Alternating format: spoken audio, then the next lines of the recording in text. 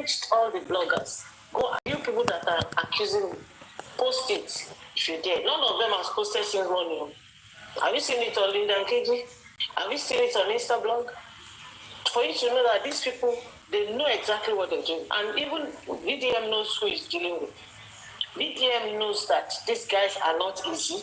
He knows that they're very strong. They have some strong. He knows the people he's dealing with. Pardon? I mean, are you driving somewhere so I can intercept? No. Maybe it's my earpiece. No, are you going somewhere? Are you going somewhere with your point? Are you trying to? Yes, I'm going somewhere. I'm going somewhere with my point. All right. Okay, so now, right now, they don't have any idea how much information VDM actually has. Purity said something, said they didn't even see this coming. They didn't see this chat group expose coming. That's why 2 people jumped out immediately. It was exposed. Now they are more composed and they come back to go and regroup and to plan. But really and truly, they don't know how much this guy has. And they don't want to take any risk with it. So they are beginning to brace up for whatever is coming out again. And so it's not going to be easy peasy.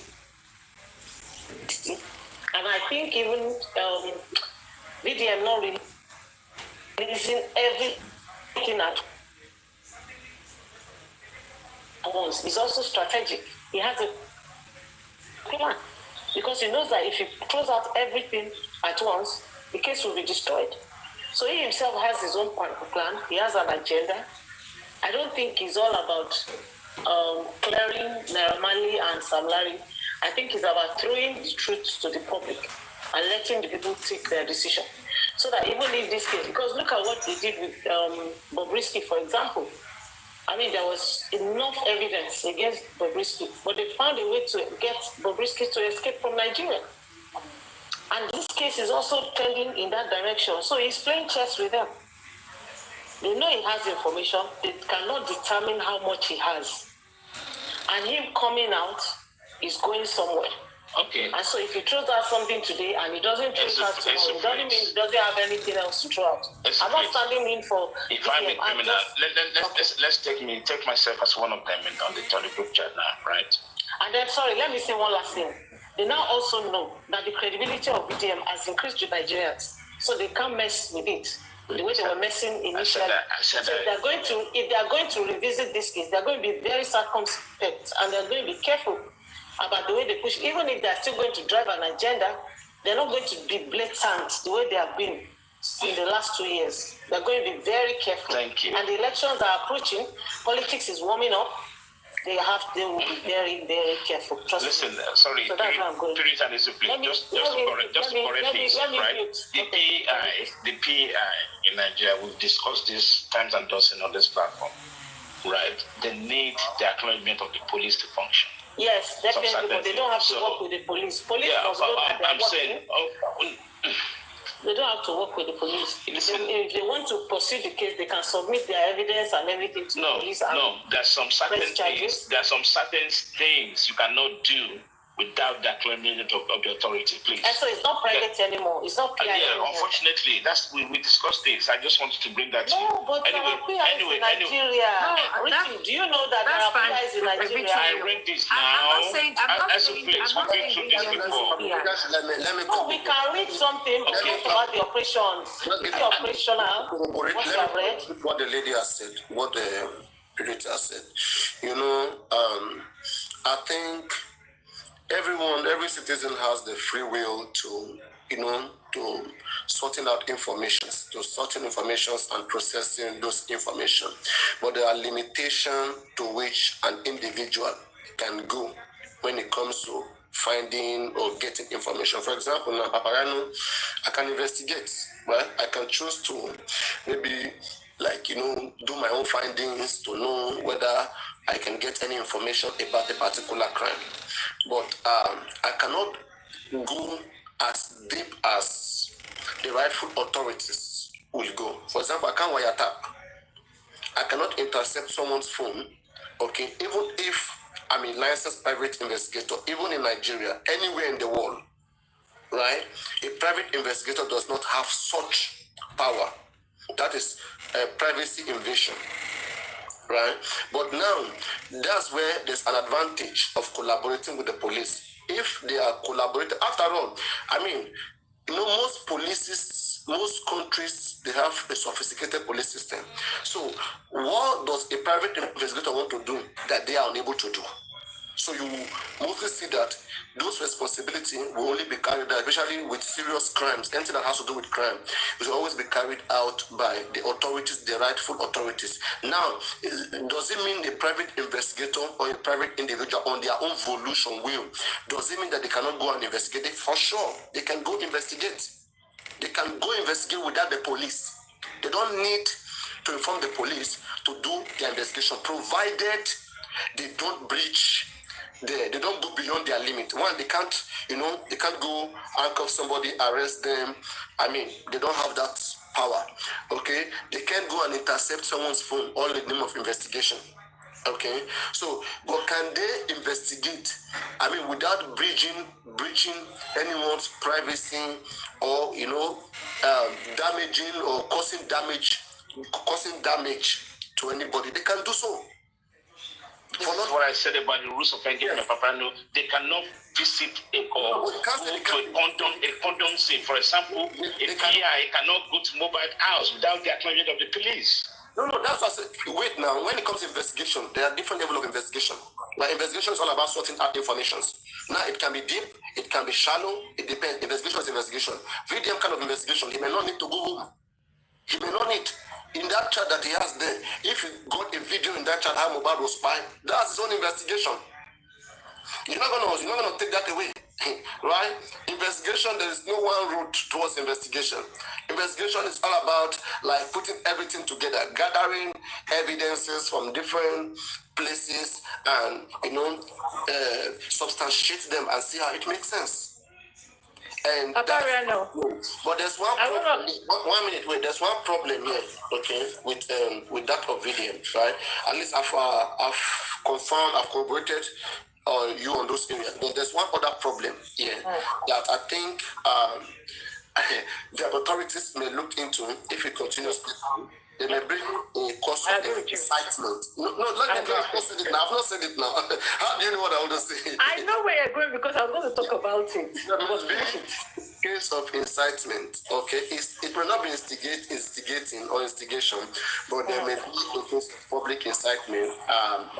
Something you had in the Falana case, it will be seen as him forming or enabling people to form innuendo. Okay, so by him putting such information out, if anybody through the virtue of what VDM is doing right now, commit any crime or maybe attack any of those persons, VDM can be arrested. Yes, because his action will be a secondary cause to that effect. So, and that's what I'm saying, to be safer, VDM can work with a lawyer. If he works with a lawyer, whatsoever that they can have an affidavit of it, have it documented, have it in different copies, give it authority. You see, you can't get justice without authorities, whether we like it or not. For me, I don't have issue. What you said, wait now, Shebi, you have spoken. Okay, go on. You want to cut me now? Go on. Not me. It's not me. That's Isoflake. Okay, no problem. Continue. We are two different people. That's Isoflake. No, I know. You look like sound like you look alike. You look like twins. Okay, no. Let me let you land. I wanted to chip in something based on what you're saying. Me, I can handle the chipping. I can handle interjection. Go on. Chipping. Okay, what I'm saying is that knowing what we know about this case from the time we've been following it, yes. And we know that even police work with PI in some cases when they don't have enough manpower or they don't have the time to go after certain cases. They themselves work with PIs.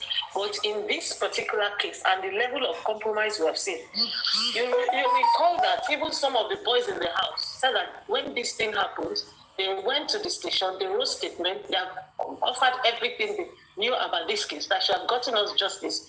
They were not even invited. They were not arrested. They were not invited to the coroner. They were not allowed to speak anymore. That's why many of them went silent. But if there was a private investigator that would have engaged all these people, I would have gotten all the information out. Then we will know that police are really serious about getting justice in this case. And so when VDM is coming out now, knowing how often VDM himself has been in and out of police stations, he knows how they operate. And we don't even know who is guiding him on what he's doing right now. You understand? We don't know. So I'm not going to pray for him. Just not smart enough. Well, they might not be smart enough, but you see, we that were smart, we're not able to achieve anything all this while. Let's take it from where Purity dropped it, okay? That, he bringing out everything to the public will enable Nigerians to judge by themselves. Now, Nigerians' judgment may not be fair. Okay? And people may have good judgment. There may be prejudgment. Before even getting to the right person, they might have even got to the wrong people, and they would have assaulted them. Let me tell you something. I, as a Nigerian, I am angry. See, what happened at the toll gate, the NSAS case, the way it was handled, are you saying that it was handled properly? Everyone left it to the law. So many people died at the toll gate. Over 100 people were massacred. Government came out and listen now, let me land now. Government came out and said nobody died. After so much pressure, they came out and said, only about this number of people died. Maybe about 30 or so. But they were not ready to own up to anybody died.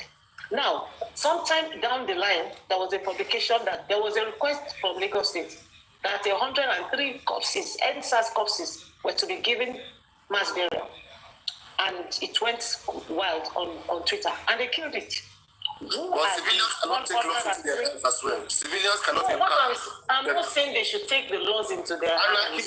But when they see... No. I will never support jungle justice or anarchy. But what I'm saying is that the way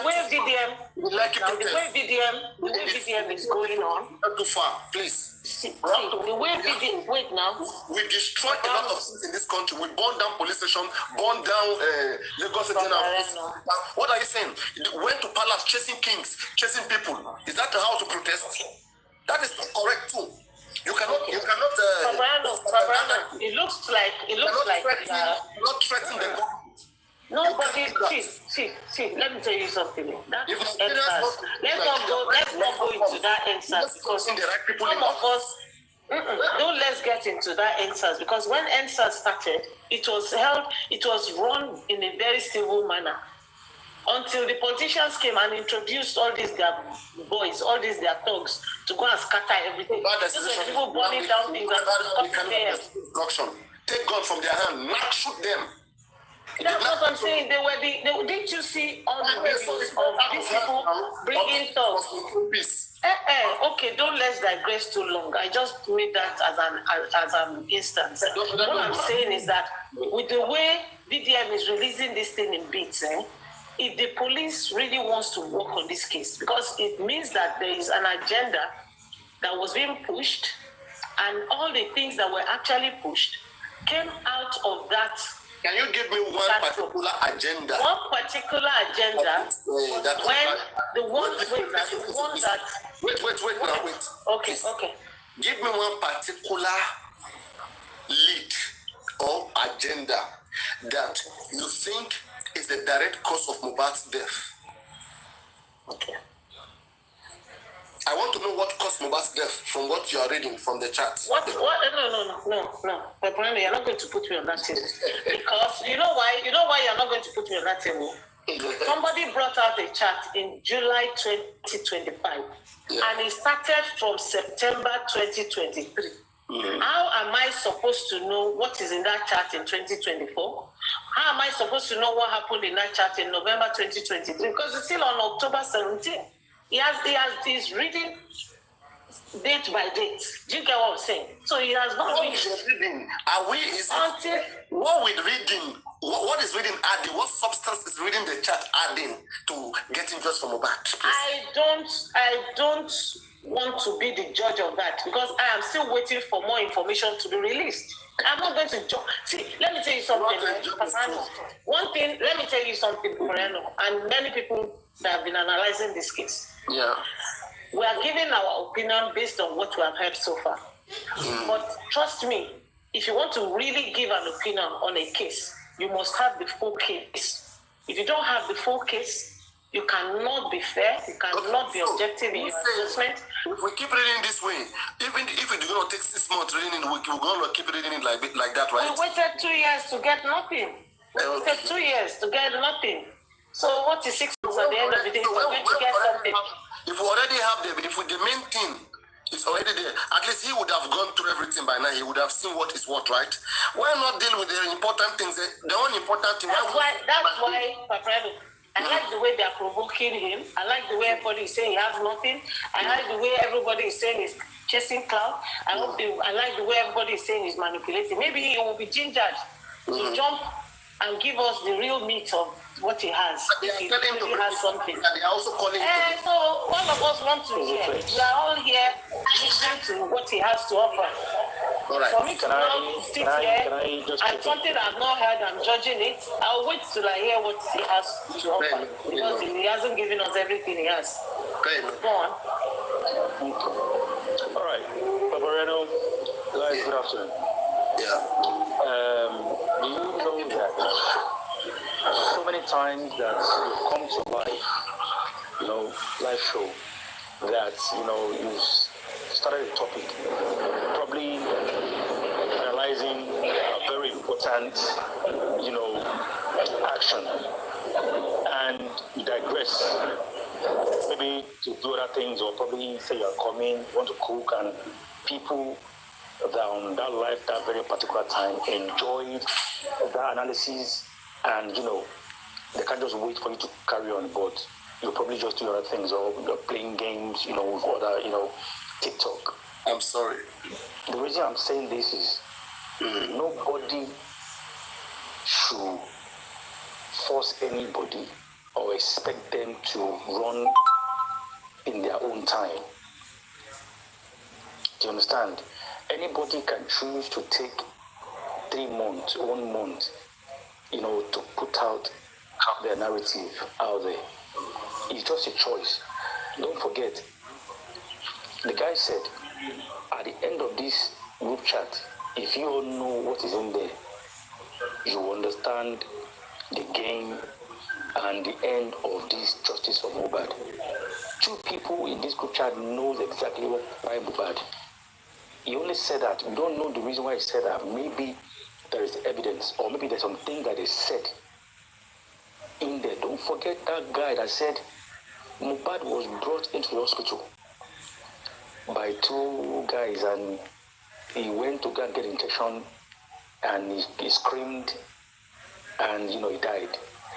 I want to believe that inside that group is where these particular individuals, were sent out to go and do that thing, because that person does not exist. It's just to divert people.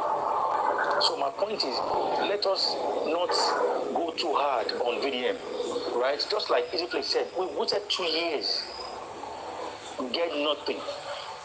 Somebody is now coming out to give us small, a puzzle. Let us wait for him. It's not a big deal. Thank you. I'm really loving it. I'm loving it. But patience is passion, as I've said before. You see, we don't know what tomorrow holds. We don't know what it has tomorrow. So let's just wait. Let's keep our sword and see what happens.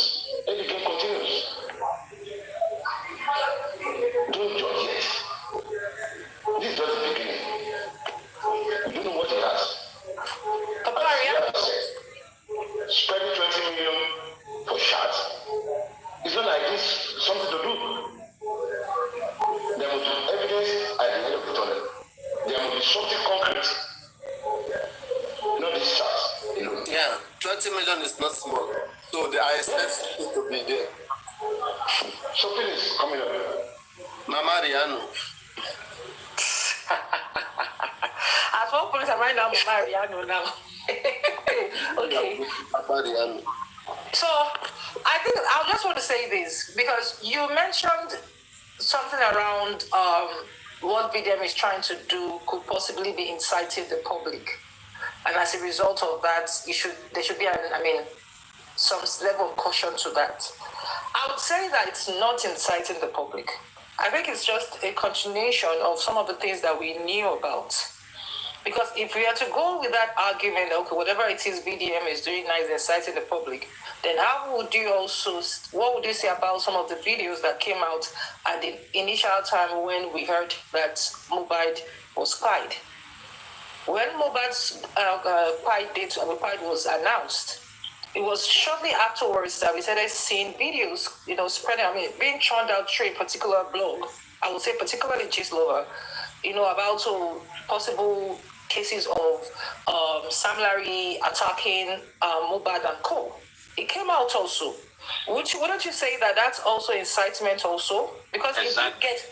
What you said is right. So with that example that we know, is it now good for him to go on the same trajectory? No, you can't say it's not good to go. No, it's not. It's never good. No, you can't say that. If those guys are in town, they would have been. The problem is this, when somebody says something, you won't allow us to finish, but you. No, what do you mean? You didn't allow you to speak. We can interject now. I haven't finished speaking. We can interject now. You said something, and I interjected, and you're trying to. No, I'm not saying that. I said allow me because I will forget my trail of thoughts and then I won't be able to remember again. That's it. I'm not saying anything. Just allow me to finish because if not, by the time we talk and I'm supposed to respond, I won't probably even forget what I'm about to say. Thank you. So what I'm trying to say is that it's going to be the same incitement to it, but the reality on ground is that that particular video that came out and all that yielded something to an extent. It yielded to the call for the arrest of Naira Marley and Sam Larry. Right? Even though they were out of the country, they were forced to come back into the country, to answer questions, right? I think they were detained in prison for a couple of months before they were released afterwards. So if we now have to circle back to what VDM is doing, it's pretty much also alerting us and sensitizing us to the fact that outside everything that was transpiring at that point in time, certain things are also did occur that we did not know about, right? Which gladly wants to share with the public. And if he says he obtained that by spending 20 million to do so, no reporter is going to do something, gratuitously. When you spend money in an investigation, it's expected that you also recoup that money back. You can either recoup it by way of monetizing it or actually dropping a GoFundMe for them to fund whatever investigation you've done. And in this case, what he has opted to do is to monetize it, which I think is not bad in itself. Now, Paparino, if you were to go down to what area I was expecting you to touch on and probably even attack back with would have been to say that, even if they have to take this to a court of law, the admissibility of the evidences he has, would it be admissible? Who would take it to court in the first place? Randomly, even if it were to go wait now. It's not obtainable now. It's not obtainable. Even if it were to get to a court of law, then it now becomes the admissibility. I'm not saying who's going to take it. I'm saying even if it were. It's not possible. It's not possible. It's a criminal case. It's prosecutors. Either the police prosecutors or the DPP. So how would you get to them? It has to go through investigation for you to get to them. So the admissibility of that evidence now becomes something that comes to play. Irrelevant unless you go to authorities. Which becomes, I think that's where that should have been the focus. Okay, yes, the admissibility of that evidence, because if it was gotten from a forbidden source or route, then to all intent and purposes, it becomes. Who will make it? Who will confirm it? Who will call it an evidence? I'm not even going to start saying that this person will call it. I'm only saying that the substance of the evidence is let me tell something. What I'm talking about. I'm not going to go into who's going to take it. Let me help you bring that place down. Do you know that today, if VDM comes out with any video, so okay, I found this video in this chat. Okay, and this video shows how Mohbad was killed in his house. Do you know that that is still not an evidence until an authority who has the power to pronounce it an evidence? Do you know so? That Yes, because at that point in time, it's going to the court of law, not court of public opinion. And I it has to be confirmed by the investigators. Yes, before it gets to the court of law, right? Investigate it. Yes, they must investigate and ascertain that yes, it's cogent enough. Then they will now arrest those individuals and touch them to court. That's what I'm saying. Because the audience is actually court of law. That's so you eventually go to the police. You eventually go to the police. Yes, through the police and to the court of law. But Exactly. in this case, for VDM, he's not pursuing saying, I want to go to the court of law, because if he has to do so, he would have to involve the police in it. He's throwing out his own evidence to the court of public opinion, which is who? The Nigerians. But you know, what is doing right, where I think is helpful, okay, and it's good. I mean, and it's also a compliment to what some of us have been doing, is to the aspect of forcing, or to the area of forcing the hands of the police to investigate. Let's say, for example, right, anybody, including me or Vidian or anybody, who knows that, okay, I don't have a strong cogent evidence, right, but there are leading information that if I take these things to the police to investigate it, they will not investigate it. And so I need the whole Nigerian to either protest or to wake up against this injustice police is doing to us, saying leading information, because leading information are supposed to be investigated. If you have a little bit like this, like in some countries, right, with only this group chat alone, with the with the mindset, with the kind of chat that is going on there, in some countries these things would have been investigated. They would have been forensic. They will even be the one to complete the investigation. But in this case, police is jeopardizing this case because they are underestimating. They don't want to go deep. So now it is just like old man for himself. If VDM doesn't come out with a direct evidence that police cannot deny, right, it means police are not going to do anything. So which is bad. So even if he doesn't have evidence, him bringing it out this way like this, right, to make Nigeria understand that an injustice is being done to us by the police, and probably when the whole Nigeria wake up, maybe when the police, when they see the population of the masses they are dealing with, this will now force their hands to even, investigate the case or even go deeper than they even wanted to go. I can agree on that one. But what I'm saying is that how can you have an expensive evidence in your hand and not use it appropriately? He's using it appropriately now. VDM. It is because he's monetizing. He has monetized. Purity. Okay. I want to pick up on your word that you said initially. I'm coming back to it. You said during the time, the alleged outcry from Iyabo and all that, and we all agreed that it been some lion and Mali were available at that point. Who knows what would have happened to them, right? And it was a false narrative. And the same thing, we're saying now that the fear of public backlash with what VDM has, right?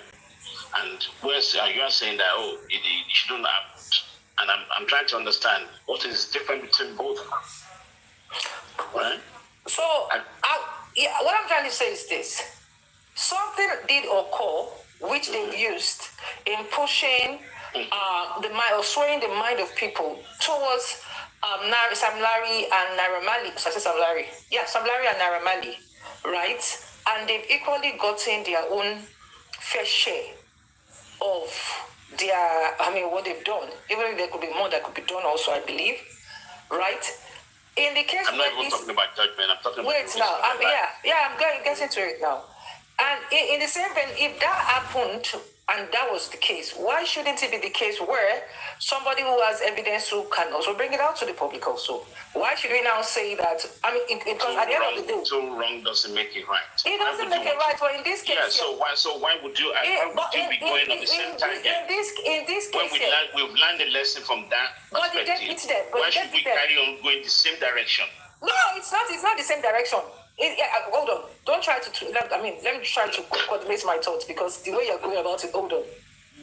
What I'm simply trying to say is this: if they've used the leverage of the public to push certain stuff towards people, in equal direction also, if those people that have used it are also found to be culpable of certain things, why can't the public know about it? Why should we now hush it and take it to the police?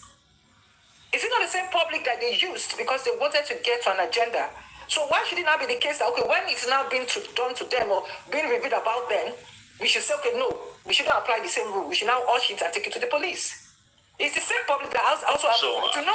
So are you advocating for jungle justice? Did I say they should go and throw stick at them? No, that's what you said. I said. I didn't indirectly say it. It's not a. Hold on. Let me correct a connotation before this is a space here.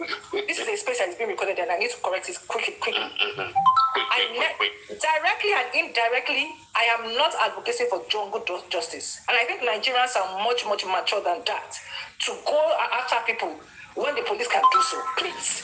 I am only saying, it's not emotions here. I am only saying that if people were able to push certain agendas out against certain people, and now it's been found that, or it's been revealed that in the course of doing so, there are certain maybe ulterior motives to it. Why should we now hush it and not say it's going to be with the police? Why shouldn't the public also have the right to know about it?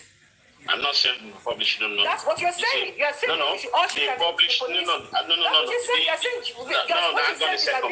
1 minute. Let the police investigate it, what we and the public should not know about it. That's what you're saying. No. That's what you're saying. No. That's what you're saying. I said you are wrong. No, so it's the same way you also alluded to. I know. That's what you're saying. People are listening. What I said is there's nothing stopping VDM, right?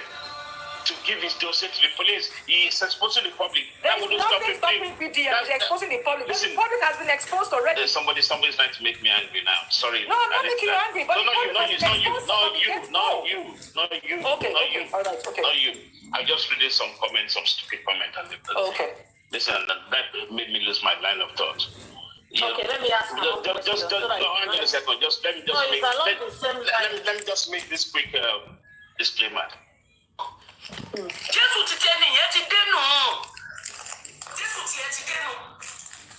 That's just it. Yeah, you need to get mental health check.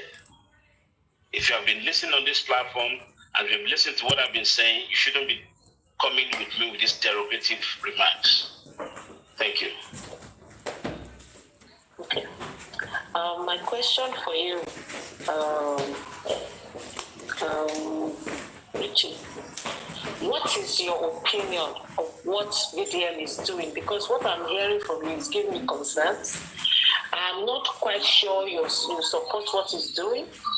I'm not sure of how you expect him to handle what he's doing. Why don't you put that question to me first? I don't know why he's asking. No. The way Richie has been goading and trying to we are talking, is trying to pushing questions. Me too, I've been going down. Let Richie answer me now. If I have a question for you, Paparino, I'm not afraid to ask you now. Ask me. Yeah. So I don't know. So what aspect have you heard from me that actually gives you that kind of initiative? No. Richie, I'm not going to take this from you this afternoon because every time someone asks you a question, you answer with a question. No. There must be some reason that you said that. Listen, I need to know what I'm defending now because in my own opinion, listen, in my own opinion, I haven't done anything wrong. I'm not saying you did anything wrong now. Listen. You said let me ask my question clearly so that they oh my God. Okay. Let me ask you now. You can't ask me the question that you are yet to understand. Go ahead. I'm saying, what is your opinion on what VDM is doing, and how do you think he should do it if you have contrary opinion about how he's doing it? And what are the contrary things? Because you said you heard me speaking and that you're not sure. And what are the contrary things that you heard me saying? Don't worry about don't worry about the tagline. Just worry about the main question. The question is. Okay, now I'm not backing down. Then ask me direct. No, wait. Now I want to ask you question 1. Then after that, question 2. Yeah, you want to jump to question 2, but I think that the question 1 is actually the layover of question 1. So I'm saying, what is your opinion on what VDM is doing? I really want to get your thought on that. Okay. And if you have any contrary, if you think what he's doing, you would prefer that he does it in a different way. How do you want him to handle it? Okay, point one for you, right? You have said it on your first statement, right? And I've never for once saying what VDM is doing is not right. Take that out of your context. I said, take that out of your context, your whatever you meant, right? Take that out. Because take what I said, take what out? That you said that maybe what VDM is doing is wrong.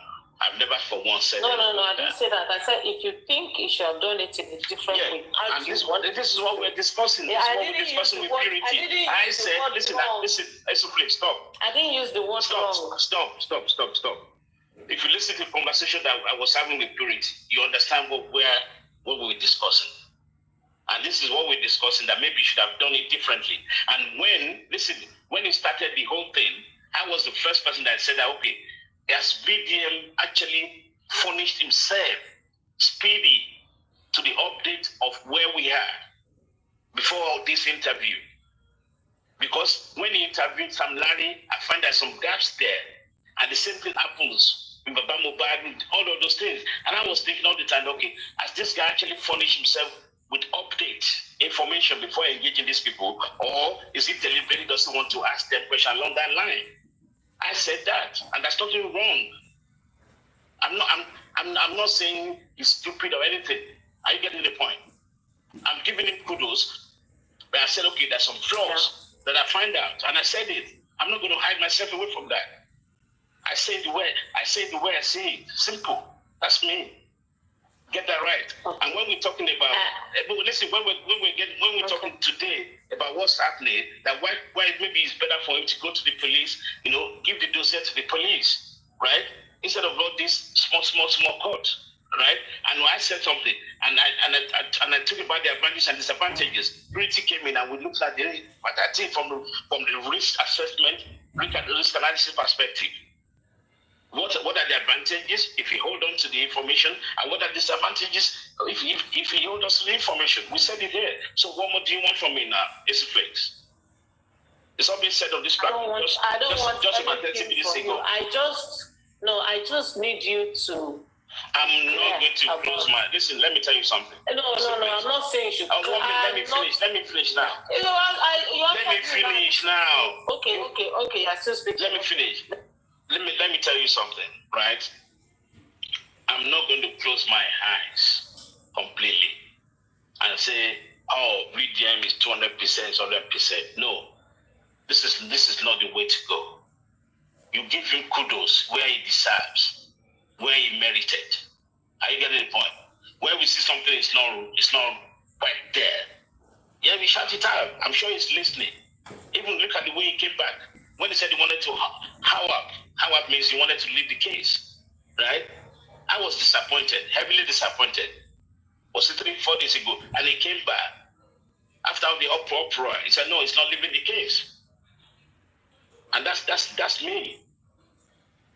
Because I was wondering, why would you leave when you did something halfway? Why don't you continue and see it through? Because what you said initially is that you're going to see this through. By Mohbad. That's what you said. And I took his word for it.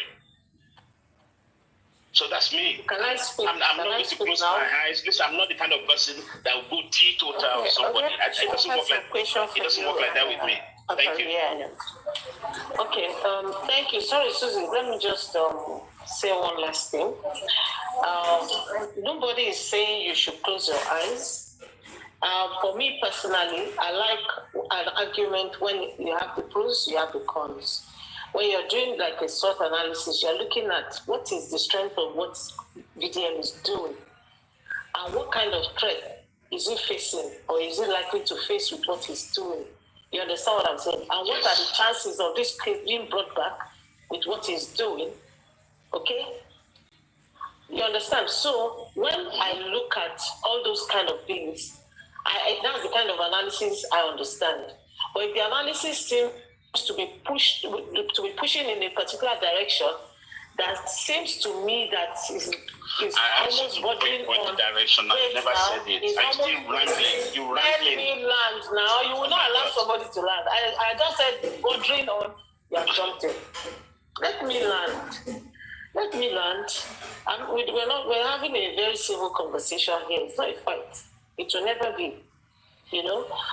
So I'm saying that if the issues we're discussing right now is bordering on this thing might incite the public, this thing might lead to a breakdown of law and order, and even if it's not stated clearly that this man should stop what he's doing, that is what is being implied as far as I am concerned from what I'm hearing. Then you got it wrong. Because the way you digested it is wrong. If you say something is going to listen now, if you say that something is going to incite the public, there may be breakdown of law and order. The guy may be. Did I say the breakdown of law and order? Did I say that? Okay, so. Did I say that? No, we have had this. No, it doesn't have to be only for that? you. Don't be defensive now. We're having. No, I'm asking you a question. Yes or no? Did I say that? On this panel here, even Paparino said something along that, like you corroborated it. What I said, listen, what I said is too wrong doesn't make it right. I said what happened, look at what happened. I don't know you like this, so No. Listen, we need to understand each other very well. Listen, please. Okay. Emotion has running high. I know people are getting a little bit emotional about this. I'm not right? emotional. But then, okay, listen. Okay, one minute. Pretty mentioned something. How the lucky escape, right? We use that word. Mali and Sam Larry, right? And I brought that back to perspective. Can you hear me? I know. Yeah, sorry. Yeah, I think you're a little bit more emotional. I don't know. Like, I'm just thinking so. Oh, it's me. Okay. Yeah, maybe you should try to calm a little bit and try to also look in both directions. You know, look into the points they are bringing. And also, look into both sides. There's no way you won't see something, if you look into both sides. Like, it's just like you're taking one position and you're refusing to see what is good about. I mean, there's a lot of good things what Darkman is doing so far. I mean, which you cannot speak into. You can speak to that direction. Okay, I agree with him, this and this.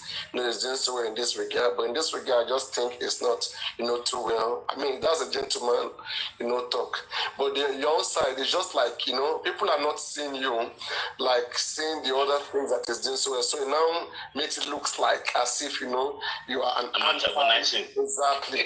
So you have to try to balance it that way. No, I will never antagonize him. I said it initially. To your point. Otherwise, they will feel like, hey, why should they even be listening to you? Yeah, go on. I understand better. Paparino, for the very first time, right? I fully supported this guy. Even when I know the direction and everything, and I haven't for any reason changed my stand. All I'm saying is do things better. That's all I've been standing for.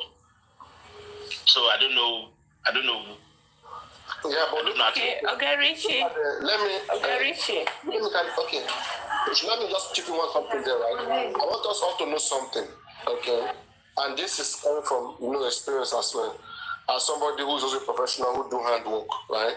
Every master professional out there, they're not gonna do their handwork just exactly the same way, okay? And one may wish something to be done in one particular way, in the way they understand better, because one, they are not the one in the situation, they are not the one in the case, so they don't know the different conditions and and tension that is applied. VDM is the only one who knows the amount of threat that is coming to him right now as we speak. Only him know why he's doing what he's doing, the way he's doing it. I think anybody who mean well first will wish him the best, okay? But at the same time, if we see probably things that we don't think is doing so well, we may just say it, just in a subtle way, but at the same time, like, just give him the grace and wish him best, wish him better, just like every other person's. It's better we having something doing than having nothing done. Okay, let's say minus VDM now. VDM, leave this case, go away. What are we achieving? What are we getting? You see? But him in it, doing his own thing, is still a plus. It's still 70 to 80% plus, right? We don't know what is coming. At least that still gives us a certain hope. But now, just minus VDN, take him just away completely, let him know it exists. So which one is better? So it's still better that, he's still there doing some exposés, and maybe at the end of the day, if he managed to bring something, which would be commended. Yeah, I'm just thinking so. Go on, Susan. Susan. Good afternoon, everybody. I'm going to have some few questions for you and Richie. First, I'm going to start with Richie. Why are you asking the men in the house now? Yes, need to ask him. Hi, Susie. Yeah. How are you? I'm good. So, based on based the way the government has handled this case, from the state government to the federal government, if what Very Dark Man is doing incite any riot or any uprising right now, aren't you going to be happy about it?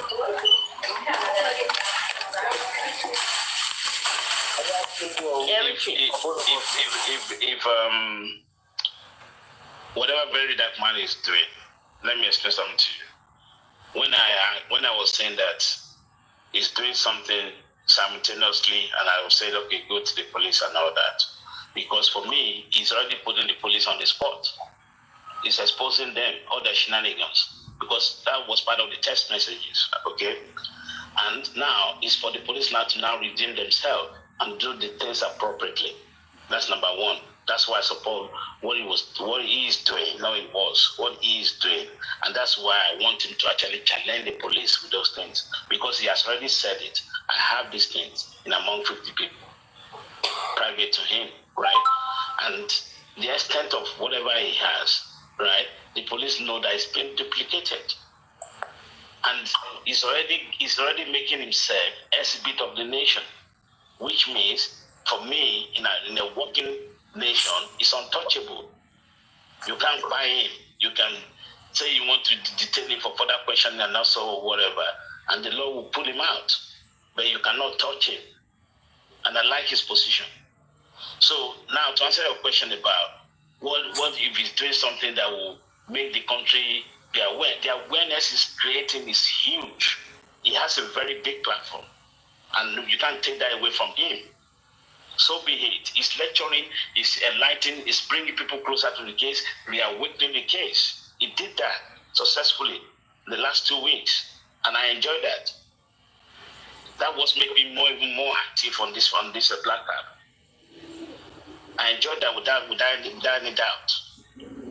And whenever I see the way, okay, there was a time I was saying there's a conflict of interest, he's trying to do this, he's trying to exonerate Mali and Sam Larry. Yeah, so be it. With what he said, the way he approached it, right? He approached it tactically, and he now dive in to some other stuff. I was waiting for that persistently, and I saw him doing that, and I put my pillow back and relaxed a bit, not to relax, okay? Because I'm still watching him, and that's me. I'm watching him. I'm still watching his credibility, his genuinity, and transparency. I'm still watching it. Then, can I do what he's doing? No. He's a young blood, and he's doing many things. Right? All I'm praying for him all the time is that not for him to get compromised, and at the same time, not for him to get quiet, because we know what Nigeria is. Susan, yeah, thank you. Well, why is Susan asking that question? So, do you want Nigeria to be in chaos? Yes, I think you asked me a question back, you have not answered my question. I think the way the situation for the country is right now, something needs to happen for that country, for the corruption, for the abuse of innocent citizens. I think uprising is going to be some kind of solutions to some of the things that is going on in that country. Number one, in any development country, for the past how many days that Very Dark Man has been putting these things out, First and foremost, some of those people mentioned in this chat, they need to be put on a hold. Okay, they need to be on suspend. But these people pay a deaf ear to what is going on. So if something don't happen, it's gonna keep on continuing. Tell me one evidence. Sorry? Can you tell me what evidence video was brought out so far? Where Paparino, when you talk about evidence, I feel so hot, that word evidence coming from you. You understand? I feel so hot saying that Paparino, seeing all those things based on what all of us has gone through for the past 2 years on this justice for Mohbad. Seeing those things and see the way the police has treated this case, which you know quite a lot of what they have done to this case, which you know quite a lot of what the government of Lagos State has done to this case. Then we are seeing a group chat on the same incident, having the calibers of the names of the people coming, meddling into this case. You understand? From CP to AIG to this person to this person. No, it's a no-no for me. It's disappointing. So, chaos is what the country needs right now. Because it's not going to stop. Okay, you want Nigeria to be in chaos, right?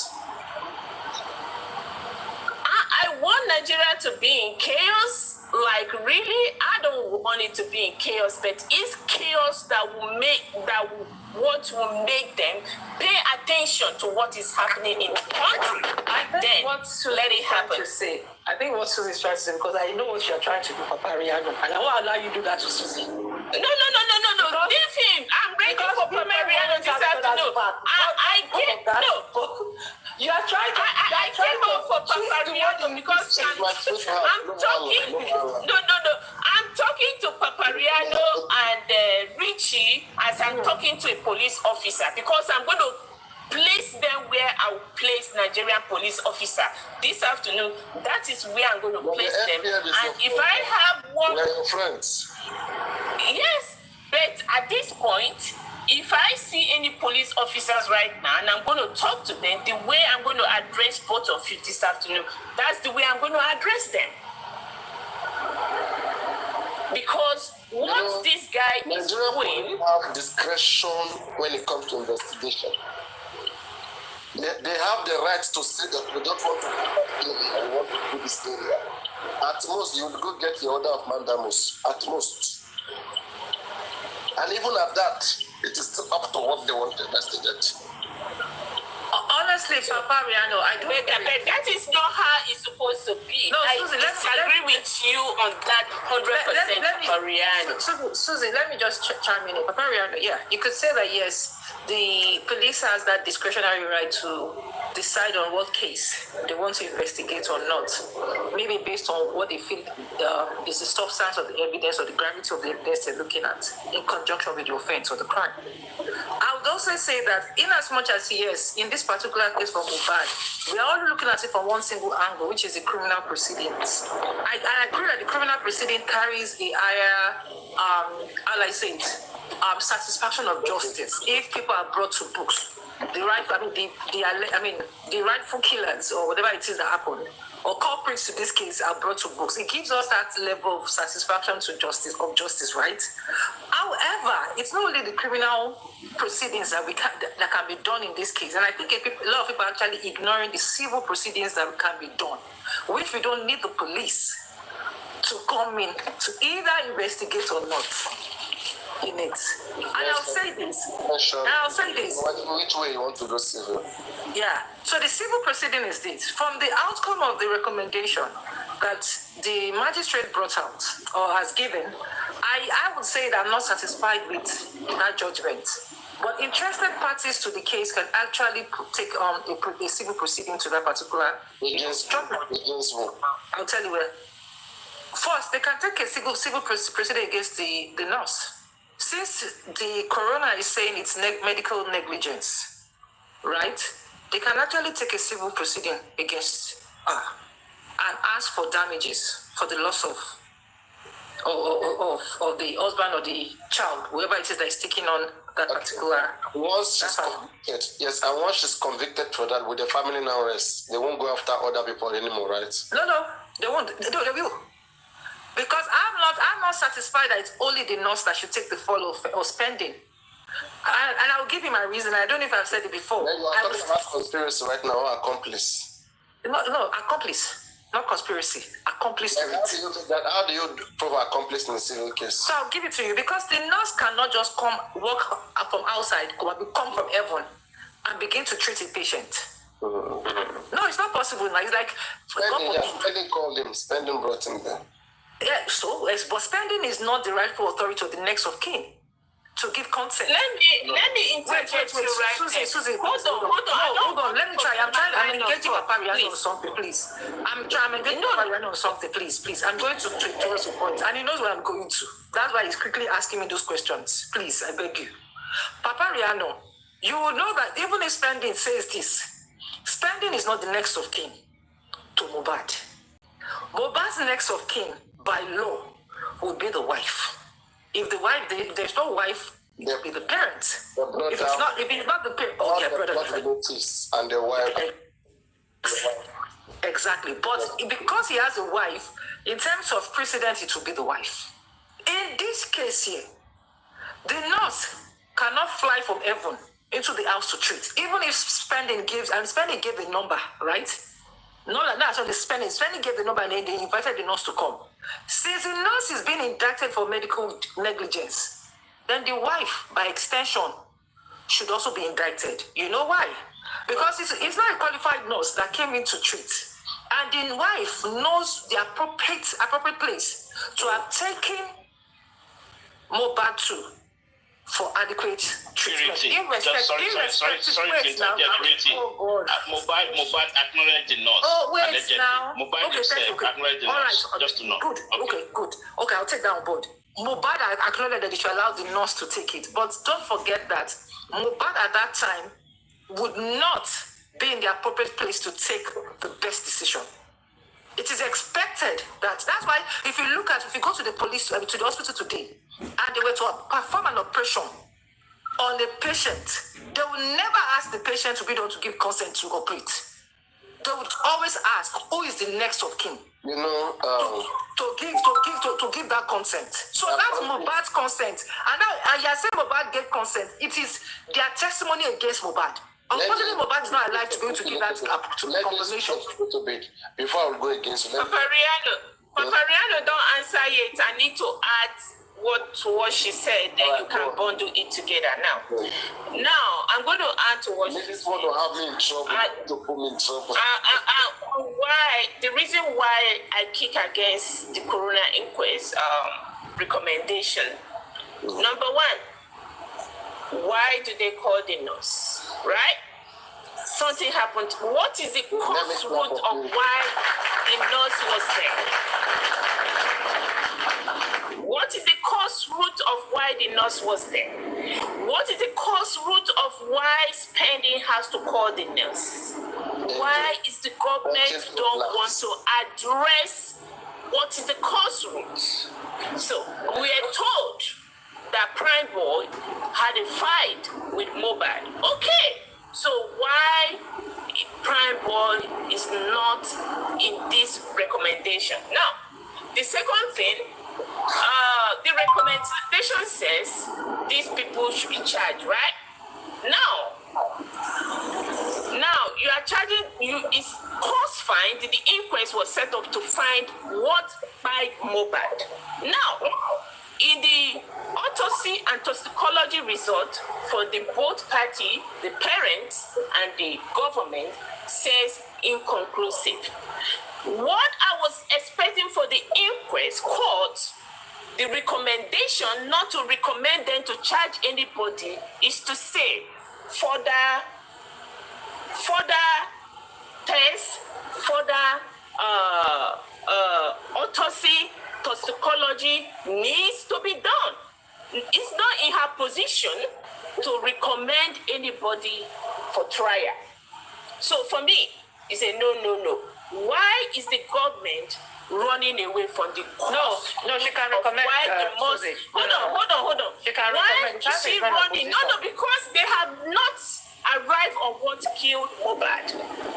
We want to know what killed Mohbad, right? And that's the reason why they set up the inquest. So, what killed him? Why is the nurse there? Why is the spending there? Are you saying that they should keep spending money for all government out of Nigerian money resources? They have allocated money for autopsy. It failed. Their father did their own. It failed. I think they should spend another money again. What if it failed? Okay. You should keep spending Paparino. You should keep spending money. Paparino, can the government tell us how much money they allocate for Mohbad's autopsy and toxicology? Then we will put the receipt of what was spent for Mohbad's autopsy and toxicology out. What about that? I think it is fair. What about that? Please wait. There are so many cases in the state.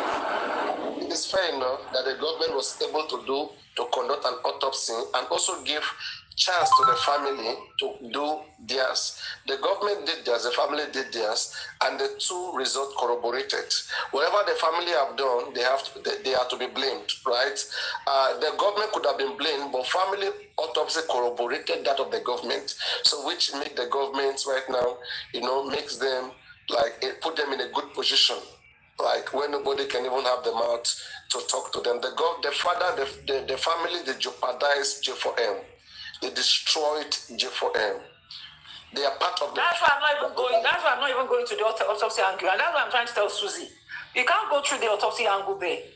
You should be looking at... Let me come to your point. The recommendation and the... Don't let your point slide. Yes. That has always been my position. The point you just made finish, that the civil case should ensue, right? Me, myself, I've been talking about that even before the inquest ended. I said the family has every right, even before the inquest ended, they have every right to have instituted a negligent case against the nurse. The moment that nurse accepted that she administered into Mohbad, and according to her, Mohbad was healthy. According to everybody in the house, Mohbad was healthy. So Mohbad was not going to die. According to all of them, he even had a podcast that was supposed to attend on Tuesday. So he was fine. It was just a minor injury in their words. So how did somebody who was not going to die eventually, after taking your injection, end up dying? That's a 500 billion naira lawsuit. Right? You're going to tell me the truth and go scot-free. Or you pay for the damages. Mohbad is the one sorting out for all of this family. You can't mess with him and go scot-free. So that case supposed to be on. I always compare it to that of O.J. Simpson and Nico Brown. Okay, a 1995 case in America, where O.J. Simpson, who had divorced with his white wife, Nicole Brown, 1992, 3 years later, the woman was found dead in their condominium with his boyfriend, Ronald Goodman. The police investigated the case, 1996, they found nothing. And the family later instituted a civil case, which at the end of the day, which roped O.J. Simpson. He paid almost a lot of $33 million. $33 million. Right? He paid a lot of money, right? Just for him to sort himself. And that brought the kind of peace to that family. And that kept them, going ever since then. Now, in this particular case too, I said the same thing. But those who are driving Baba Mohbad, they are businessmen who are feeding from the both sides. They are with the man and they are also with the other side. They don't have any good initiative. They are only there to shout, to make noise, and that other case is not going anywhere, right? Even these that we are seeing right now, they're not going to ever go there. They go wasting money, suing Naramali and Larry, that they want the appeal, like they went trying to quash DPP's advice, which, I don't know, Purity, are you the one who uses the other Alake? I don't think you're Alake. Are you Alake? No. No, she's not like that. No, she's not. Yeah, but you're Yoruba, right? You're Yoruba, right? Uh-huh. Yeah. She found like okay, because I had this conversation with her. I mean, they don't look similar. So, yes, they went on a case wanting to quash DPP's advice. I quoted it here. I said, it is not done in the history of this country. There is no precedence. There is no law. In fact, there's even a constitutional law that overrides every law in Nigeria. Section 211. It says, the Attorney General has a prosecutorial power to continue and to discontinue any criminal case at any point in time. And these people, they just... Yes, it does, but it's also checked also. It can also be checked also. No. We see, we've gone through this. Maybe you are just coming. We've gone through all of this. In fact, there's even a precedence in 1983. I'm going to put it up here. There's even a precedence already, case law from the Supreme Court, right? Though there is a constitutional law that gives them the power that says absolute, and there's also a precedence in the case of Ilori versus Attorney General of Lagos State, where it was re-emphasized that their power is not subject under any judicial review, that it is absolute and not subject. It's not something the court can come into. Not even Supreme Court can interfere. It's a constitutional power. Do you know what that means? It's an arm of the government on its own that has its own duty to fulfill. The Ministry of Justice, headed by the Attorney General, the Commissioner of Justice, is commissioned to give justice to you. So he's supposed to act in the best interest of the public. At most, public will riot, public will appeal back to the Attorney General, and the Attorney General will have to reconsider his action in the best interest of justice. But there's no power. Do you know, I mean, we're talking about who has the power to make a suspect. For example, now, let's say I'm the Attorney General. My duty as the Attorney General or the DPP is to go represent on behalf of the public, is to go nail a suspect, is to go say this person committed this offense, to argue in front of a competent judge that this person committed this offense. But if I don't take the person there, if I'm not convinced that somebody committed an offense, I don't take the person there, who else has the right to go say somebody's committed an offense? Who can place that tag on you that you have committed an offense? I will take you to a criminal court. If not the police and the Attorney General, and that is the DPP through Attorney General. They are the only two power now. So they are the one that will take you to court to nail you. So the person that want to go nail you, if he doesn't have any evidence, I agree with you that Section 211 and even Section 174 is relevant. Not let prosecute. I agree with you. However, it's a broad power. It's also subject to judicial review. There is no place. They never. Never. It is subject to judicial. You see, the case we're saying, there are many cases to it. Yes, Ilori and federal government, even state government versus federal government is there. We have gone but there is also, because you can say that. I think we already analyzed it already. Because you analyzed it, I wasn't there when you analyzed it, but I can tell you that it is subject to judicial review. But I don't want to, let's not go open that topic because that's not what you brought in particular space for, so we don't want to even go into it. So I'm not even going to broaden and argue with you. Yeah. We don't want one thing about this platform, we like to keep it educative, okay? And especially when it comes to these things of the law, right? Yes, I can handle it to any extent. As far as you can go. If you can go deep, I can go as far as you can go. So me, I will be bringing you proofs, okay? And I will appreciate if you can bring me just one proof. Now, this is the first case I will bring to you. Then, see, 1 minute. Ariano, before you go deeper, you have not answered my question. No, wait, I will answer it, please. For sure, I will answer it. Let me try to bring some things here so that we can read it together. I think Paparino. Wait, please. Please read this. Okay. Read what we have read it out from it to here. The Supreme Court case State versus Ilori and others, 1983, primarily addresses the Attorney General's powers to enter in nolle prosequi, which is the power to discontinue criminal proceedings. The court confirmed that the Attorney General has the sole and unchallengeable discretion to enter in nolle prosequi in a criminal case, even if it is claimed to be an abused power. That's right. Read the second one. Okay. The case, where is that again? It seems like it's a continuum. Okay. Yes. This is a full version. Wait.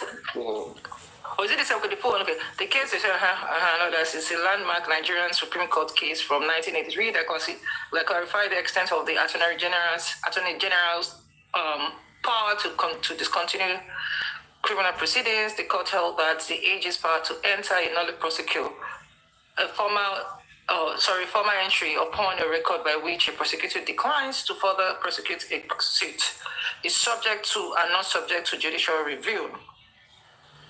Please, Subjective. Very well. And not subject to judicial review. This means that the AG should discontinue. Go up again and take that line back so that for your own knowledge. No, I understand it already. I was reading it.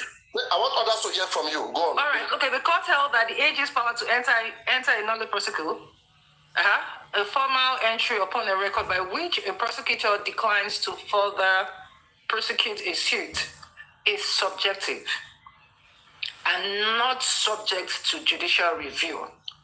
This means that the AG's decision to discontinue a case, even if deemed mala fide, that is in bad faith, is not something a court can interfere with. All right. Did that answer your question? I agree with you that there's a Supreme Court. Wait. That one was a precedence, what they call case law, which I know you Yes, have. I know that the court Wait. Now, let me give you the present judgment and see how they quoted this law to kick the application out of the court. Let me give you that one. Yes. Sure. That's fair enough. That's how we argue here. Now read this one. This is their recent judgment.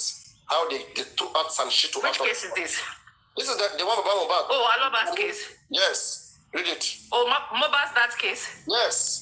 Read it. They did an appeal case. Now, in the appeal document cited by Punch Metro on Tuesday, Aloba contended that the trial court heard by holding that the AG's prosecutory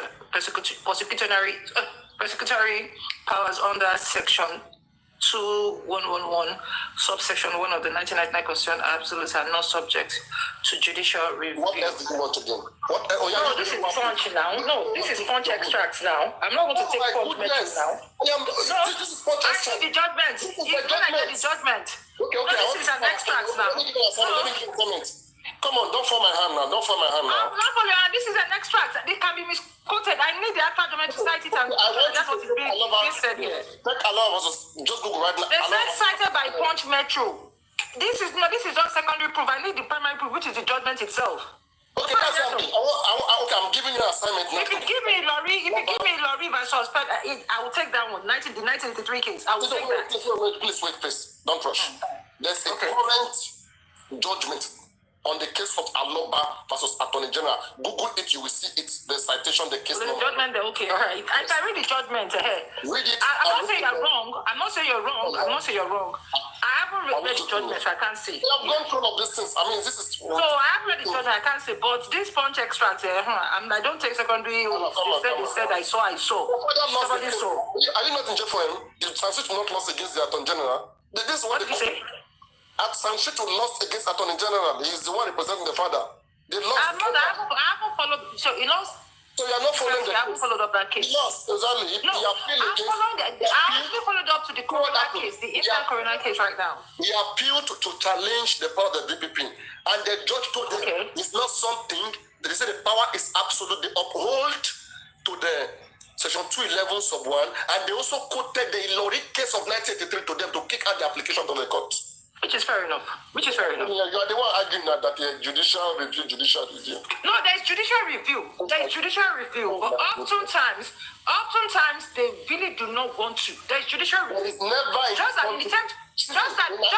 Nigeria. No, Paparino, there's judicial review. But if they decide not to exercise that right, it's okay. Oh my goodness, this lady. It's okay if they don't exercise it. But in the history of Nigeria, there is no time has any court reviewed the decision of the Attorney General. Point number 1. Okay? And no court can review it. I challenge you. Bring me one case or bring me one line anywhere in the Nigerian Constitution or in any enacted law where it says that a court can review the DPP or Attorney General prosecutorial power. I give you $1,000.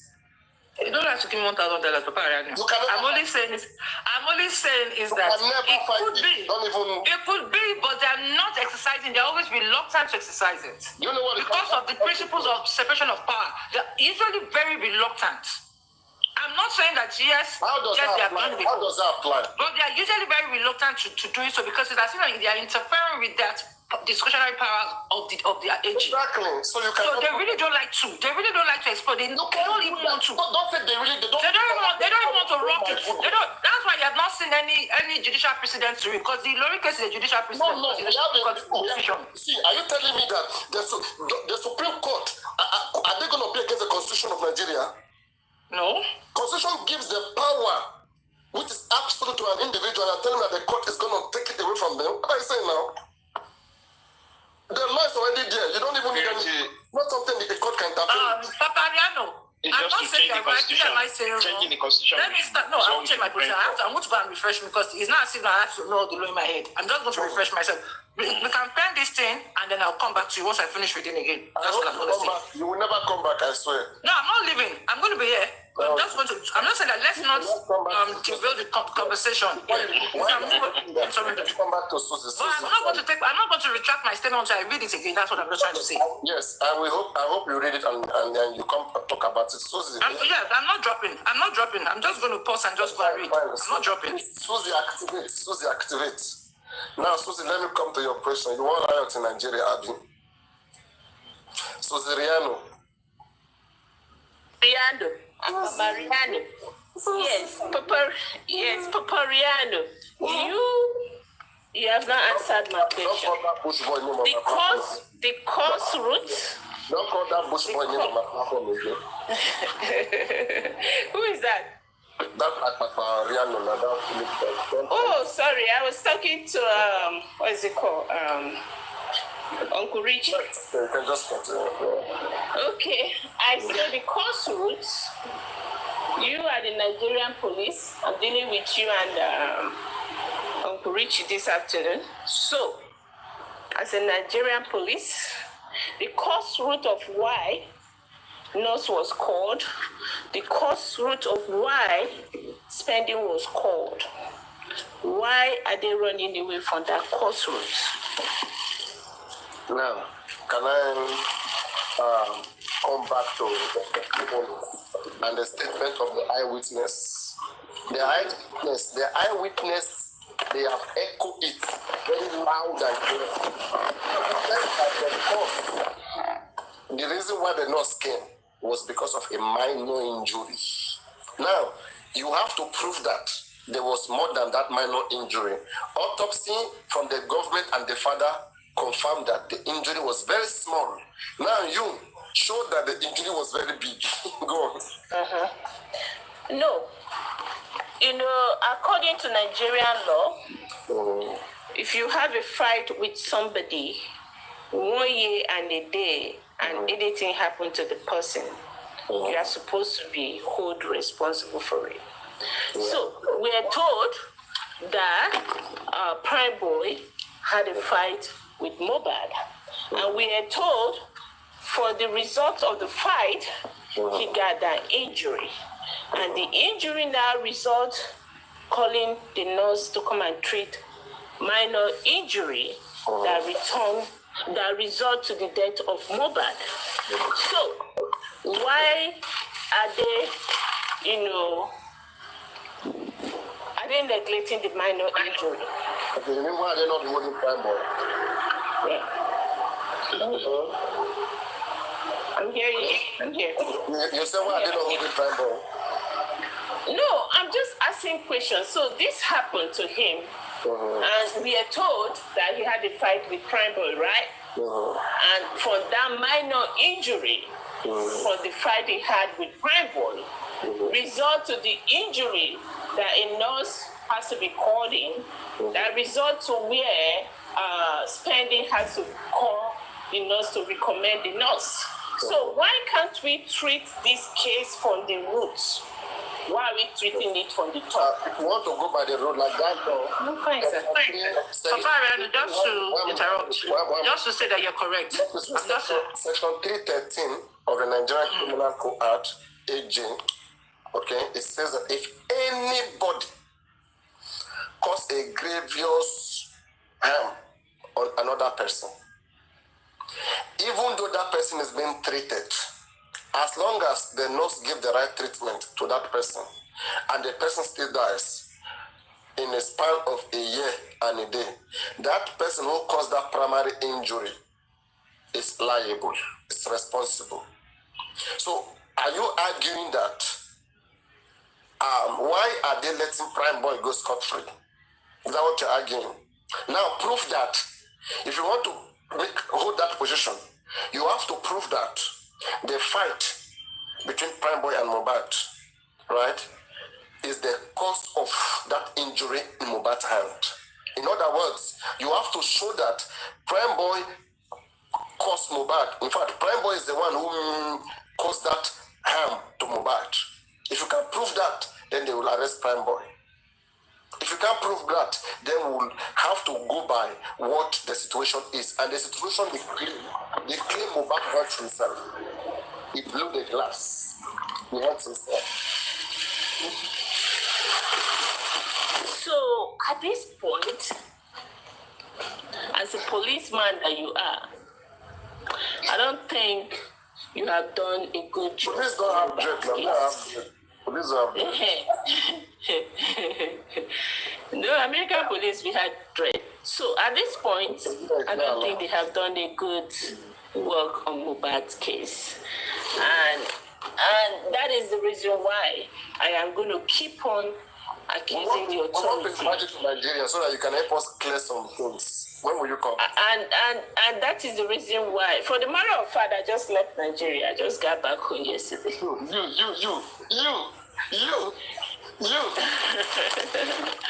For the matter of fact, I just arrived with my whole family. I couldn't have all my kids. For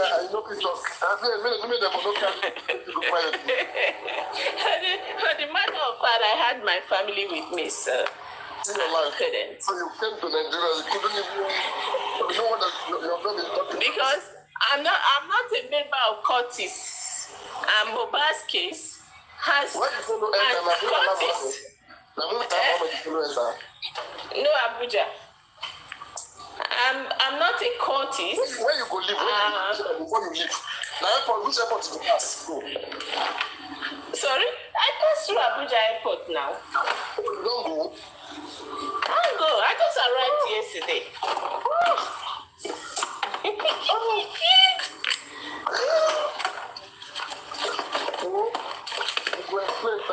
All this analysis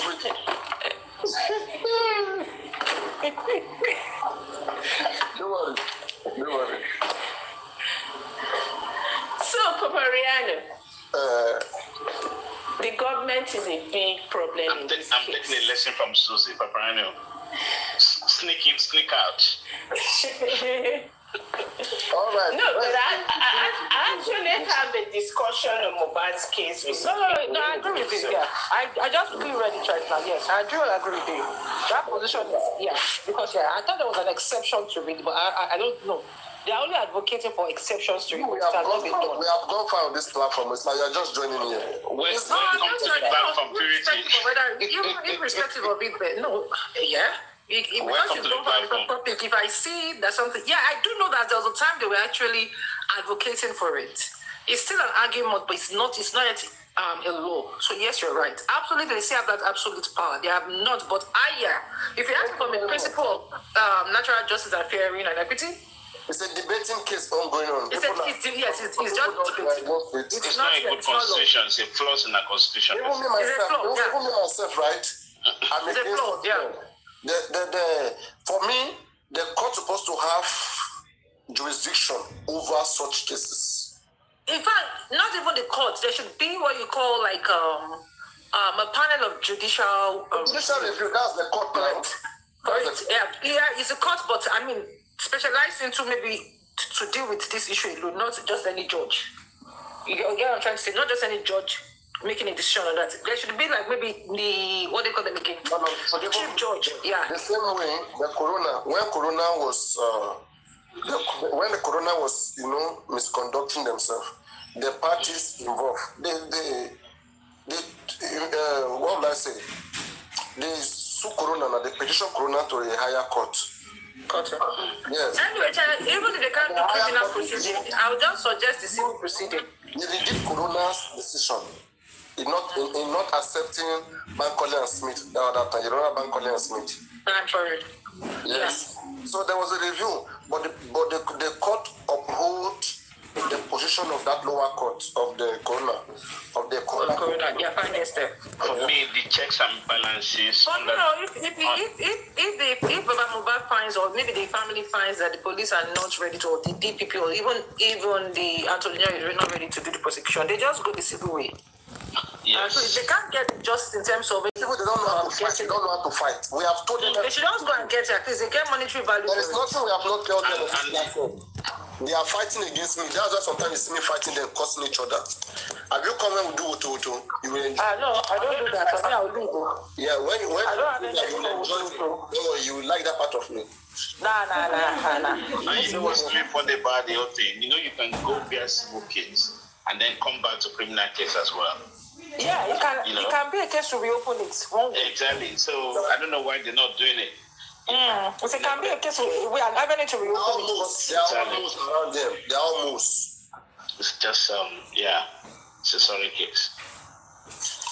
Yeah, but Susie, yes, it's not that. But the way Susie did it for your mouth like this, I don't understand the thing. All people they enter your classroom. Excuse me? Number one bed.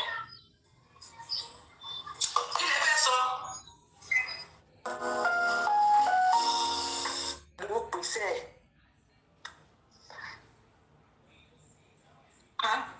Only strange deaths like Mohbad. Unless if you be the person be say you don't get integrity.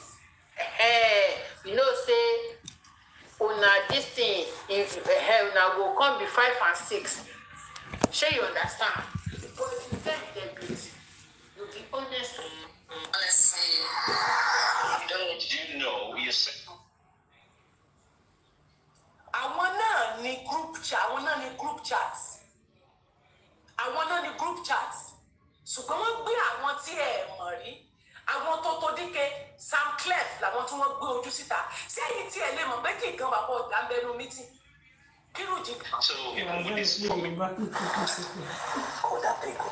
Ló mú ẹ tó ṣe yí ayé ìsọ̀kún sójú sórí alátakò owó ni. Báwo lẹ ṣe mọ̀ máa? Ó ṣe àṣeyé ó máa tó dé toxology máa wọn. One good thing that I know is that the police are doing their job. They are working, and we need to allow them to do their job. We've asked that the body be exhumed. They've done that. They've done the autopsy, the first one, the second one. Now they're waiting for results. Now, one of the results called toxology. Also for up with toxology. Yeah, for rẹ́rìn tó bá àtẹ̀wọ́ fún òyìnbó tí wèrè sọ eléyìí rọ́bà. Orí òṣì náà ni problem kò tẹ̀ gbà tó bá yẹ kó tẹ̀. Ìgbà tí ìbá ní ìtẹ̀dí wèrè máa tẹ̀tẹ̀ òṣì. Ara ẹ̀ nìyẹn, ó wà nù group wèrè tẹ bá wò lọ wò bọ̀. Laughing kìíní wà nù group. Ó wà nù group.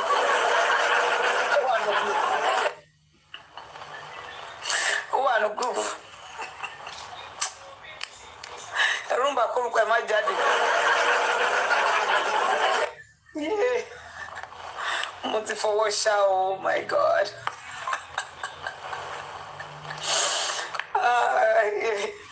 Toxology. Super copy. Toxology.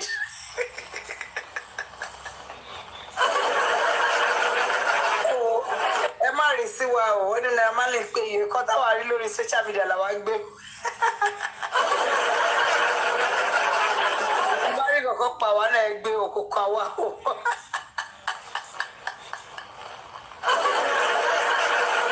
Ó tún fakọ, ẹ lọ wo fídíò ẹ lọ́dọ̀ kan fi, ó tún fakọ pé ó wọ ẹni yẹn pé wọ́n sì ọ̀rọ̀ wọn kiri kan. tautology. Oh, would you put a secondary toxology? Nothing emoji. Oh, I no group. Oh, stress life me. Oh, understand what?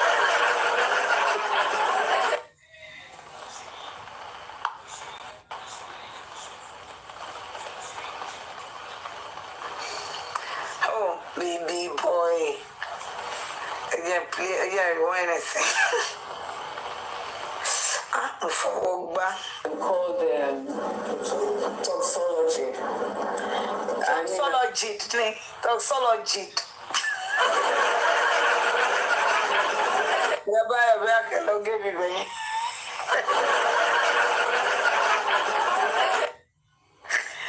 Yeah, don't be what I say. Because they have to, carry out all the necessary tests that they have to do, so that when the result comes out, that's what they're going to use for the case. So we have to be patient, very, very patient. I think, because they can't jump it. It's normal. You can Google it. You can ask those questions. Tautology takes between 4 weeks or more. It was the tautology. Wait, from that first one first. I did not hear that part. It has to be question. Tautology takes between 4. Wait. Was there anything, is there anything called tautology that we did? I don't know. Tautology. No, I'm just asking because I don't know. We all share. Mistake in it, but I think what you like of because the tautology was the tautology. I don't get it. We have to confuse you. That's not a comment section,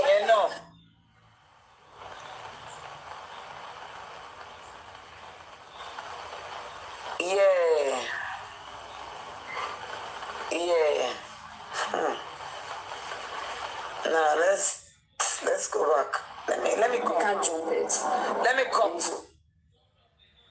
You can Google it. You can ask this question. Tautology takes between 4 weeks or more. You understand? So they have to check it with maybe.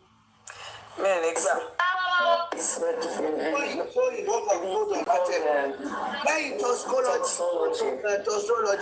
Tautology. Comment tautology. First one is toxology. Toxicology. Toxicology. Yeah, we all know. Mommy, queen mother. Queen mother. Then you come with mommy. Queen mother will not show any more. Queen mother, they call the queen English. Toto is the code.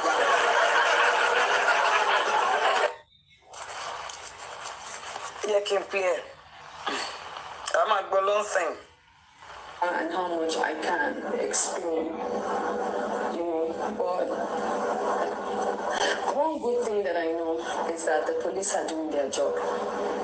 They are working, and we need to allow them to do their job. We've asked that the body be exhumed. They've done that. They've done the autopsy, the first one, the second one. Now they're waiting for results. Now, one of the results called toxology. I wish I can get a doctor in the house that can come and join me live. You should know that one of the results they do for strange death or, for deaths like that of Mubad is toxology, and that takes 4 weeks for the results to come out. It's not magic. You understand? So, because they have to, carry out all the necessary tests that they have to do, so that when the result comes out, that's what they're going to use for the case. So we have to be patient, very, very patient. I think because they can't jump it. It's normal. You can Google it. You can ask this question. Tautology takes between 4 weeks. ẹlẹ́kẹrin now.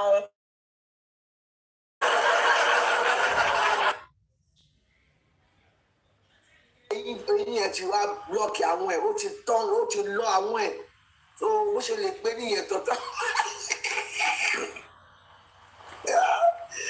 Iyabo ẹlọ́ọ̀ ló mọ kékeré ẹ̀gbà tó dàgbà wọn tó bá gbógun iṣẹ́ ọmọ àjẹni láti kékeré ẹ bá mọ tọ́tọ́lọ́jì tọ́skólọ́jì tọ́tọ́lọ́jì. Ọ̀gá ọ̀.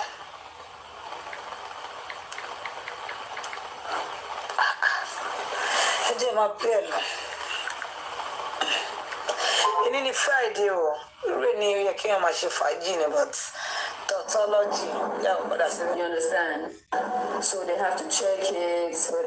Maybe there was poison. Maybe he was poisoned. You have to do the right thing. That's why we ask that the body be exhumed so they can check all these things. So we have to be very, very patient. Very, very patient. Yes, very, very patient. Please.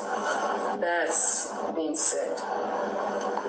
We ask them to carry out investigations and ask questions from all the people that they think that are involved, or all the people that have other people that they think they are involved. And that's why they said anybody that has information should come out, and which they have been doing. I saw someone who said, oh, there was this particular guy that was in the car when they said he was dead, and then the guy was also in the house when I was there. Of course I saw him. I saw everybody that was there.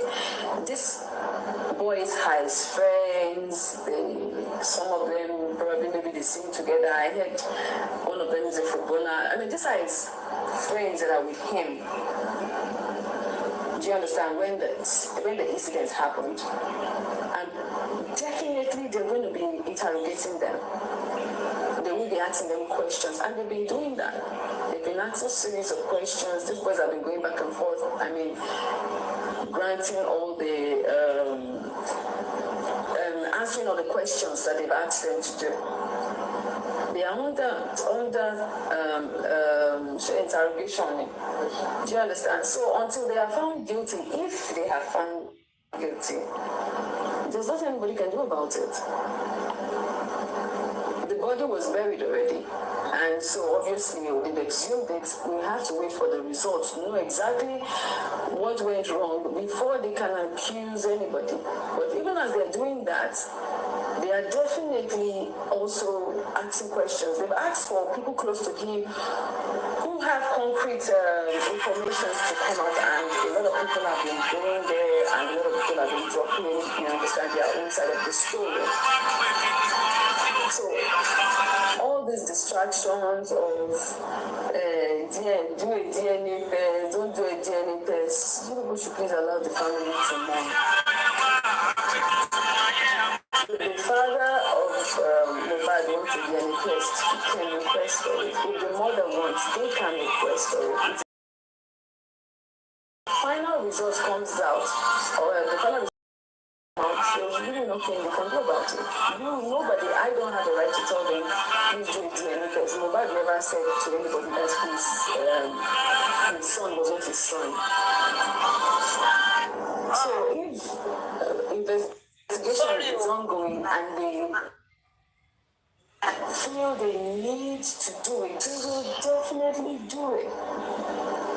They will if they need to.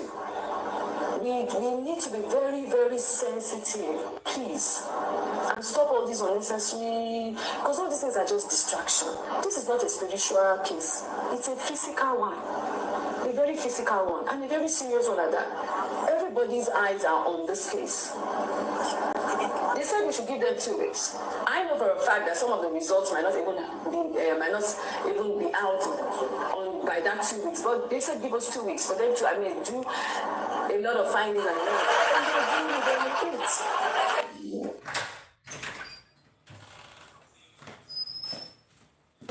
They are on it, so we should just be patient and wait, please, and let's stop all this unnecessary wahala. All these things is not going to stop us from getting justice. It's not going to stop.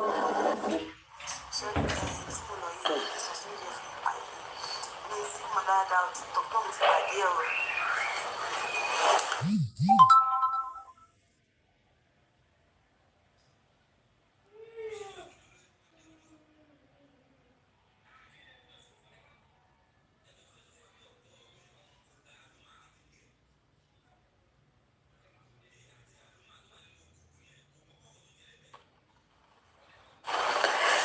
can hear me.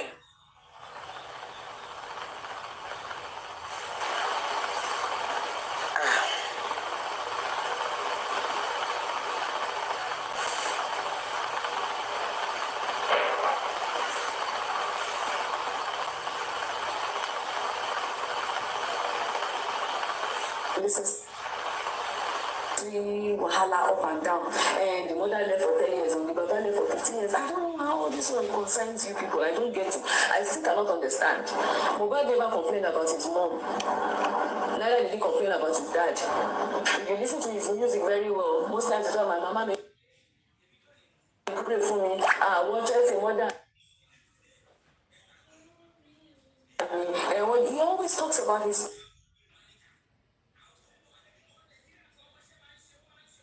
parents and he says good things about them. He's never come to complain about anybody about his mom.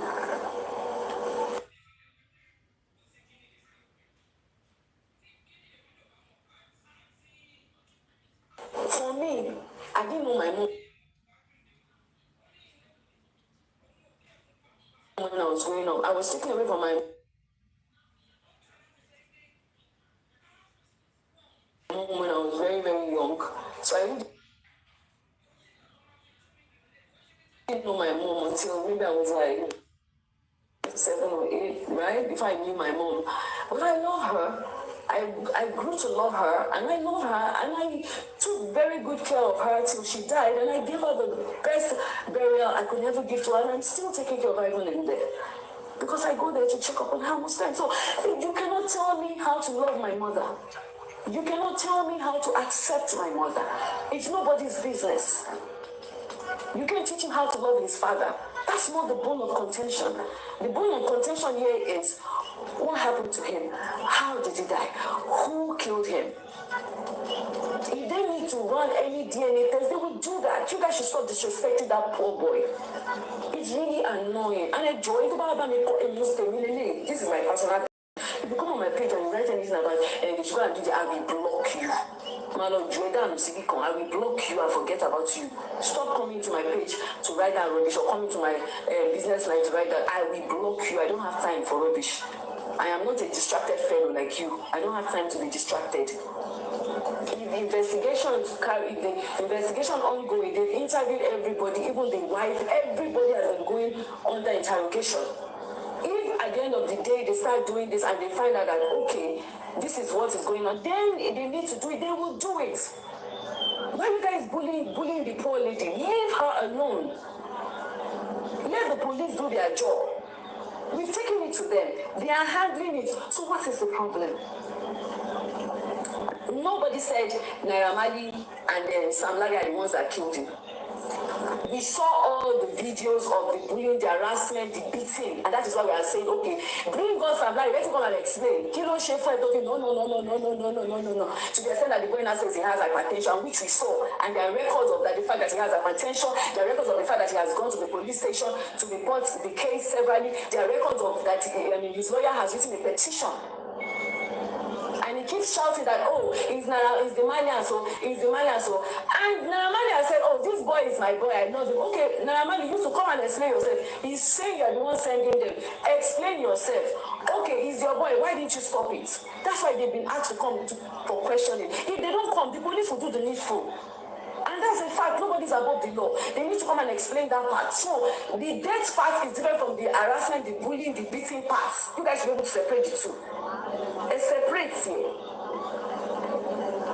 If any of that situation arises in between, they will call. The management will still have to come and answer to who has his catalog, who has his this. Because according to his lawyer, it's been that they've asked the Naramani record label to release a lot of things that belongs to Mohbad. All these things are going to take due process. What is important now is for us to wait for the results to come out and let the police come and address us. We say we should give them 2 weeks, and let the 2 weeks come. After the 2 weeks, they will tell us another thing. We'll look into it, we'll check into it and say, okay, yes, this thing is going on like that. Nobody is above the law. So please, we should stop with, please check this. They will circle something. Check this one. They said this is it. They said 10 years. The mother does not decide. Who are you to tell anybody that does not? I don't understand. When your own parents, when you have an issue with them and you choose not to forgive them, give them, let it be between you and your parents. You can't tell anybody how to love their parents or how to accept their parents or how to forgive their parents. Husband and wife, we fight well, and we say a lot of things when we're fighting. It's not your business. That is not the issue. The issue is that Mohbad died. What killed him? What happened? All the heartbreaking videos of him shouting, they want to kill me, the Malians, the Sam Larry that we saw trying to beat him, everything. That is what we want to explain. His music, his catalogs, who is with it, which one do they have to release, how are they going to do it, and how are we going to give him a befitting burial?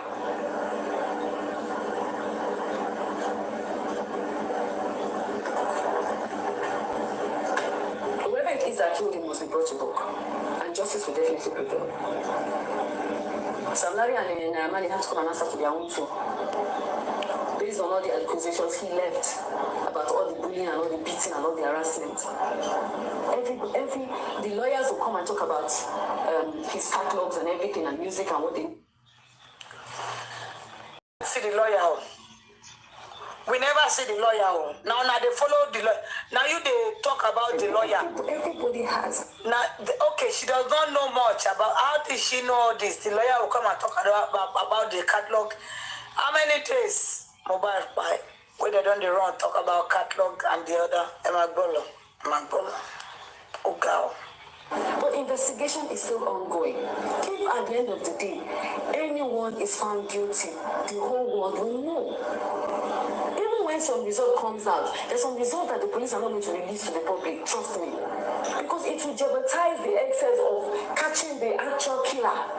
But at the end of the day, what we want is justice. So can we just please forget all these spiritual battles that we are talking about and forget all these unnecessary assumptions and this thing that we're doing? Distractions. And let us just allow the police people do their job. I think we'll beg you. Please. We're going back and forth with the meetings and everything, and finally, when I get the concrete reply or answer, we'll know how we're going to carry out his proper burial arrangements, and we'll keep everybody posted on that one. When the result comes out, I'm sure the police will announce to you, they'll talk to you people, I will also talk to you, so everything is going to be fine. Can you imagine? For somebody else's speaking. But I don't know all this one. Now you can tell us as person picking go take, as person go take burying picking, befitting burial. You just need to calm down and stop. These things are just too much distractions, and it's no wow. not helping. Okay.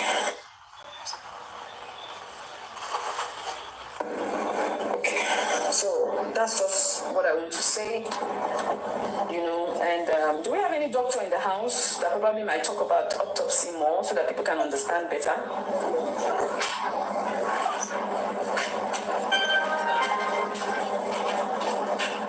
Do we have anybody? Nobody will come. When you already knew that you were telling, all you were telling is all lies. I Jacobun, Olori Buruku, Ikaroshi. Liar, Uparo, granting interview here and there when you already knew you were telling lies. You were only fighting your own battle. You were not fighting for justice. Okuteti sin ẹsẹ̀ tí yọ síta ọmọ tẹkùn ẹsẹ̀ tí ń wọlẹ̀ wéré ya síwá ìkó ṣe jáde kò ṣe jáde fún ẹ kó wá máa fún ẹ ní support torí kò wọ́n ẹ ń ṣe ó mọ̀ pé já rẹ̀ ló ń jà olórí burúkú ọmọ síwá yìí náà ó lè ìka mo fẹ́ jọ̀wọ́ ẹ wá jọ ń ṣera yín ẹ jọ ń ṣe benefit síwá yìí mọ̀ pé òun cover o ìwọ náà mọ̀ pé síwá yìí ẹgbẹ́ ń cover ara yín ayé yìí ti bàjẹ́ jí gan torí pọ́ ti gba ambassador yẹn lọ́wọ́ Ìyábọ̀ Òjó pẹ̀ pátá lọ́ máa gbà lọ́wọ́ wọ̀ lọ àwọn ìka òṣì. kí n sáré sọ kankan ṣe rí ọ̀rọ̀ wà nínú vn tí tó ń kékeré gẹ́ẹ̀tì àwọn nǹkan kan pé gúrùpù yìí ti wà ńlẹ̀ even before the buy of Mohbad ìyá ó ti prepare ìyá Abọ́sẹ̀dé sílẹ̀ that is why she said oh my mom I didn't know my mom for 7 years abikini kan after I took her in I look after her orin tí Mohbad kọ pé 10 years àdó sí mọ́mì orin fàásì dẹ́ ọ ti gbé ìyá Mohbad wọlé òun náà ló wá ń play out nísìn and remember when Karimo too came out these people are all for what you were connected networking the Karimo too say it's only mama will come million times mama will come wọ́n ti mú ìyá Mohbad wọlé nínú ilé that is why Iyabo is saying about mama who fish reference Abọ́sẹ̀dé mama the people are saying 10 years I don't see what does that close concern àwọn èèyàn is that what so wọ́n ti mú ìyá Mohbad wọ́n ti prepare ìyá Mohbad sínú kíní wọn before ẹ jẹ́ continue lọ thanks. Could it be he did it? They had the group before the J4M. They had it. They never noticed opposite also pé 10 years I no see money. Ó tún fẹ́ máa yí mọ́ wa lọ́wọ́ of which 10 years I no see mommy ni ọmọ yẹn sọ. Ó ṣàn cover up fún ìyá Mohbad. Ṣé orí páyé ẹ̀ ti bàjẹ́ báyìí tó ti rí nǹkan báyìí. Àṣírí gbogbo yín ti tú. Mú mímí ò tí ì dẹ́ o. Ìyábọ̀ Òjó mi ò tí ì dẹ́ o. Ọlọ́run ti dà gbogbo yín. Ṣé o ti rí báyìí? Ìyá Mohbad gbọ́dọ̀ tọ́jú ojú ẹ̀ sí òtẹ́ẹ̀lì bọ́tà olóṣì. O ti lọ bẹ́rì orí ẹ̀. Ìyá òfò. Àdúrà máa sọ̀rọ̀ o. Àdúrà máa ṣe ó tán ṣọ́lọ́run òdẹ̀ wá sọ̀rọ̀ báyìí. Ṣòro pé tọ́lọ́run ni. Ṣé o ti rí báyẹn? Yóò ṣì. Alára gbígbẹ. Oníkàbá children olùṣì. Á jẹ́ báyìí. Oníkàbá ṣídùú.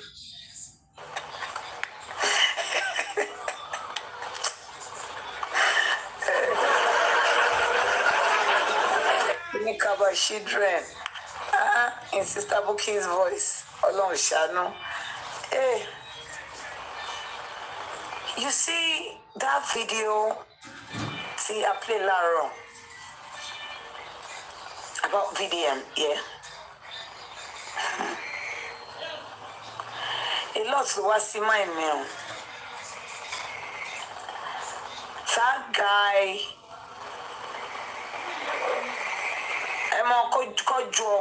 kọjú ọ̀gẹ̀dẹ̀ sọ́bọ̀ àwọn làwọn fi pa àwọn ọmọ game yẹn play VDM.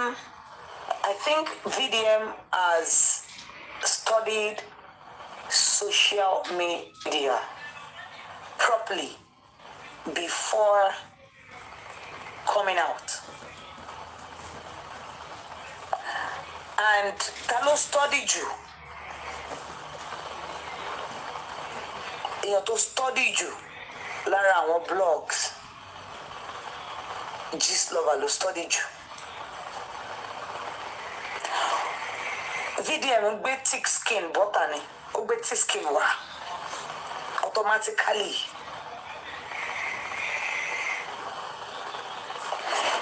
Nítorí ẹ̀ ni anything ò ṣe move it, that's how to roll.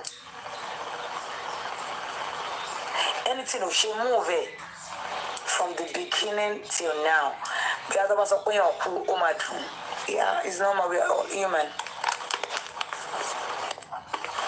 That's the reason why ló ṣe ń bá wọn ká tán.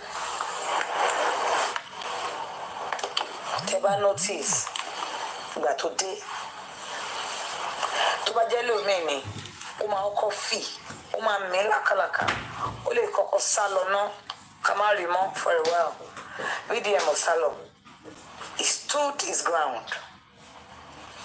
Ó dúró síbẹ̀ pé ẹ̀kọ́ tó wà máa dà ní kó dà. inú group wọn yẹn ó penetrate ni o kò jẹ́ pé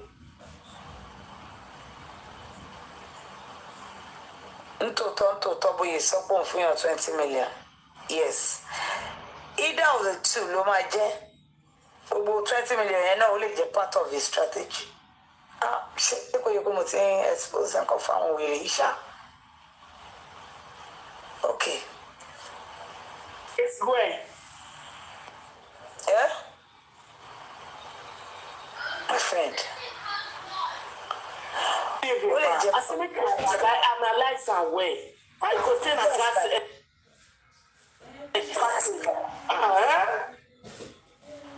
my friend, hey, focus.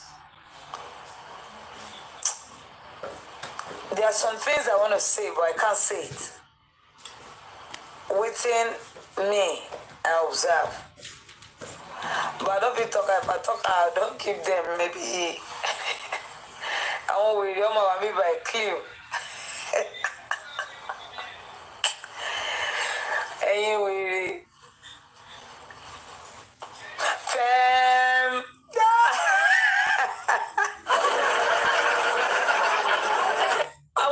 You see this talk? I be one talker since morning when they don't pay that thing. I go digest her back. I go one talker, I go digest her back. I go one talker, I digest her back. But it's okay. VDM, all the rattles are proud of you. We are behind you. Say pop and ching ching.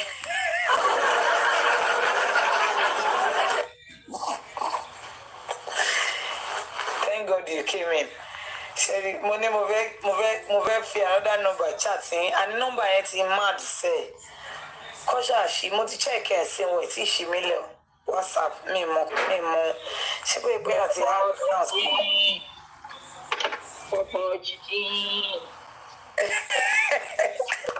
Pop off chicken ching. The dog is pop off ching.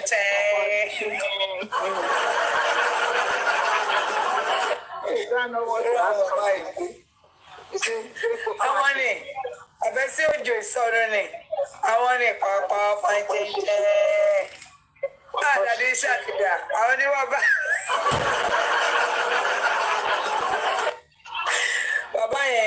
At this tabuki Jesse.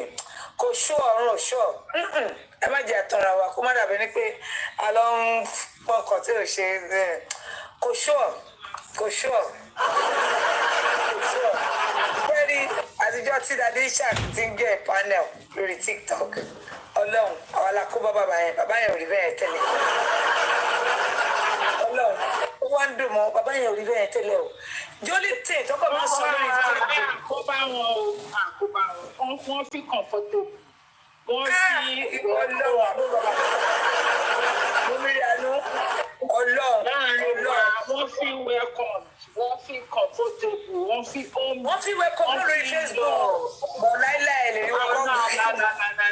Wọ́n mọ̀ pé Facebook yẹn fúrákà náà ṣe bí wọ́n nípa dísẹ́ǹt àyà. A kò máa ń fi ọ̀rọ̀ náà àwọn èèyàn wọ́gbọ́n wọn ni bá wọn fa wàhálà. Àárín àràbù. Bàbá yẹn nǹkan tó bàbá yẹn wọ́n sọ bàbá yẹn dolórin. Ó dolórin. Bàbá yẹn nǹkan tó tún wá kó wa ni pé ó tún wá kó wa pé èèyàn ó wá kó wa pé èèyàn máa ń fi orin jà. Èèyàn máa ń fi orin Jẹ́kẹ̀ wá ilé jẹ́ owó rẹ̀. Mo rìkọ́ọ̀dù pàtó rẹ̀. Ẹgbẹ́ orin tó kọ fún Kàrímọ́. Torí pépéré hold on, it's multi-talent, it's a gift. Tó máa bá kéwù kò sí tó máa tún sọ̀rọ̀ Bible. That man is too much. Ìgbà mi àtún máa fèdè fọ̀, I'm telling you, multi-talented, ibi tí Ọlọ́run fẹ́ lò wọ́n náà. That man is too much.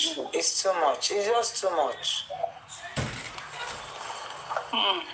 It's too much. I don't know how he did it all, but it's too much. It's too much. Òyìnbó kan náà ṣàtìtò ni màá sọ. It's too much. Òyìnbó rà bẹ́ẹ̀ kan tó pọ̀ nìyẹn. Gbogbo ilé ìtókù is too much. Bàbá Ishaq is too much. Bàbá is too much. It's too much to gbogbo ẹyọ kan. Ní gbọ́dọ̀ bẹ́ẹ̀ yẹn lọ is too much. It's too much. It's much. Hello. Mommy.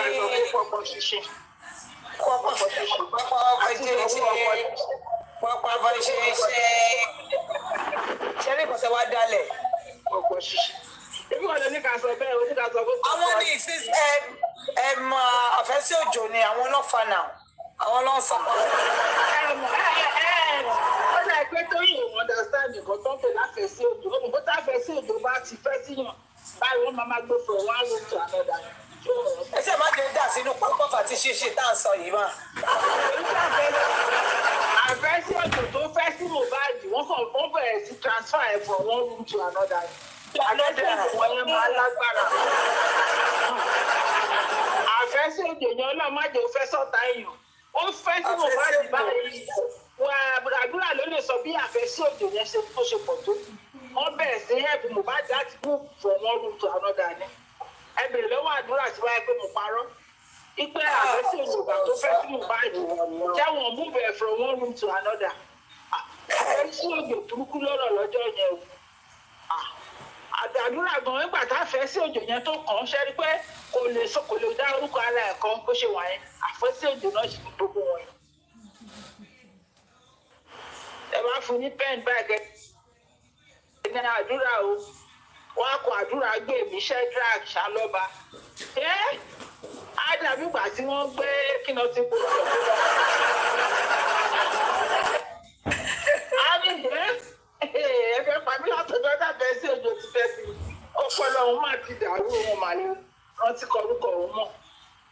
Ọmọ máa parẹ́ ni tó bá lè èmi mo ti sọ. Tádùrà bá lè jáde síbi tó ní òun gbé pẹ́ńsù yìí o. Òun kọ àdúrà gbèmí o, àdúrà gbèmí, àdúrà gbèmí, Shedrack Aloba, òun ò dẹ̀ parẹ́ lẹ́ẹ̀mejì ẹ̀ẹ̀mẹ́ta, òun kàn parẹ́ lẹ́ẹ̀kan ni, ó máa gba 2 million kó máa bẹ̀rẹ̀ kó wá kọ́. Kò mọ̀ kò lè mọ́ láéláé, àfẹ́sí òjò yẹn nìkan ó ìrántí. Láti yọ tàfẹ́sí òjò ti fẹ́ láti lóṣù ọmọ àfẹ́sí òjò. Gbàfẹ́sí òjò láti jọ àìṣe gbọ́ recently. No, àti September 11 náà àfẹ́sí òjò yẹn. Àti September 11. Àfẹ́sí òjò yẹn ṣe September 11. Àfẹ́sí òjò yẹn lé o. Àfẹ́sí òjò yẹn ó lé September 11. Ọlọ́run kó ọlá ó da àfẹ́sí òjò yẹn sí Lẹ́kí. Ó fẹ́ sórí ọba Ẹlẹ́gùṣí láfẹ́sí òjò. Ó fẹ́. Ó kàn fẹ́ kiri ní sọ. Ọlọ́run ṣàánú wa. Gbogbo ẹ̀yin tẹ̀ ń gbé Lẹ́kí ẹ̀rọ ṣùgbọ́n àfẹ́sí òjò ọjọ́ yẹn kẹ́ fi bú o. Ojúrú ẹ̀ bá padà fẹ́. Ó máa ba nǹkan jẹ́ o. Ó máa ba ayé àdúrà jẹ́ o. Ó máa ba gbogbo ogun wọn jẹ́ o. Ọmọ kékeré jí láàárọ̀ àpèjìpìtì ayé ẹ̀kọ́ jẹ́ irọ́ ló máa pa kiri. Àfẹ́sí òjò. Ẹ jẹ́ àwọn wa. Ọkùnrin ẹ̀gbẹ́ náà, ẹjọ́ sẹ́bọ̀ ọkùnrin ẹ̀gbẹ́ náà, ẹjọ́ sá. Wọ́n ní extremely Wọ́n dá mi lóhùn. Wọ́n gbọ́ o. Wọ́n ignore mi. Daddy Shark. Daddy Shark. Ẹ̀ẹ́dẹ̀ Joseph ọkùnrin ẹ̀gbẹ́ náà. Ẹ̀ tó ṣe. Ẹ̀yẹ. Mo gbọ́ ẹ̀mí fẹ́ dá ẹ lóhùn. Ẹ wá gbọ́ o. Ọkùnrin ẹ̀gbẹ́ náà, ẹjọ́ sẹ́bọ̀ ọkùnrin ẹ̀gbẹ́ náà, ẹjọ́ sá. Wọ́n pause. Ẹ bá gbọ́ wọ́n pause. Ọgbọ́n o. He now ignored me totally. Ngbà tí wọ́n máa ṣe ó ní ẹ̀yìn. Ọkùnrin ẹ̀gbẹ́ náà, ẹjọ́ sẹ́bọ̀ ọkùnrin ẹ̀gbẹ́ náà, ẹjọ́ sá. Wọ́n ní extremely private ní ọmọ wà lára. Daddy Shark. Daddy Shark. Ẹ̀ẹ́dẹ̀ Joseph ọkùnrin ẹ̀gbẹ́ náà, ẹjọ́ sá ẹjọ́. Afọlọ́ọ̀bẹ̀yìn. Ẹjọ́ náà.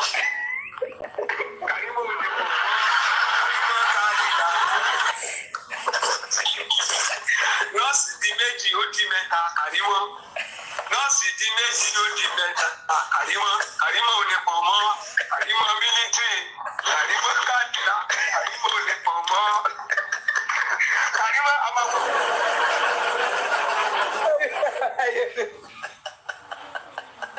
Oh, it's a serious vibe. Vengeance, Abba. Oh my God, that is Shako.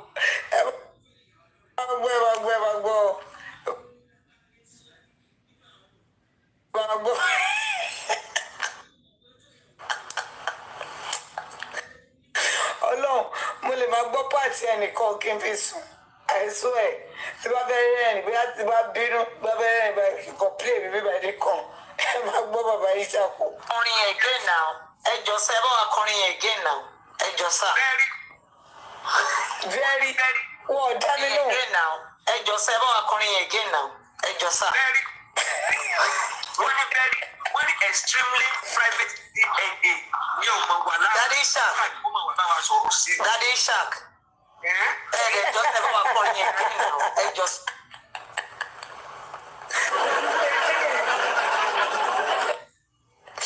Wọ́n mọ̀ pé mo gbọ́ ẹ̀mí ìfẹ́ dá ẹ lóhùn ni. Bàbá yẹn mo imagine àwọn ọmọ ọmọ ẹ̀ jẹ́ wọn Jesus ìyàwó wọn gan. Àbí tó bá ìwà wọn náà ni. Ìwà wọn ni. He's not a pretending person. He does not pretend. That's his real life. It's so sweet. Like. Orin again now. Ẹjọ sẹ bá wa kọrin again now. Because mo ti pẹ́ bẹ́ẹ̀. Very. Very extremely private DNA ní ọmọ wa lára. Daddy Shark. Daddy Shark. Ẹjọ sẹ bá wa kọrin again now. Ẹjọ sá ẹjọ. Afọlọ́ọ̀bẹ̀yìn. Kàrímọ́ MÄRK3T. Ẹjọ náà. Wọ́n ti ní pé àwọn gbọ́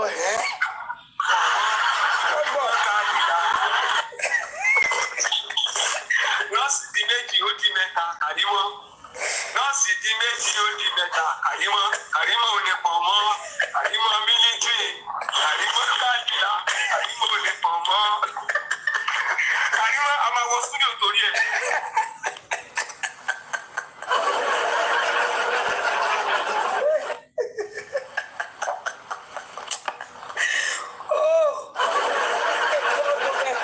I swear.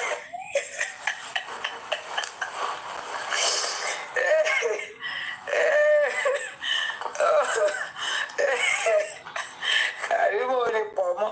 Bọ́ọ̀tì ẹ̀ ṣe dá mi lóhùn yẹn ló kọ́ bí mi rí pé láíláí mi nígbà fún wọn sẹ́ẹ̀. Lẹ́ni mo fẹ́ rìkọ́ọ̀dì voice wọn. Mi ì rìkọ́ọ̀dì rí. Mi ì rìkọ́ọ̀dì orin wọn rí. Jẹ́ rìkọ́ọ̀dì orin eléyìí dùn.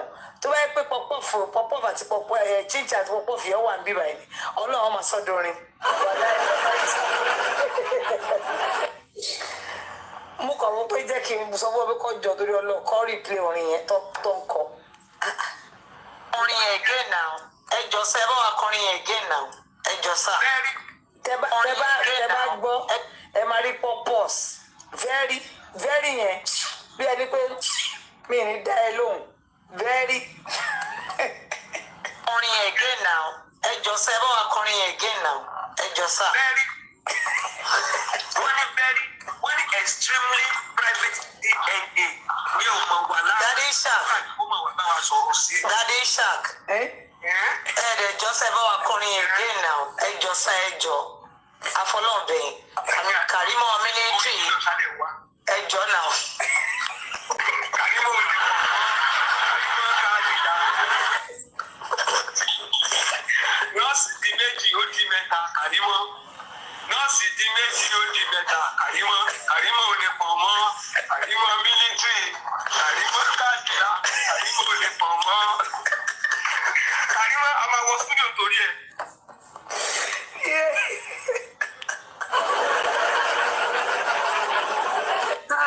Mr. Isaac o, Abayan nípa wá. I swear I don't understand sis. The Baba I thank God say the Baba no dey among them o say na our side dey o. If you don't abuse us tire.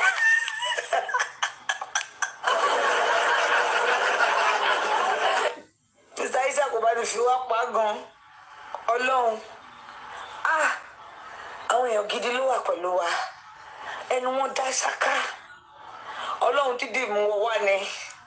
Sent from heaven to east. I swear to God, Baba. Sent from heaven. Ewu tí vengeance wọn bá sọ̀rọ̀ ṣàkà. Ilẹ̀ amẹ́tìtì. Ewu tí ọmọ gbéra dé iṣẹ́ kì í ṣe pé káàkiri. Wọ́n bú dàdé Isaac tẹ́lẹ̀ o. Wọ́n gbọ́dọ̀ stupid Isaac.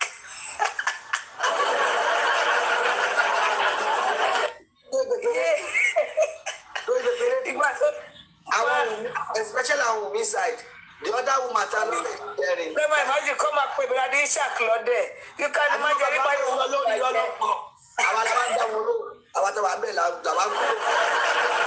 Isaac ìjọ tí wọ́n bá lọ àwọn yà sọ owó tiẹ̀. Wọ́n máa ń ní àwọn ètò pẹ́pẹ́ ìlú Isaac ẹ má wà lọ́dọ̀ PJ ó yẹ sọ̀rọ̀ sà. Bẹ́ẹ̀ làwọn fún mi wá ló ń bú ìgbà wọn náà wá fèsì wọn. Bàbá Isaac ìdúró àwọn yà ń sọ̀rọ̀ tí wọ́n lọ. Daddy Isaac, oh my God, me mobolo shidama eh. God has blessed Baba Mohbad like with great. In fact, talot àwọn wo la tó fẹ́ dín kò sí àwọn tó wà talot tó bá kí mo tó fẹ́ fi qualify our people yìí ná kí mo fẹ́ fi qualify wọn ná. The other parents of Iya Mohbad ó ti fọ́n trade.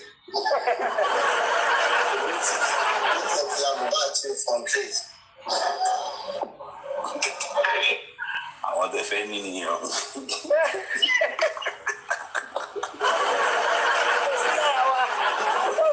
Láti ó sí lára wa ọ̀dọ̀ àwọn síwá ìlú ọ̀dọ̀ àwọn good at olófò ṣé good at lélẹ̀ please is this good at àbí títí kò ṣe ni mo fẹ́ mọ̀ sódà má lè block ó ti ń wọlé jù bí báyìí ẹ jẹ́ bá mi ṣàṣì block wèrè má sá lọ ń fẹ́ má sá lọ dúró jẹ́ kí n mú ẹ má sá lọ ṣé títí kò ṣe ni. She's not the one. It's not our own, Abby. Is it our own? Is it the push?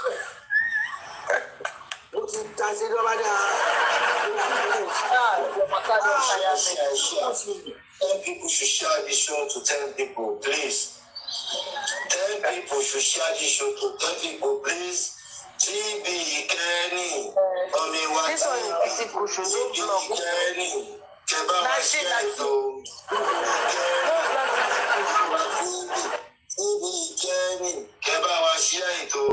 Ten people should share this show to 10 people, please. 10 people should share this show to 10 people, please. Èèyàn mẹ́wàá ṣí àfẹ́yàn mẹ́wàá ṣẹ́gbọ́.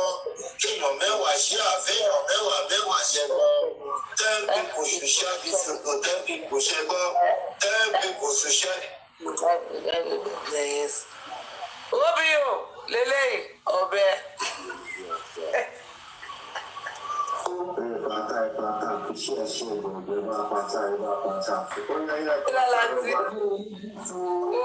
Forgive me, like every government.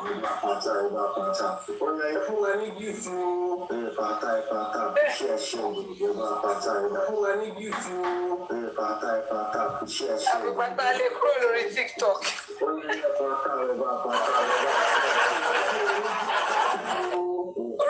Facebook ní bíbá. Kò mọ̀ pé ilé ayé mi lélẹ̀.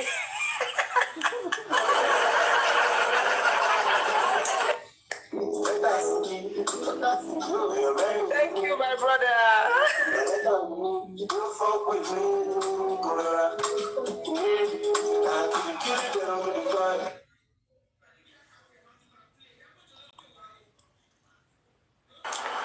Tí mo play fún yín lánàá yẹn orí fóònù ìlú wa I can't play it ó dẹ̀ dùn mí ṣá. Yeah, Monica send it through Telegram now. Telegram yẹn chat mi lórí Telegram kí tó rí yín ẹ chat mi. We are the baddest. Oh no. Telegram, right? The same number, right? Yes, yeah, bro. I looked for you yesterday. I didn't say you. Oh, really? Yeah. Let me see. I don't even know my name. You tell me.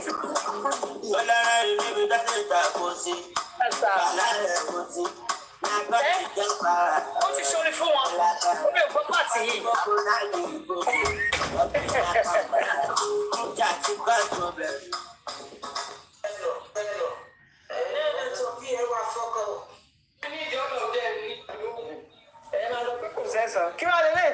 sí ẹ̀ jáde síta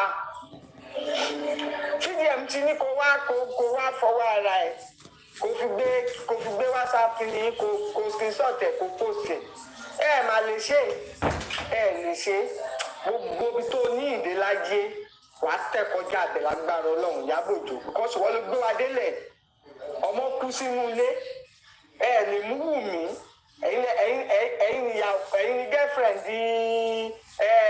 ọ̀gá ọlọ́pàá ẹ̀yin ti ọ̀gá custom ẹ wá mú gbogbo wọn sọ́wọ́ ebi ò dẹ̀ rí yín bá ń gbà tó jẹ́ pé lórí burúkú làwọn náà ta ni ò dá nínú ẹ̀yin gbó ṣe é dá táwọn ìyàwó nílé wọn ni ẹ dá tó ìyàwó nílé wọn bọ̀tù gbà tí wọn ò nítẹ̀ lọ́rùn gbogbo wọn ni wọ́n ti ní nakedness wọn lọ́wọ́ wọ́n ń gbá àwọn ọmọ fún wọn ni àwọn sink àwọn olórí burúkú tọ́jọ́ ń kóra wọn káàkiri tó ń pera wọn ní lólóṣó tó máa gbé fún wọn tán wọ́n á gba ìhòòhò wọn wọ́n á mú dání wọ́n máa fi ìhòòhò wọn threatening wọn ni wọ́n á máa gbé pání nǹkan táwọn ní kẹsẹ̀ yìí ẹ gbọ́dọ̀ ṣe tí wọ́n bá ṣe àwọn náà fẹ́ ti ọ̀gá ọlọ́pàá náà fẹ́ ṣe pọ̀ tí wọ́n ti jẹ́ dodo wọn ò lè sọ dodo because tó bá láwọn ò ní ṣe nínú kan pa wọn àbí kan ju òwò wọn ságbàáyé kò dé sẹ́ni tó fẹ́ kí òwò wọn a máa rí ìdájọ́ lágbára Ọlọ́run eléyìí táwa wà a máa rí kò sí mi ò kí ń tẹ̀lé lùsà ọkàn mi balẹ̀ dọ́dọ̀ Ọlọ́run pé a máa rí justice fún Mohbad ẹni tó dẹ̀ pa ọwọ́ máa tẹ̀ Wùmí ó ń ṣeré ni ó tẹ báyìí àwọn alátìlẹyìn ẹ tẹ bá jà nílé ọkọ àti ìyàwó ń jà gẹ́gẹ́ bí ọ̀rọ̀ tí boyfriend ọ̀gá ọlọ́pàá sọ tó ní mistake ti wáyé kí bàbá lọ gbọ́mọ ẹ̀ kó lọ sí èèyàn méjì lè jà mistake ni kó lọ sí ọmọ ẹ̀ wá ti sọ ẹja ní ọwọ́ kan dẹ̀dùn kan ẹ̀gbọ́n ẹ̀ náà tó dẹ̀gbọ́ ẹ̀ náà ti sọ ó ní ọwọ́ Wùmí yá ni ó lọ́wọ́ ẹ̀ ló yá wípé kò sí.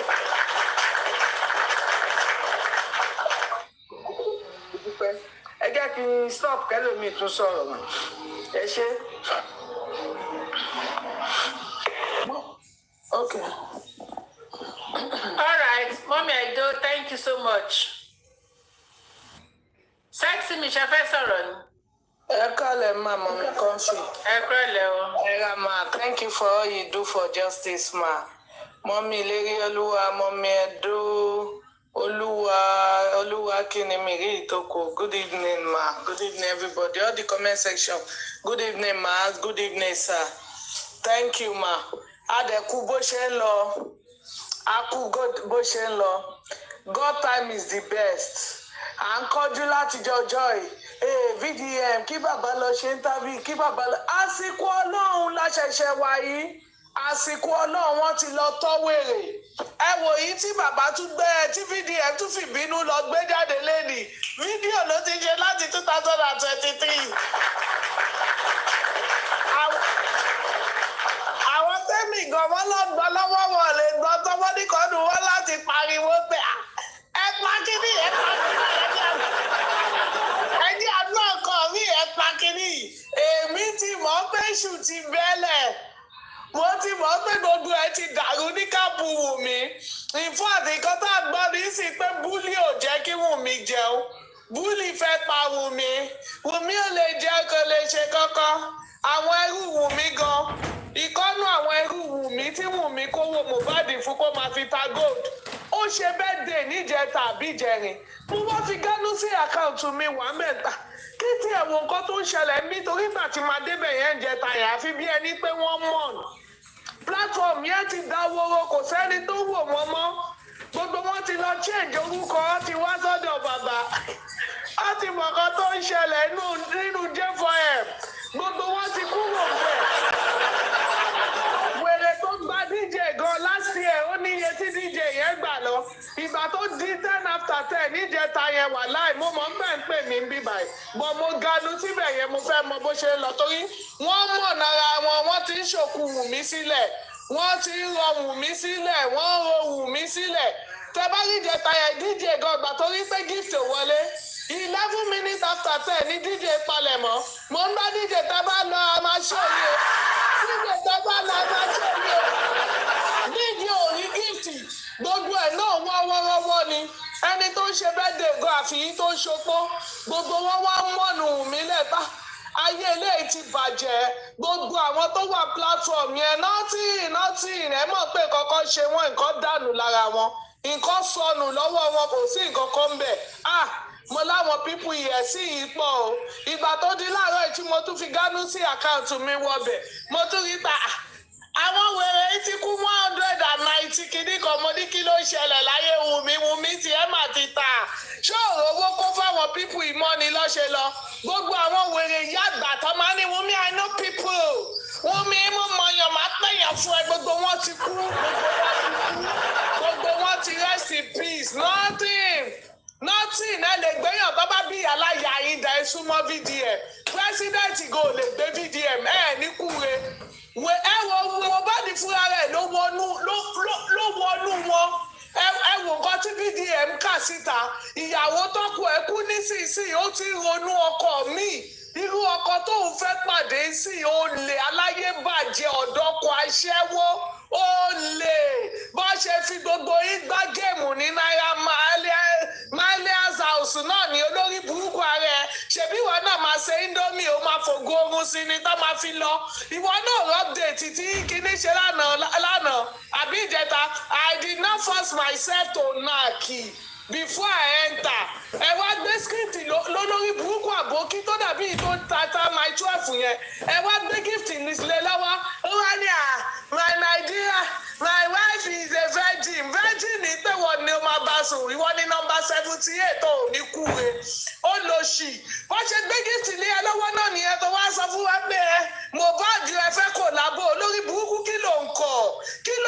orin tó ń kọ tí ò nílù tí ò ní kíní tó bá máa wọṣọ náà bí kọ́lọ́ra yọ̀tì ni ó máa ṣùtù náà bí abẹ́ ẹlẹ́kọ̀ọ́ tó ti fẹ́ wó pa ẹ́ ibẹ̀ ló máa lọ dúró sí who know your papa ó lọ sí olórí burúkú olófo 5 g's dísẹ̀ ìwọ ló wá fẹ́ máa darí Nàìjíríà ìwọ ló wá kọ script fún ló wá sọ fún wa dé my wife is a virgin tó ti virgin tó ti lọ wọ́n gùn wọ́n la wọ́n ṣá wọ́n gé láwẹ́ gbogbo ẹ̀ wọ́n fọ nífọ̀kúfọ̀ wọ́n la nílàkúlà ó lọ sí gbogbo àwọn olórin yẹn olórin ló fẹ́ dó olórin ló fẹ́ ó lọ sí olórin ló fẹ́ dó olórin ló fẹ́ ṣá gbogbo wọn kí Daniel P-Square gbogbo wọn náà kápákó ó lọ sí àgbòjà wọn dọ́mọ wọ́n gbé fúláwà wá fún ẹ lọ́jọ́ kìíní àná ó nílò ìfọ̀ Priscilla ìwọ ló wá sọ fún wa pé ká káṣù èèyàn kò ó ní kúre gbogbo yìí la máa káṣù ibùjọ sọ́tún bí olórí burúkú olóṣì adájọ́ ọkú adájọ́ ọlẹ̀ wo ẹjọ́ tí wọ́n máa dámọ̀ òun ló ti dámọ̀ yẹn ò lè rí mi dámọ̀ náà ó ti gbọ́wọ́ lọ́wọ́ ara ẹ̀ ó ti gbọ́wọ́ lọ́wọ́ ara ẹ̀ tẹ́kì mà ó ti gbọ́wọ́ lọ́wọ́ ara ẹ̀ àti ẹ̀rí ẹ̀ àmú ẹ̀ àfẹ́rí ẹ̀ ẹjọ́ tó fẹ́ dálẹ̀ lọ́lọ́ ti fún ẹ dá yẹn gbogbo yín pátá látòkè délẹ̀ gbogbo yín lọ́ máa káṣù ṣégbà tí Naira Marley ṣe right up pé ayé ilẹ̀ máa ti jẹ̀yà kẹ́tẹ́ rọrùn ẹ rò bóyá ó ṣe é kò mọ̀ nǹkan tó sọ bó ṣe máa káṣù yìí nìyẹn gbogbo ibi tẹ níyì ìdèlẹ̀ máa tẹ́gẹ́ torí ẹ faṣọ ya mọ́ bàbá Mohbad ẹ sọ bàbá Mohbad torí pé wọn ò lówó lọ́wọ́ ẹ sọ bàbá yẹn dẹni yẹ̀yẹ́ yẹ̀yẹ́ bàbá yẹn wá da yẹ̀yẹ́ lẹ́ni ẹ̀yin wá dẹni ẹ̀tẹ́ ẹ̀yin gan gbogbo ibi tẹ níyì ìdèlẹ̀ máa padà tẹ́dẹ́ Ìyábọ̀ Òjó à ń retí ẹ wá lọ ṣe ẹ̀wọ̀n ẹni wọ́rọ́wọ́ ẹ̀wọ̀n wọ́rọ́wọ́ ló fẹ́ ṣe olórí burúkú olè alára plastic surgery olóṣì so ìwọ lè sá lọ mákọ ló yẹ ń kọ ìwọ lè sá lọ mo ń gbọ́ school record ẹlẹ́ni tí wọ́n sọ boldly yìí pé kò sí ìkọ̀kọ̀ fún bàbá yẹn ó kò ní yẹ Ìyábọ̀ Òjó ò ní ṣoríire olóṣì aláyébàjẹ́ ìwọ náà wọ ẹni tó tọ́mọ ẹ lọ fẹ́ ìwọ ló ń ṣe wẹ́dì ẹ ló ń bẹ ọkọ tó yẹ kọ́kọ́ wá bẹ ìyàwó ẹ̀yìn lẹ ló ń bẹ wọ́n ó ní kúre Ìyábọ̀ Òjó ó máa ṣí òfò ní ẹni tó bá wá sọ fún wa pé ó ti tó di dragging is too much is affecting this lẹ́yìn kẹ lọ ṣọ́kú ọkẹ gbé snapper jẹ ní ìta wà yìí ewédú fẹ́wédú ni o. sẹ́ẹ̀sì mi ọ̀gá mo ti ń rí ẹnìkan lórí Facebook yẹn ó ti fẹ́ máa gbà ṣe Ìyábọ̀ Òjó ṣe. bẹ́ẹ̀ni ó ti fẹ́ take in place Ìyábọ̀ Òjó mo ń ṣọ́ mo ti fún ní wọ́n nì bó ti fún ẹnìyẹn ní warning lórí Facebook bó ti fún ní warning bó ti fún ní warning seriously because tó bá máa bẹ̀rẹ̀ pẹ̀lẹ́ nìyẹn a máa fà ó máa tóra wọn ni ká filẹ̀ bẹ́ẹ̀. Mọ́mí kan fi ẹni tẹ́ ẹ̀ sọ yẹn èmi gan wò pé ẹni yẹn gangan Ìyábọ̀ Òjó ni ẹni yẹn gangan Ìyábọ̀ Òjó ni kó tó di woro sí woro ìkẹ́nìtì tó jáde òun ló máa gbé jáde nísìnyí ó wá sọ fún wọn ṣe Ìyábọ̀ Òjó pure water ló ń tà o kò dáṣẹ́ jẹ́ èèyàn kankan o wọ́n ti sí ni o gbogbo nǹkan tó wá ń kà sí ẹni yẹn gangan Ìyábọ̀ Òjó ló ń lo platform yẹn Ìyábọ̀ Òjó ni kinní yẹn ẹ lọ wo àwọn kinní ẹ̀ láti ilẹ̀ ẹ máa mọ̀ pé Ìyábọ̀ Òjó ni ìfọ́ tó ní kan tó gbé jáde níjẹta ṣèbá ní Ìyábọ̀ lọ bẹ VDM ni nígbà tí kìtìjì solòṣì tó wà ní Instagram. no Ìyábọ̀ Òjó bíi ti báwo. Ìyábọ̀ Òjó ló ní blọ́ọ̀gì yẹn mà Ìyábọ̀ Òjó ló ní blọ́ọ̀gì yẹn mà. no. Mọ́mí Kọ́fì nǹkan tèmi rí ni o. Talẹ̀ fi pé mo blọ́ọ̀gì wo nìyẹn. Amẹ̀bọ̀ kọ́. Dọ́kàs mò ń sọ. Amẹ̀bọ̀ Dọ́kàs. Ẹ máa máa ṣiṣẹ́ owó ẹ̀ ní bí ọlọ́sọ̀ mà nìyẹn. Mo máa fẹ́ dárúkọ ẹni because mo mọ̀ pé mi ti fẹ́ kó má dàbí pé bóyá pé kìíní kan mo máa fẹ́ dárúkọ ni. Ṣóò tó ṣe nídìí ẹni mo wá fi gánú sí mi mo fi lọ bá yé ẹ̀jẹ̀ ìgbà tó ṣèdí kan mo ń gbọ́ bàtà Daniel ṣé kì í ṣe gbọ́ ọmọ ẹ sí mi àbí nǹkan mi wà bẹ́ẹ̀ lórí pílátífọ̀mù mi ni ṣé dandan ni kò kọ́mẹ̀ntì sí bí ni mo gba yé ẹ̀jẹ̀ níbẹ̀ yẹn èmi ló ń sọ èmi ni mo ń kọ́mẹ̀ntì ní 4 days ago show second kínní VDM tó lóun wá debunk ó lè ní gbogbo wọn Mọ́mí Kọ́fì they are all thieves ó lè aláyébàjẹ́ àríkò èyí wà mọ́ra òun ní gbogbo wọn. Sexy mi ní sùúrù Mr. Aisha fẹsọ̀. Oh, Daddy wa welcome sir.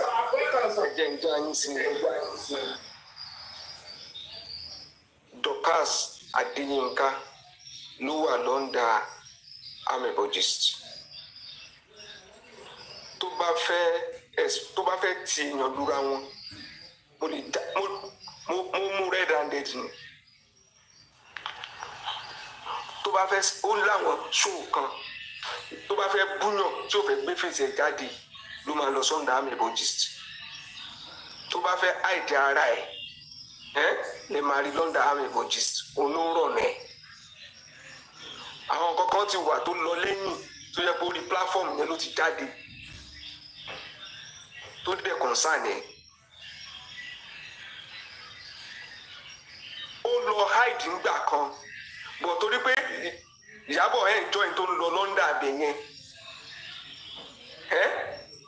làwọn èèyàn fi rò pé òun náà endorse àwọn kankan tó ń lọ lọ́ndà abẹ yẹn but òun ló wà bẹ́ẹ̀ yá ṣẹ́rí ìgbà tó pretend wípé òun ò bá Lizzy jà mọ́ ṣẹ́wọ̀n pé báyẹn lámẹ̀bọ̀ gist wà active ó lọ ń lò láti lè fi bully ẹ̀ seriously so that lójú ẹ̀ kò gbójú jáde ó ń pretend pé òun àtẹniyẹn ò ṣe kíní òpótò lọ́ndà àmẹ̀bọ̀ gist ó lọ dúró pa síbẹ̀ ni òun ló ní so the two sides tẹ̀ ń wò yẹn òun ló ràn the two òun ló ní méjèèjì papọ̀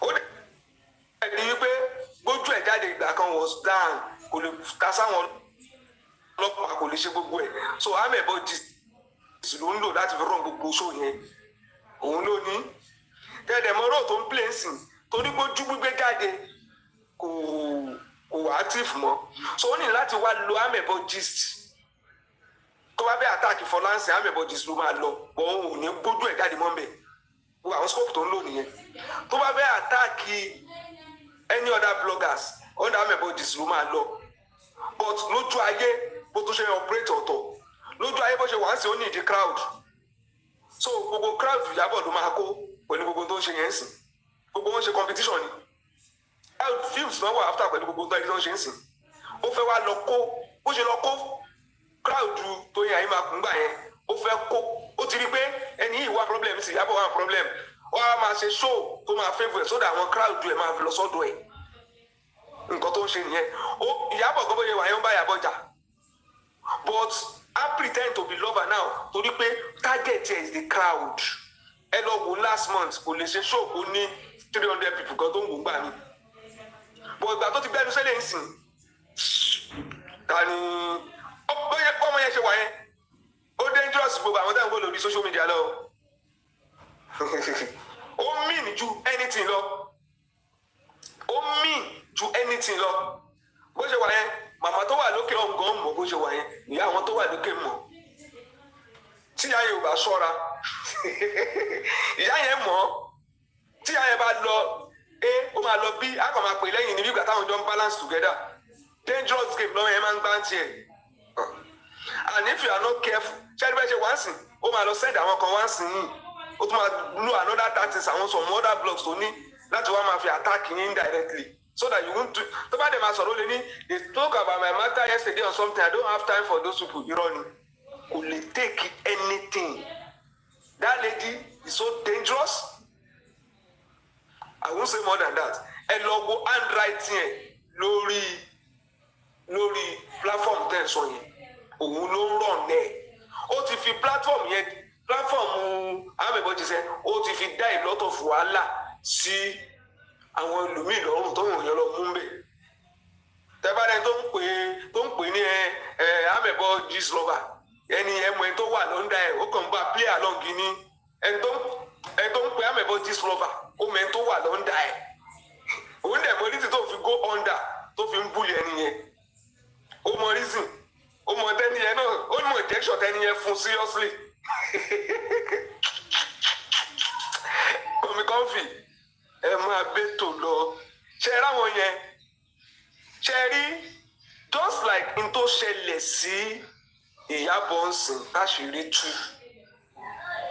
ṣe ráwọn kan wà àṣírí tí wọn ò tiẹ̀ bò mọ́ àṣírí wọn wà ń ta Ọlọ́run dẹ̀ máa mú gbogbo wọn lẹ́jọ́ èèyàn kọ̀ọ̀kan ni ṣe rí wọ́n ní on the day of judgment gbogbo wa wọ́n máa naked wa báyìí gbogbo nǹkan tá à ń ṣe a máa wúra wa báyìí but bó ṣe máa rí on the day of judgment yẹn a ti ń rí nsìn náà etí VDM fi hàn wá nsìn it's just a replica of what will happen on the day of judgment tí o ṣe deny VDM is now asking them ṣe bẹ́yìn lẹ ní post ṣe bẹ́yìn lẹ create group ẹ fi group yín hàn ayé náà kẹ́ justify tẹ́ ń ṣe ń bẹ̀ pé justice lẹ wá ń bẹ̀ ṣé wọ́n lè gbé jáde fúnra wọn ni. Tẹ́ bá ń gbọ́ ìrẹ́jẹ ò sí nínú fọ́tò bó bá ṣe jókòó ló máa bára ẹ̀ ò lọ́jọ́ tí fọ́tò bá yọ jáde o. Wọ́n wá ń fi handwriting Ìyábọ̀ hàn pé ẹ̀yin lẹ gbé this lover lẹ́ni kó máa búlé èèyàn kò sẹ́ni tó lè respond technical knockout ni now. Ẹ̀yin lẹ mọ DSS ẹ̀yin lẹ mọ ọlọ́pàá ẹ̀yin lẹ mọ adájọ́. Kàdébì dàda ṣìgán jáde ó ní ọkọ̀ jáde ó ní I did not talk on that platform o ìgbà tá a kọ́kọ́ start we are looking for evidences we are all looking for justice nínú gbogbo náà post so far ẹjọ́ kí náà fi evidence wà tán wá ń bẹ̀ níbo ló ti ń wá evidence where are they looking for evidence on that platform?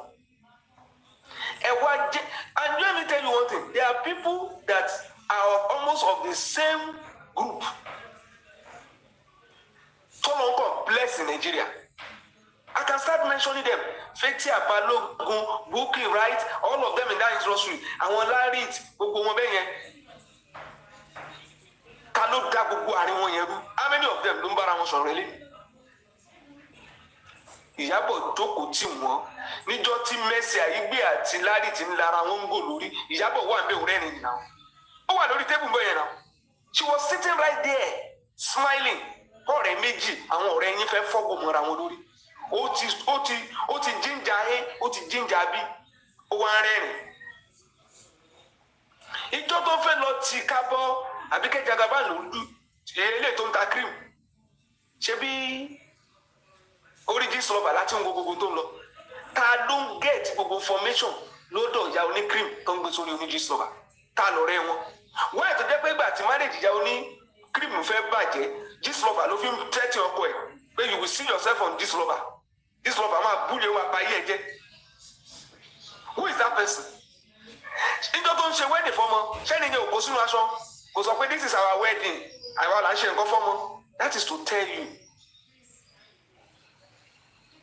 how they operate. Ó dá àárín a generation of young ladies that were blessed.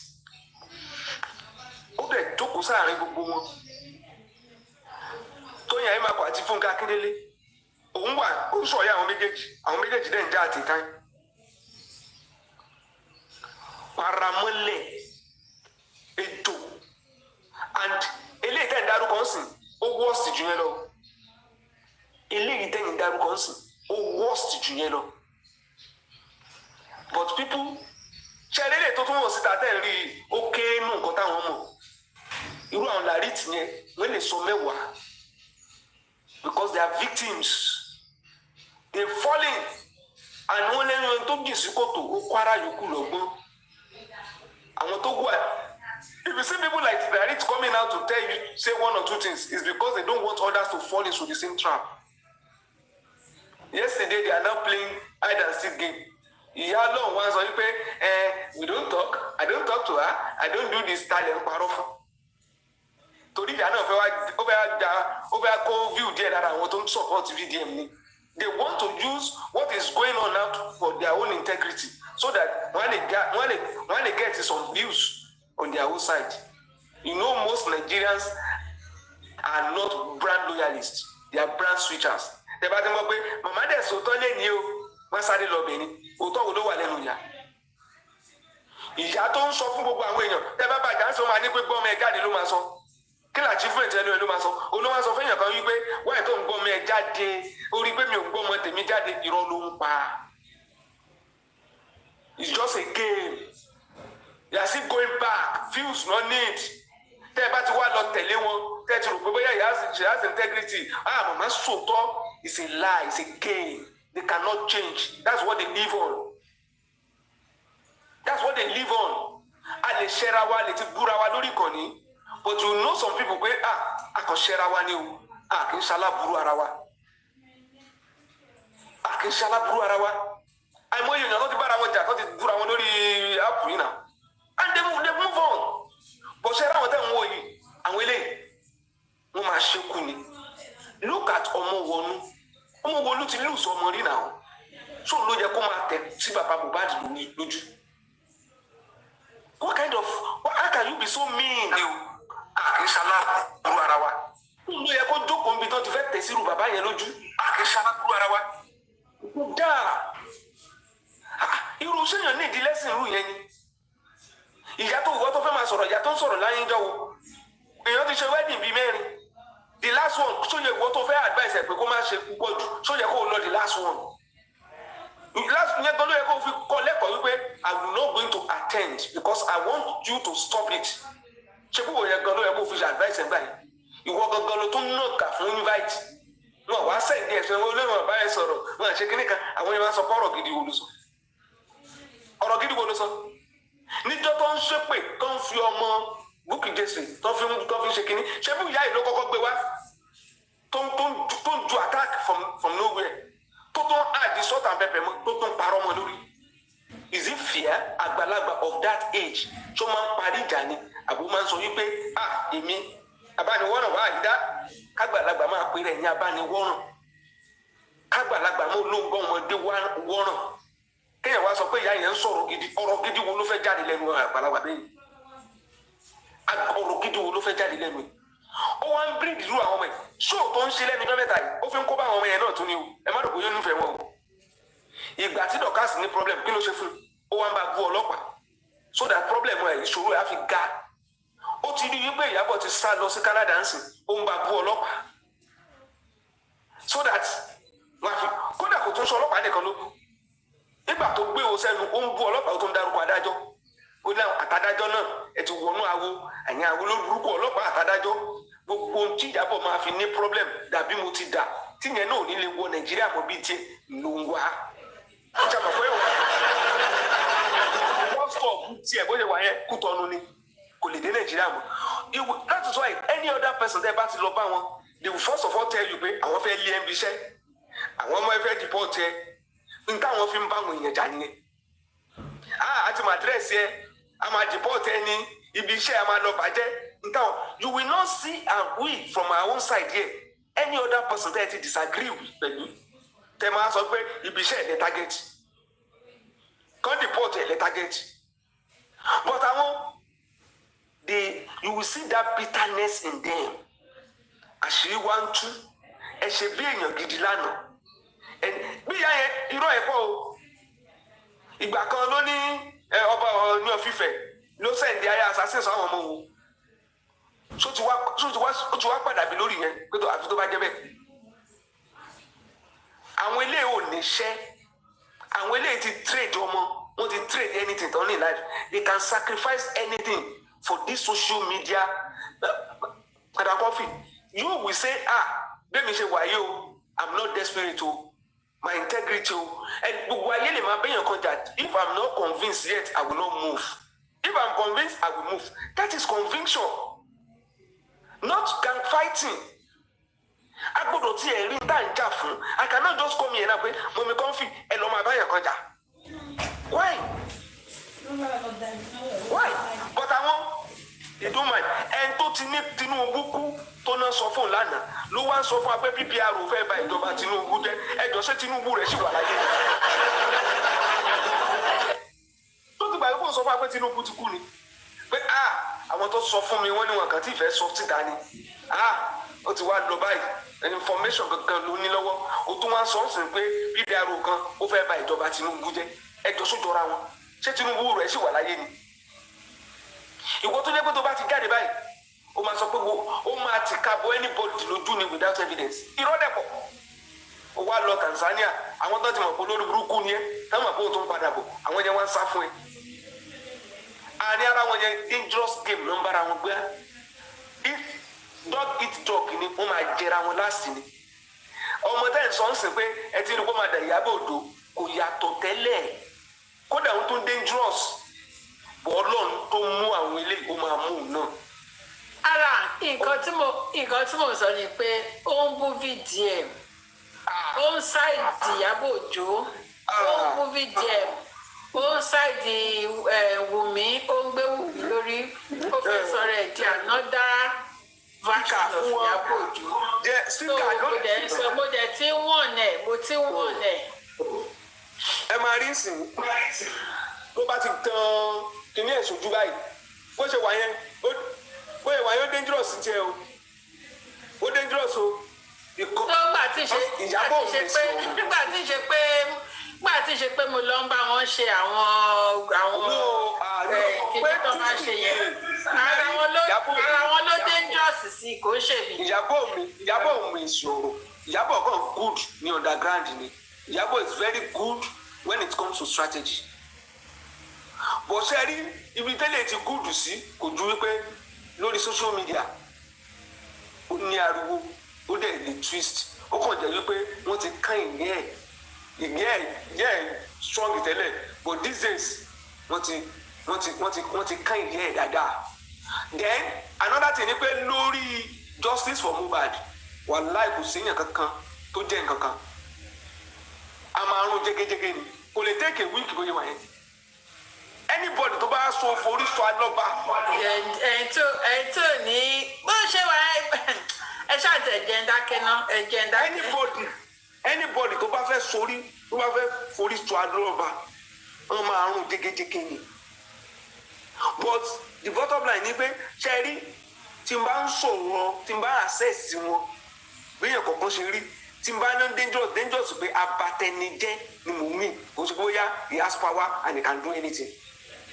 Abatẹnijẹ́ burúkú ni bóyá wọ̀nyẹn òun tó bá pa irọ́ mọ́yàn báyìí bọ̀ irọ́ yẹn ló ń sọ wọ́n di òkú ayé lórí ìkànnì justice for Mohbad so ó lọ gbé wá àwọn tó ń ṣe lánàá dà táwọn èèyàn rò pé yan rí ni ibo náà bá dé lẹ́nu àwọn tó ń ṣe lánàá táwọn èèyàn rò pé yan rí ibo náà bá dé ẹni ṣe dáayé rò pé ń ṣe ká Ọlọ́run ló mọ̀ ẹ̀dá tó ṣe ká dáayé rò pé ń ṣeré o Ọlọ́run ló yé láti ń sọ pé ọ̀run mà ló mẹ́ni tí ó là Ọlọ́run ló mẹ́ntẹ́nì kan ò lè mọ̀ tó pamọ́ Ọlọ́run ló mọ̀ tẹ́nìkan ò lè mà tó pamọ́ kedere lójú ọlọ́run ọba mi òkè ọlọ́run ló mọ tẹ́nìkan ò lè mà tó pamọ́. ṣé Ìyábọ̀ lè bìlífù pé group chat ó lè jáde tó lè ever bìlífù ẹ̀ ṣé tí wọ́n mọ̀ ní bá tẹ̀ wá sọ pé èèyàn kan fẹ́ dààmú wa lórí ìkànnì táwa yìí ṣé lùdọ̀ káàsì wa ni kò lè survive 4 days gan wọ́n máa ń rún beyond repair. níbo níbo ó máa kórè wọlé kí á ní. ṣe rí àwọn dangerous gbogbo kí ní tán tó ń ṣe yẹn èmi kọ́ la ti mọ̀ èmi ti mọ̀ ọ́rú wọn ti pẹ́ views ló ń wá tí ò bá ṣọ́ra ó yẹ lè tó máa fi wọlé pátápátá nílé ó sì lè tó ń rún mo dẹ̀ mọ̀ pé ìyá lókè yẹn òun fẹ́ kí gbogbo wọn ní problem pátápátá òun fẹ́ kí gbogbo wọn kọ́kọ́ forí gbálẹ̀ pátápátá ẹjọ́ máa mú bọ̀ mọ̀mí kan fi ẹ̀ máa bẹ́ tó lọ thank you. thank you sir ẹ ṣé sir ìdí tèmi ṣe wọ̀nẹ̀ tí mo ṣe wọ̀nẹ̀ ni pé on a good day mo kàn èmi máa launch attack títì ní but bíi pé ó jẹ́ nǹkan tí mo love ó jẹ́ nǹkan tí mo like so ni mo ṣe wọ̀nẹ̀ tìtorí yẹn ni but tó bá ṣe persist in doing what she is doing ọmọ ẹ gbàgbé o eyín tí ajá fi ń bọ́mọ ìṣeré ló máa fi gé jẹ o ó jẹ́ nǹkan tí mo like ni but ìdí tó wá fi ń cherish tó yẹ pé wá fi ń gbé ọmọ apààyàn tó wá fi ń gbé apààyàn rù tó dẹ̀ pé orí ìyá ẹ̀ tó jẹ́ Ìyábọ̀ Òjó tó gbèrú tó ti tẹ́ already ìwọ náà wá gbèrà ẹ wò ó ẹ ṣàfihàn máa tẹ́lẹ̀ o ẹ fi máa tẹ́lẹ̀ mo kàn yín lánàá ni tí mo pàdé nǹkan tó ń sọ tó ń ṣe ẹ fi máa tẹ́lẹ̀ òun kàn máa gbà èyí tí ajá fi ń bọ́mọ ẹ̀ ṣeré òun ló fi gé jẹ ó jẹ́ nǹkan tí mo like òun ló jẹ́ ṣé mo máa ń wọ̀n èèyàn bẹ́ẹ̀ mi ò kí ń wọ̀n èèyàn bẹ́ẹ̀ yẹn bọ̀ ó kàn jẹ́ nǹkan tẹ́ pé o kàn like òun ni mo ṣe irú nǹkan bẹ́ẹ̀ yẹn ṣáàjẹ ẹja máa ṣe nǹkan mí lọ. next person ẹ ṣe sàmì sẹ́yìn olúwa borí. ẹgbẹ́ sọ̀rọ̀ ó yá o. ẹgbẹ́ mo ti jólúwa borí mo lọ gbé jàmbá FM níjẹta ní sunkún olórí burúkú wọn sunkún ayé mo wá òkú kan mo lè gbé mo lọ rún mọ́lẹ̀ mo lọ rún mọ́ orí pílátífọ́ọ̀mù àwọn olórí burúkú ẹ̀ tí ìsunkún sexy me my beautiful sister long time mọ́mí ìlérí olúwo ọwọ́ ọ̀tún ọ̀gá tíátíá àná yọ̀ọ̀yọ̀ tíátíá our lovely daddy shark mi ò gbọ́ kú yín sẹ́ẹ̀ daddy mi ìgbàwó lẹ́wọ̀n studio nígbà tí mo sábà ní ìgbé orin mo máa ń gbádùn àwọn orin tẹ́ ẹ máa ń dùn ọpọlọ yín ò ní í dàrú lágbára Ọlọ́run ọ̀gá tiwa wọn mi kàn fi àríyìn pẹpẹpẹpẹpẹpẹpẹ ẹni bá ní àmọ́ rí.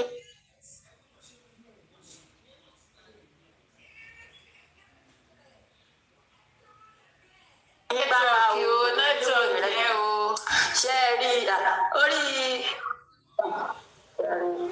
ṣé ẹ ti ń gbọ́ mi báyìí ṣé ẹ ti ń gbọ́ mi báyìí ṣé ẹ ti ń gbọ́ mi báyìí hello ṣé ẹ ti ń gbọ́ mi mà mo ní ẹkúṣẹ́ máa kò ní rẹ̀yìn lágbára Ọlọ́run á túbọ̀ mọ́ fún yín ṣe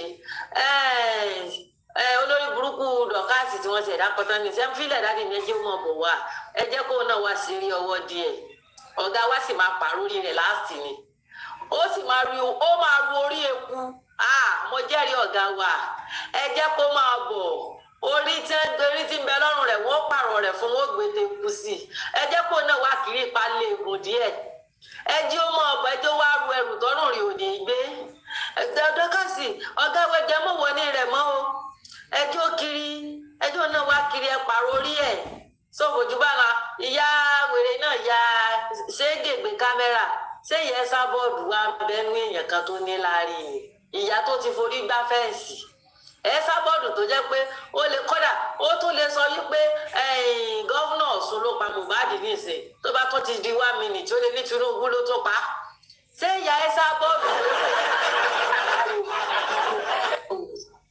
ìyá ẹ sábọọdù tó pa ayé iye yóò ti bàjẹ́ tipẹ́ ẹni títí ẹ ti bàjẹ́ tí wọ́n ní kúnra ni ìyá ẹ sábọọdù àti pé òfò ayé ìyá ó ti ṣòfò ayé kágbàlagbà máa ṣe orí burúkú bí ṣe ṣe kí kó mọ̀ sí rádaràdá lórí social media ìyá sábọọdù wo làwọn ọmọ rẹ wà sí wọn ò sí láyé ìyá olórí burúkú tó yẹ pé láàrin every minute ni wọ́n change ọ̀rọ̀ ẹnu tiẹ̀ ó bá ní kinní kan ló pa ní sótó ní kinní kan ló pa ní sí so ìyá sábọọdù ẹ fi ọlẹ rádaràdá orí ibi tó wọn ó kù sí ló wà tiẹ̀ Wúmi eléri burúkú ọmọ òfò tí ìbọn tàwa jẹ́wọ́ náà eléri ibú ọ̀bẹ ti bọ́ọ̀dì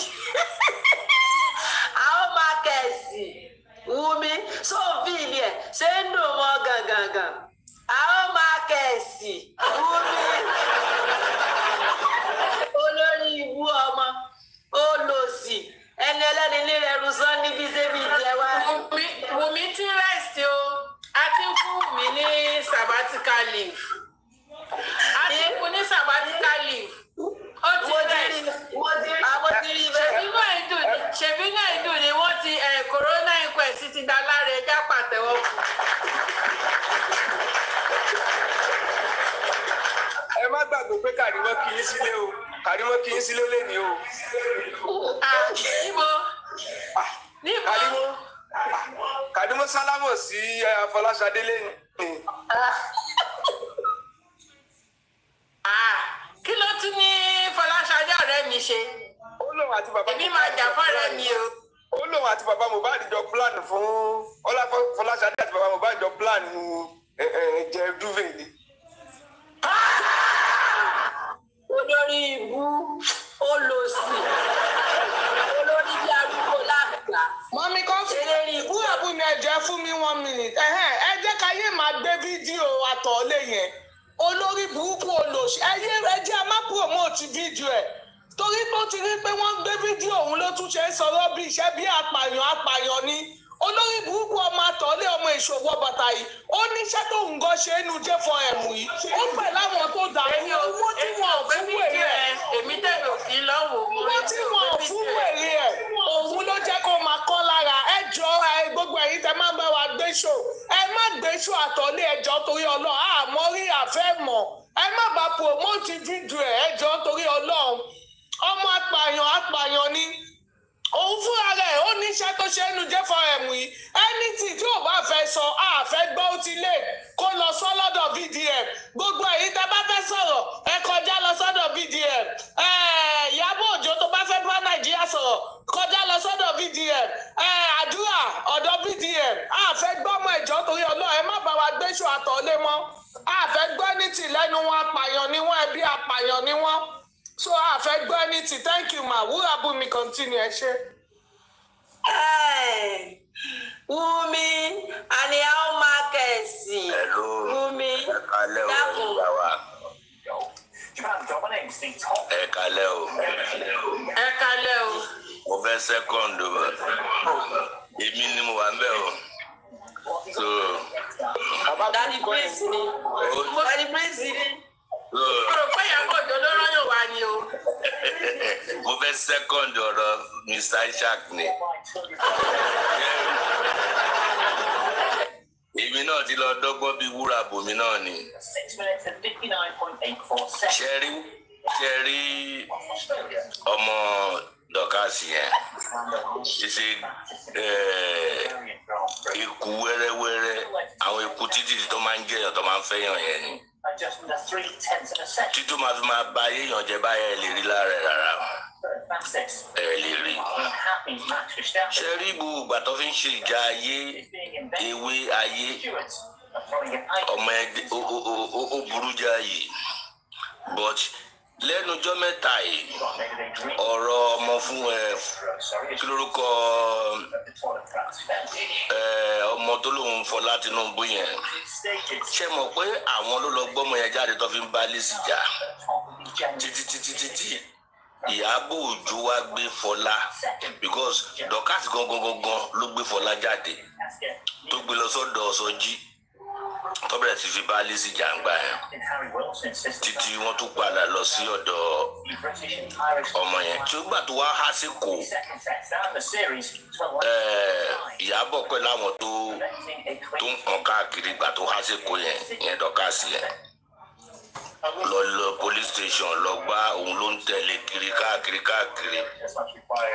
tí Ìyábọ̀ tó mú Fọláṣadé tán wá fi àtàkì Lizzy so ìjà ó ń pè báàkì ni fún Ìyábọ̀ Òjó gbogbo tó ń ṣe ń sìn ó ń pè báàkì ni ó ti di pé omi ti tọ́ lẹ́yìn ẹja Ìyábọ̀ ó bìlì pé tóun bá dá sí ìjà fúráká ló máa pè kó ní mọ̀ pé lè yàtọ̀ sí fúráká tán òṣì tóun ṣe yẹn ṣé ẹni tí wọ́n ti gbé gbogbo ìwòwò ẹ̀ jáde lórí social media ṣó ní integrity mọ̀ ni òun gan bó ṣe wà ẹ̀gọ́ kò lè dé Nàìjíríà mọ́ òun náà ti gba wanted lórí very soon náà sí Ìyábọ̀ náà máa gba wanted títí ẹ̀ so ṣé òṣì tó fẹ́ máa ṣe káàkiri nìyẹn kẹ́ máa bá yá aláyé jẹ́ òun ló ní amẹ̀bọ jù tí bàbá ń sọ lẹ́kọ̀ọ́ ẹ̀ òun ló ní òun ló fi ń fight àwọn ọmọ ayé ń gbà yẹn a lọ sábẹ́ ó fi ń bá àwọn ọmọ ayé jà ó fi ń bá Àbíkẹ́ jà ni òun ló ní blog yẹn so ẹ rí pé mò ń kọ́mẹ̀ntì ń bẹ̀ pé is correct amẹ̀bọ jù òun gangan ló ní Dorcas ló ní gbogbo wọn ń lò láti máa fi bá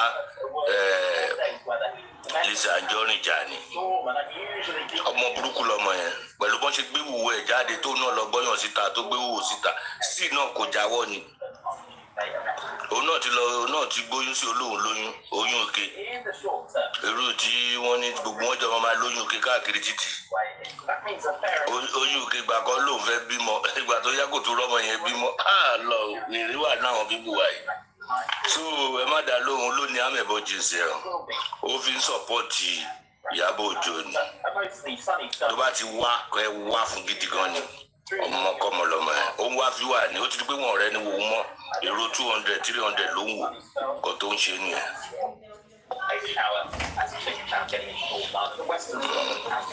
Alright, you got money green bag in that in here.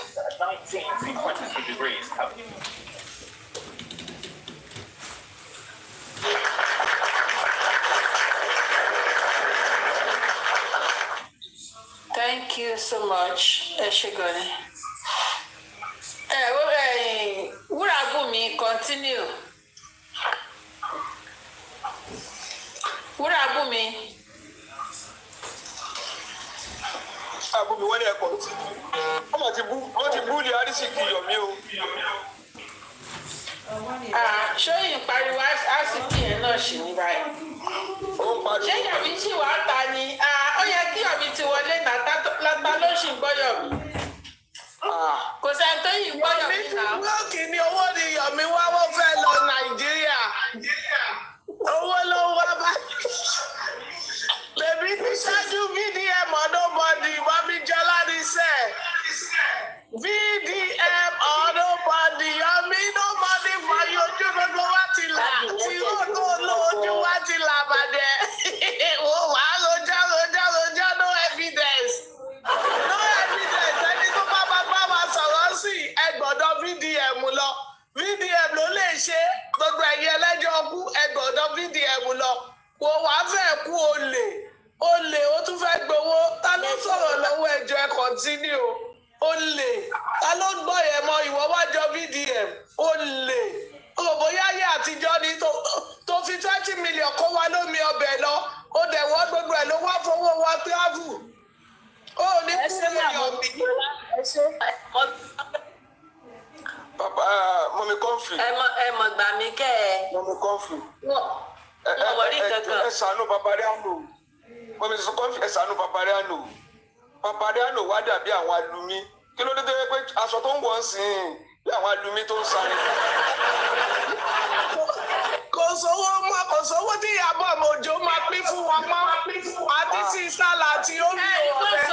ẹ̀rí pọ́sọ kìíní mọ́ ilé ni kí náà máa ń pe kìíní tí Nàìjíríà tí wọ́n máa fi ń pìrìtì azin kìíní aṣọ kìíní ńlá yẹn tó máa fi ń pìrìtì nǹkan tó máa ń so mọ́ signboard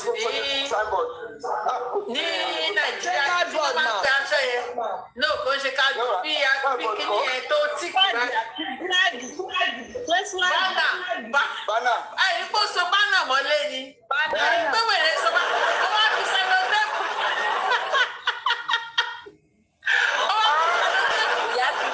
ó fi sẹ́nu tẹ́kù mú bánà yẹn náà ó dàbí blackboard ní. ìgbà tó ń bububu pé kọ́tì ṣáná wọlé tó máa ń lò yẹn ó wá kúrò bí kọ́tì ṣáná wọlé yẹn ó wá lọ so bánà ẹ̀rí sẹ́bọ̀dù ẹ̀rí bánà yẹn ẹ̀rí kó fi sẹ́lótéèpù mú níbi ni. nígbà táwọn ọlọ́kadà bá fẹ́ ṣe mítì tọ́wọ́ ta bánà sẹ́yìn ara wọn tẹ́ bá wù. exactly.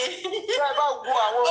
ó wá ń jà fún Ìyábọ̀ Òjó ó ń jà fún Wùmí ó ń jà fún àwọn méjèèjì ó ń jà fún wọn seriously. èyí wọ́n wá ń bèèrè lọ Paparino ẹnì kan sọ pé lórí platform ẹni o ó ní. Mr. Ishaq ẹ̀rí pé tó bá ti rún mọ́ kọ́nà kan á sáré wọlé á kúrò á wọlé tó bá ti dìgbà tó yẹ kó dáhùn question tó ti ka mọ́ kọ́nà tó wà fún yẹn á sáré wọlé á dìde. ẹ jẹ́ sọ kankan tó sọ lẹ́nìí èèyàn kan ní pé Wùmí fought Mohbad last ó ní báwo ni ó ní ó dì láṣọ mú ó ní okay tell us in our own constitution in our own law what is the punishment for somebody holding your clothes ẹ máa wo wèrè what is the punishment for somebody holding your clothes ìyẹn ni pé yes that means that the person fought pé òun ò lè bá ìyàwó ọkọ òun jà obìnrin méjì yẹn pé I cannot fight my husband that would be wrong and if anything happen to that person whoever fought that person should be held responsible kí ni Paparino máa sọ ó ní if it is happen to be me if my wife hold my shirt like that I will just carry my wife and put my wife on bed and ó rò pé àwọn yẹn máa rẹ́rìn ẹni yẹn ní no that's not what you are saying no that's not what you are saying nǹkan tí ò funny ó fẹ́ twist everything. ó fẹ́ dẹ̀ ó ní they did not fight ó ní it was an argument. ó ṣàfẹ́ ó ní it was an argument. tó máa ti wá bọ̀ ọ̀sẹ̀ mọ́kànlá àwa dìde a lọ wá padà kò ní nǹkan kan tó ń ṣe ojú ń tì ní. á dìde ó ṣe fẹ́ lọ gbé pepper soup kò gbé kankan o. pepper soup wo ẹ jọ ẹ bá wá onílé o. mo ka mọ́dọ̀ Fọláṣadé mo kọ́ nílé mọ́dọ̀ Fọláṣadé ó ní ṣé onílé kan náà lélẹ́yìí ó ní mo ní ṣé onílé kan náà lélẹ́yìí ni pé bàbá Liam kí ló wá ṣe ń bí òun náà ní èmi grandma Liam bàbá Liam kí ló wá ṣe ń bí ó lèmi náà grandma Liam ṣé kò ṣì wà lórí TikTok yìí àwọn èèyàn wà sí lọ́dún rẹ̀. Omi kan fi àwọn èèyàn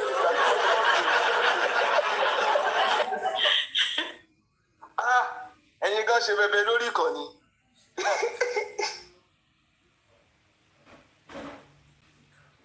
ẹ hàn pé ẹ kéèyàn ṣe ẹyẹ wo láti ń sìn láti ò wá mọ́ ṣé ṣáà ti move on ṣáà ní any diversion kankan a ti move on náà ju làgàtà tó sọ pé òun fẹ́ wá sùn mí mo ní ẹ má máa sọ yẹn mọ́ distraction ni kí ló jẹ́ sùn kí ló jẹ́ sùn kọ́ kí ló jẹ́ bẹ́ẹ̀. Iyabo Ojo là ń fún jẹ. Mọ̀mí Kọ́fì, you mean president àwọn camera? Iyabo Ojo ń ṣe. You mean president àwọn camera down? Yes. Yes. Ṣé yẹ kí wà láyé ni? Of course, president ló wà sí i. Ayé ò bá yẹ mọ́ ọ̀run ò bá mọ́.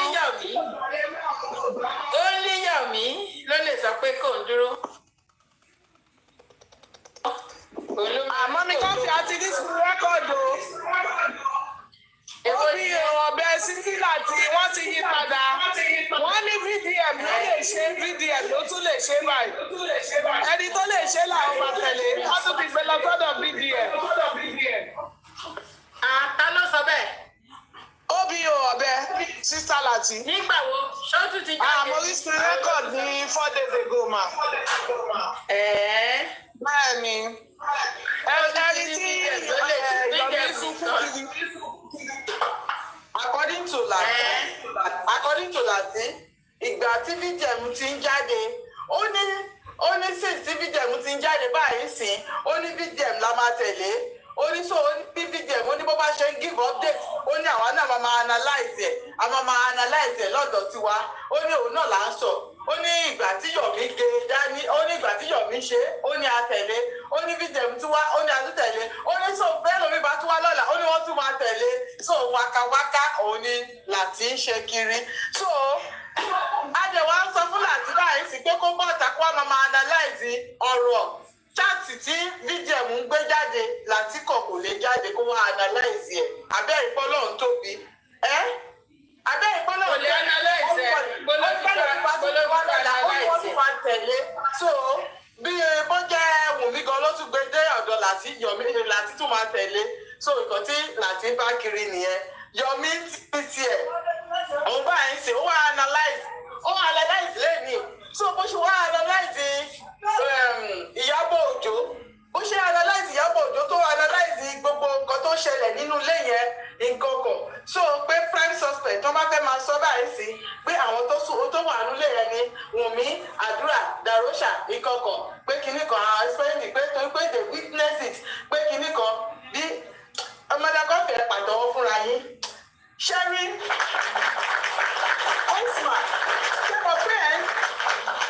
mo pé ẹ̀ ń sọ pé Olúkáyọ̀dé yẹn pé anti-justice ni pé tí Wùmí ni Olúkáyọ̀dé yẹn ti wá ṣé bí pé bó ṣe rí pé analysis yẹn pé ó hit nail yẹn on the head pé ó ń sọ bó ṣe yẹ kó rí bí Olúkáyọ̀dé ṣe send request gùnkè nìyẹn ó wá try àti pé analysis yẹn bọ́ lọ́wọ́ ó wá afẹ́ta ìbátẹ̀ sọ́dọ̀ bàbá mi.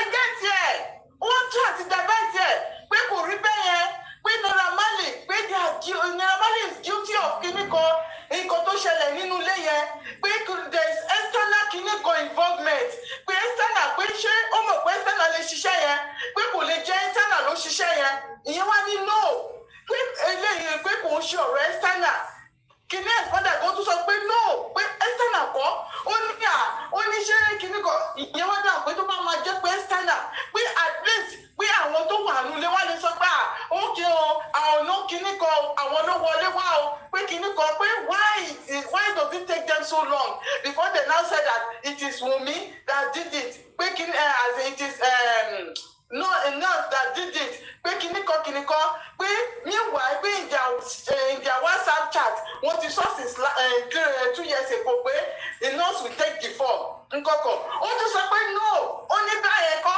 ó tún máa try àti manipulate that man is a manipulator and manipulator ẹ̀jẹ̀ tó wá mú ó tún wá lágbára because tó bá ti rí pé wọ́n ti sọ̀rọ̀ tiwọn tán yẹn and God bless you meanwhile a tún wá fẹ́ divert attention wọn ìgbà tó wá divert wọn títí ó wá tún divert ẹ̀ sí ọ̀dọ̀ bàbá Mohbad ó ní ẹ̀rí pé Alọ́ba family àwọn olóhùn ló ṣe kinní kan pé ẹwù bàbá Mohbad yẹn báyìí sí ẹwù bó ṣe ṣèdàdúrà mo rò pé ẹwù mà ní ti gbálẹ̀ in what way ni bàbá Mohbad fi ṣèdàdúrà in what way ni bàbá Mohbad fi ṣèdàdúrà ṣé àdúrà bá bàbá Mohbad gbélé ni àbí bàbá Mohbad ṣé àdúrà bá bàbá Mohbad sọ̀rọ̀ ni ṣé àdúrà tó lọ dúró bàbá ẹ̀ sí under the train tóun àti bàbá òjò sọ̀rọ̀ mọ́ ṣé òun ni bàbá ń ṣìdì ni ó ní because they want Wunmi to take the fall but gbogbo bó ṣe sọ gbogbo external yẹn pátá pé ẹ rí ni pé Naira Marley àti Sam Larry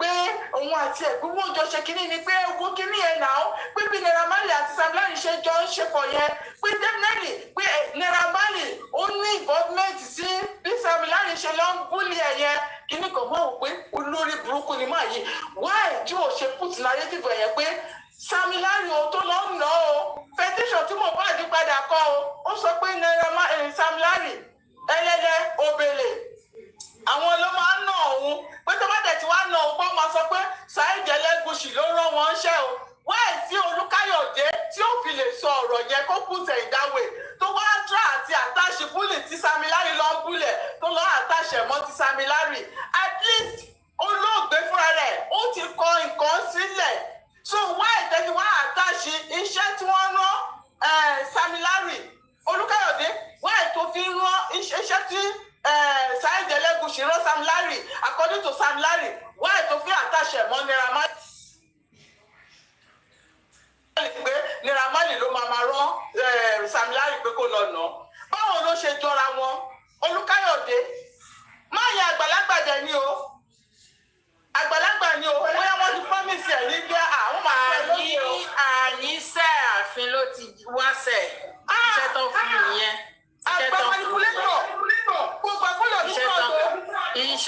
fún ni kò ní gbà. gbogbo àwọn panẹ́lì tó bẹ̀rẹ̀ tó èké sí gbogbo ọkọ̀ tó sọ yẹn ó kà kò ní gbà dẹ́mu gbogbo ọkọ̀ tó sọ yẹn. kíní tiẹ̀ bí kí lorúkọ ẹ̀ bí kí náà ti bí náà ti ṣe máa ṣe rẹ̀. I'm telling you láti tún àtàtẹ́wọ́ fún. àtúpà tẹ́wọ́. òun ló. á mẹ́sàn bóun dúró síbẹ̀ lọ́tẹ̀ láti yẹn á jókòó síbẹ̀ sọ́dà á lè máa mẹ́sàn pé òun kò fún ó yá wúrà sọ̀rọ̀ nẹ́tíwọ̀kì ni ó yá sọ̀rọ̀. ọlọ́run lọ sí holiday kó ṣẹ̀dé láti holiday ni ó ti lọ sí sàbáyé pẹ̀lú láti. ẹ jẹ́ kí wúrà sọ̀rọ̀ látẹ̀kọ́ nẹ́tíwọ̀kì ẹ̀ ni. nẹ́tíwọ̀kì wọn ò gbádùn. Wumi mo ti sọ̀rọ̀ dọ̀kásì lẹ́ẹ̀kan pé ẹjọ́ mọ̀ bọ̀ mọ́mí lè rí sẹ́ksì mi ẹ̀yin panelist tó kù lọ́gọ̀ọ́dẹ̀ dọ̀kásì mọ̀ bọ̀ tán bá ti bí yẹ ẹ̀dá àti bàbá bẹ́ẹ̀ sórí orí ẹ̀ torí bí orí àgùntàn yẹn ọ̀gá wa sì máa bọ̀ pààrọ̀ ẹ̀ òwò gan sì máa kiri palẹ̀ ìgàn dọ̀kásì mọ̀ bọ̀ tó o bá rórí gbé mọ́ bọ̀ wá sọ́tìbá tó o bá ti rórí gbé mọ́ gbọ̀ olóbùkú olóṣì Wumi ìwọ mo fi ṣe yẹ̀yẹ́ lọ lẹ́ẹ̀kan how markets Wumi how markets ṣé ń dùn mọ́ gangan no be my fault no be my fault mo gbé ẹ ló sùn tì mí lẹ́ra wá ní ìyọ́ yìí ọ́ kò ní yẹ lẹ́fọ́ mo láìkí orin tó kọ olóbùkún Wumi ó sùtì àwa bàjẹ́ ó sùtì wa níbi sùtì òǹgì eléri burúkú ọmọ how markets dákun èwo ni àrùn tí ń ṣe ọ́ báyìí o ṣé àtàtàkì ni àbí high blood pressure èwo nu méjèèjì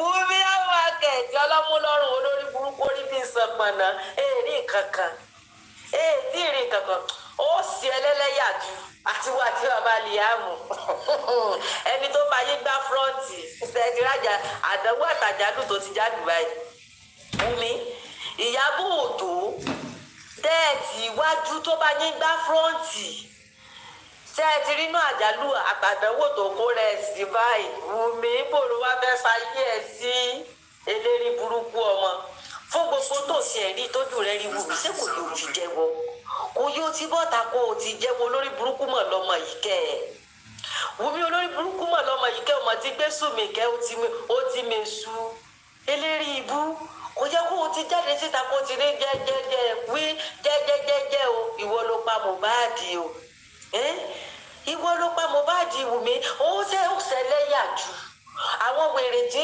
tẹ́jọ́ tí tó ń sọ̀pọ́tì ẹ̀ àwọn sọ̀pọ́tàsì rẹ̀ sórí bí wọ́n ṣe ń sunkún kí Wumi nǹkan ti bọ́ mẹ́wàá ọgbọ̀n ti ṣe ọgọ́rùn-ún ti ṣe Wumi àlọ́ ò lè escape ẹ̀sẹ̀ wọn lórí burúkú ìrònú ti fẹ́ pọ̀ àwọn kù tẹ́lẹ̀ náà Wumi ó kanlẹ̀ pààyàn tó pààyàn náà tẹ́lẹ̀ eléri burúkú ìka ọmọ ìwọ ló pa Mohbad látọdún Wumi kó má lè jáde kó má lè sọ̀rọ̀ pé ìwọ ló pa olórí ibú olòṣì apààyàn olè Wumi olè ní ọ́ apààyàn ìwọ ló pa Mohbad ìwọ ló pa eléri burúkú ṣèbú òun bọ́ síta òun ṣe bí ìgbà wípé inú rẹ̀ ń dùn bí ìgbà pé ó ní bíìsì ni Wumi àwa mọ̀ pé ò ní bíìsì àwọn olórí burúkú tó jọ ń kóra yín kí lẹ́jọ́ ń tanra yín àwa mọ̀ pé ò ní bíìsì Wumi smiling and suffering ló fi ń ṣe òun sunkún olórí burúkú òun sunkún ó sì rẹ́rìn-ín eléri ibú aláyébàjẹ́ ọmọ ìkà ọ̀dájú ní Wumi ọ̀dájú ò ṣẹ̀ṣẹ̀ mọ́ pààyàn ó ti ń pààyàn tipẹ́ ó ti ń pààyàn fún Ìyábọ̀ Òjó àti bàbá bébì tipẹ́ Wumi ó ti ń pààyàn tipẹ́ eléri burúkú ọmọ òfò ọmọ àdánù bó wá ní báyìí nìsín how market ṣé bí ṣe ń lọ sóun gbádùn rẹ̀ Wumi bí ṣe ń lọ sóun gbádùn ẹ̀ orí kó ń lọ létòlétò Ọlọ́run ti bá yín tẹsẹ̀ bó ti bá yín ti gbogbo ara bọ̀ báyìí níbo lẹ tó fẹ́ yẹ̀ sí báyìí Wumi àti bàbá bébí àti Ìyábọ̀ Òjó níbo lẹ tó fẹ́ ti gbogbo ara bọ̀ Wumi kí wá lẹ wá fẹ́ ṣe sí báyìí eléri burúkú ẹ̀yìn aláìlójútì ẹ̀yà tí wà tí bàbá bébì tó yẹ kẹ́ ẹ ti para yín kẹ́ ẹ ti díjú para yín lọ́sàn-án kò rú kan kẹ́ ẹ ti kú dànù kán ní kí ló ṣe yí o kẹ́ ẹ lẹ́sìn ìpọ̀ ní ẹ̀sìn ìtó gẹ́ Wùmí kẹ́ ẹ lẹ́sìn ìpọ̀ ẹ̀sìn yìí tó gẹ́ eléri burúkú ọmọ èyí DNA test wọ́n lè wá ṣe òògùn ògbọ́mọlẹ̀ òun sáàkì ni Wùmí ẹ wá gbé wá ọmọ ọlọ́mọ tán ó wá ń gbéku rẹ̀ ó ń gbé káàkiri ó ń gbéku rẹ̀ ó ń gbé ká ó ń polówó òkú ọmọ ọlọ́mọ ó ń polówó rẹ̀ lórí àwọn tí ò mọ́wọ́ tí ò mẹsẹ̀ Wùmí ìwọ ló sì pa ìwọ ló yán ọmọ lọ́rùn ìwọ ló rán lọ́rùn àlèmọ́bọ̀ ìwọ wá ń sáàkì ẹ̀sán kọ́fà rọ́ọ̀kì ntọ́lọ́hún ò sì bò ẹ̀dá kò sẹ́dá kan tó lè bò ṣé olórí burúkú kúnyìn mọ́dà rẹ sọ mọ̀ wípé àṣírí òun lè tú ta Wùmí ibẹ̀ gan ló yẹ kó ti mọ̀ ibẹ̀ gan ló àti gbá gan ló yẹ kó ti mọ̀ wípé wàláì ó ti tán fún yín kò síbi tẹ́ ẹ fẹ́ gbé kú Mohbad kò síbi tó tẹ́ ẹ fẹ́ tó gbórí tẹ́ ẹ fẹ́ gbé kà mọ́ lẹ́yìn kó o bọ́ síta kó o kọ̀fẹ́sì kó o ní ìwọ̀n pa Mohbad kó o sọ̀rẹ́ndà rẹ̀ jẹ́jẹ́ Wùmí bọ́ síta kó o sọ̀rẹ́ndà rẹ̀ jẹ́jẹ́ ìkà olórí burúkú ìwọ wá fẹ́ mọ ṣàfihàyé kí àfihàyé olórí burúkú ló fẹ́ mọ ṣe kí Wùmí ìwọ pààyàn tán wo ò fẹ́ kú ìwọ bí o dá lọ́rùn ojú ni màálù ń rọ Wùmí ọbí o dá lọ́rùn ojú ni màálù ń rọ ṣé Mohbad sọ fún ọ pé ibi tó ń rọrùn òun ti ṣe tán tóun fẹ́ lọ bẹ̀ olórí burúkú ọmọ wa parọ́ òun parí ọmọ ọ̀fọ̀ ọmọ àdánù gbọ́ tó yàn gbọ́dọ̀ fi tọrọ ọmọ Wùmí ò lè nísinmi Mohbad ti sọ fún ọ pé ò lè nísinmi sẹ àní gbogbo yín ò lè nísinmi ẹ wá ẹ má sọ wípé ẹ má fúláàgì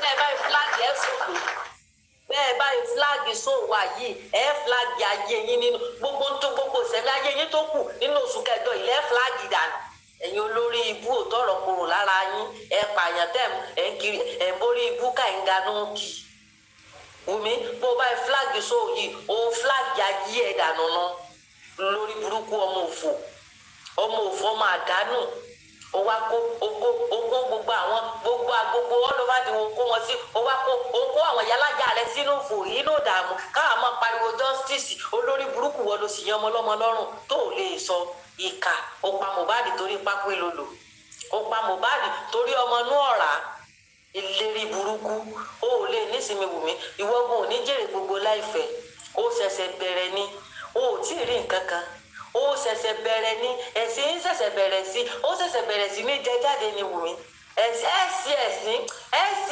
ayé ò sọ pé ha ẹ̀sìn ìtógẹ́ kí ló dé tó yọ̀dájú ọmọ o ò lè bọ́ bẹ́ẹ̀ o nínú ètò wa yìí o ò lè bọ́ bẹ́ẹ̀ o bá lọ ni Wùmí o bá lọ ni àti gbogbo àwọn alátìlẹyìn ẹ̀ pátá so ti rí Ìyábọ̀ Òjó nísìn so ti rí Ìyábọ̀ Òjó gbogbo tẹ́ẹ̀rí preamble rí o preamble rí ẹ̀ tí rí nǹkan kan késekése lẹ̀ rí kàṣàkàṣà sí bọ̀ torí Ọlọ́run ti bá yín ti gbogbo ara bọ̀ Ọlọ́run ti bá yín ti gbogbo ara bọ̀ Wùmí ó ṣe ẹ̀wọ̀n rẹ kò sẹ́ni tí ó ru ẹrù rẹ ẹwọ́n lẹ́ni ní ẹrù sẹ́ni kìí ṣe bíi tiẹ̀ Wùmí kìí ṣe bíi tiẹ̀ o ò sì lè lo àpátímẹ́ǹtì kankan wọ́n mú ẹ̀wọ̀n fún ọ tí wọ́n wọ̀n fún ọ sánsan ni tó lọ jìyà ẹ̀ṣẹ̀ rí tó bá sì ti ń jáde lẹ́wọ̀n báyìí lọ́kọ̀ náà tó gbé ọ hànú torí o lè gbélé ayé Wùmí bó o bá gbélé ayé bó o bá wà ní ayé ìyọnu ló jẹ́ fáwọn yúùtù tó kù ìyọnu ló jẹ́ oye sàríkọ ò kìí ṣe àríkọ́ṣe eré kankan eléri burúkú apààyàn ọmọ òfò ọmọ ránkìran nígbà tó rẹ lẹ́bí ẹbí òfò náà lẹ́bí yín ẹbí àdánù ẹbí olórí burúkú olòṣì aláyébájì orí bí ọwọ́jà sàpọ̀nà irú ẹ mélòó gbogbo ara ẹ ká ló rẹ ọmọ ò wá da gbogbo òlú láàrú sóòjù bá ń lọ ni Wùmí sóòjù bá ń lọ ni olórí burúkú ni wọ̀kan tó rí bí apá ẹ̀fọn yìí sóòjù bá ń lọ ni mélòó ni ṣé ìyá rẹ gan èsùjú mọ̀kẹ́ olórí burúkú tó sojú bí bàtẹ́gùn tí gbogbo ojú ti rà mọ́ lójú tán tí gbogbo ojú ti rà mọ́ lójú tán ojú ìyá rẹ èsùjú mọ̀kẹ́ ó rí bí ọwọ́ adẹ́tẹ̀ ni mélòó lára tiẹ̀ gan mélòó la rẹ̀ tí ìbá jẹ́ pé bàbá bébì ẹni tó bàbá bébì òun ló wà di gbogbo ẹ̀ mélòó lára àwọn àtìyẹ́ ẹ̀ tó lórí burúkú yín ẹ wá ń dá àwọn ìyálàjà yín lọ ẹ ń dà à ń lọ Sókótó ẹ gbé wa lọ náà kàfà sàmúrò gbogbo òfẹ kò ní í jẹ yín kò ní í yàmá látìlẹ́yìn rẹ̀ ikú gbóná ikú kíákíá yóò yára pa gbogbo yín dànù ẹbí olórí burúkú ní ìkànnìọ́ wúmi ìkànnìọ́ ó sì tẹ̀sìn bàbá bébì kò ṣe ó sì ẹ̀sìn bàbá bébì gan yóò ṣe toró lórí burúkú ọmọ ní ọ́ olórí burúkú ọmọ ní wọ́n ní gbọ́mọ lọ fọ́lọ́mọ bó o bá lè gbọ́mọ lọ fọ́lọ́mọ gbọ́mọ bọ́ta jáse DNA test olórí burúkú rẹ̀ àmọ́ pariwo my father in law ní o ìwọ ti rẹ́dí láti 2023 bàbá father in law my father in law kò dákọ̀ my mother in law rí olórí burúkú ọmọ òfurọ́ la bí irọ́ la bí bó lórí burúkú ti sórí bó ṣe so orí bí àkọ́bí eku irọ́ bá yé wù mí jẹ́ ó pa pẹpẹ irọ́ ó pa ṣégè nínú irọ́ olórí burúkú olòṣì my father in law ni o my father in law ni o DNA test ó dọ̀rọ̀ fún virgin ó dọ̀rọ̀ fún virgin níwò lórí burúkú tó ti fi ṣàwá tó ti gba pátá díẹ̀ lẹ́sẹ̀ títì láti kékeré ó wà mọ́ parọ́ òfò ó mọ́ parọ́ orí burúkú ó mọ́ parọ́ ọjà eléri burúkú ti fa bàálù gbogbo àyà ó ti rí jàpàlà bí àkọsọ mẹ́pẹ́ ó ti fa bàálù àwọn olórí ibú tí ṣe sọpọ́tì ẹ̀ tẹ́tẹ́ bọ́ pariwo kí tẹ́rìn kí bí ewúrẹ́ wọn ò rí ọgbà tó fa bàálù wọn ò rí ọgbà tó fa bàálù wọn ò rí ọgbà tó fa bàálù bó ṣe fojú fẹ́ ló ń fi mú fún ló ń fàyà fún bẹ́ẹ̀ láyé olórí burúkú rànbọ̀n bí da kọ́ńdọ̀mù bá ràn olórí ibú ọmọ ó ti fa bàálù tí ẹ ti bàjẹ́ bàbá á wí wọn àwọn sọ pé Wùmí is a small girl is a small lady kò ní yẹ gbogbo yẹn sọ fẹ́ sọlọ́rù Wùmí ẹ tọrọ ọrú rẹ̀ fún àwọn ọmọ yín níyàwó ẹ mọ̀ ní Wùmí small is a little girl kò ní yẹ yín kò ní yẹnu tẹ́ fi pè little girl is a small girl tẹ́ ẹ̀ dà kó fo lẹ́fẹ́ sí fún small girl tó mọ̀yàn pa small girl tó mọ̀yàn yín lọ́rùn ẹ̀yìn ẹ fẹ́ sórí ibú gbogbo yín ẹ wà mọ ní bàbá Mohbad ní bàbá ní ẹni fọ́ọ̀tì bàbá nẹ́sẹ̀ kínní kan kò ní jẹ ní Ọlọ́run fìrù rẹ̀ kẹ̀yìn náà yóò fìrù àdánwò tí Wùmí tó fi kan bàbá Mohbad yóò fi kan ẹ̀yìn náà ẹ̀yin olórí burúkú is a small girl is a little lady olórí burúkú sì fa bàálù nígbàyà níranjúwọ̀n bí olórí burúkú ọmọ olórí ibú tó mọ gbogbo lẹ́kí pínná dé ó mọ gbogbo lẹ́kí ó mọ gbogbo àjà gbogbo èkó ọmọ bí ṣe ń fa náà kí ẹ wá lọ́mọ kékeré ni kò lè pọ́kú ẹ̀ kò lè ṣègbà eléri ibú ni yín kò ní yẹ gbogbo yín ẹ sàn kú ni gbogbo yín èèyàn ọmọ kékeré ni èèyàn jákèjì ó jáde jọ́kìnrin náà bàbá òun àti olórí burúkú ọmọ mú wàláì ọjọ́ ọ̀gá olórí ibú tó kọ́ sẹ́ wàláì ọjọ́ tá pátápátá ni torí jọ́kìnrin àná tó lórí burúkú olùsísọ pọ̀ kéku tiẹ̀ náà torí bí ọmọ káàdì ẹsẹ̀ tó lórí ibú tiẹ̀ náà jáde tí ó dé bọ́nẹ́ẹ̀tì òfò tẹ́nu dàbí apẹ̀túwó mọ́ lórí tí ó dé tí ó máa ju ẹgbẹ́ mẹ́tàmíláyì eléri ibú bẹ́ẹ̀ ni wọ́n náà ṣe kígbe bàbá jíjà ni bí kankan bá jẹ ní àmì ẹ jọ yíyẹ yín olórí burúkú náà ti ń gbó olórí burúkú kan máa sọ pé ọmọ kékeré ni ó Wùmí wàláì tàláì súnmọ́bí láì mo tó bọ̀ fàágùn ikú gbóná ni ọ̀pọ̀ last Wùmí mo tó bọ̀ fàágùn láì tàláì súnmọ́bí láì wàláì àfi tí ò bá sọ́lọ̀ lókè lòkù Wùmí ikú gbóná rédèrèdè láti dàtí ní ọ̀pọ̀ last inú ọlá ìjèrè àná ò ní jèrè pápẹ́ lóko tó dání àwọn tó ní ò ní jèrè rẹ níbo olórí burúkú lò sí ọmọ òfò olórí ibú ó ṣẹ̀ṣẹ̀ bí àkọ.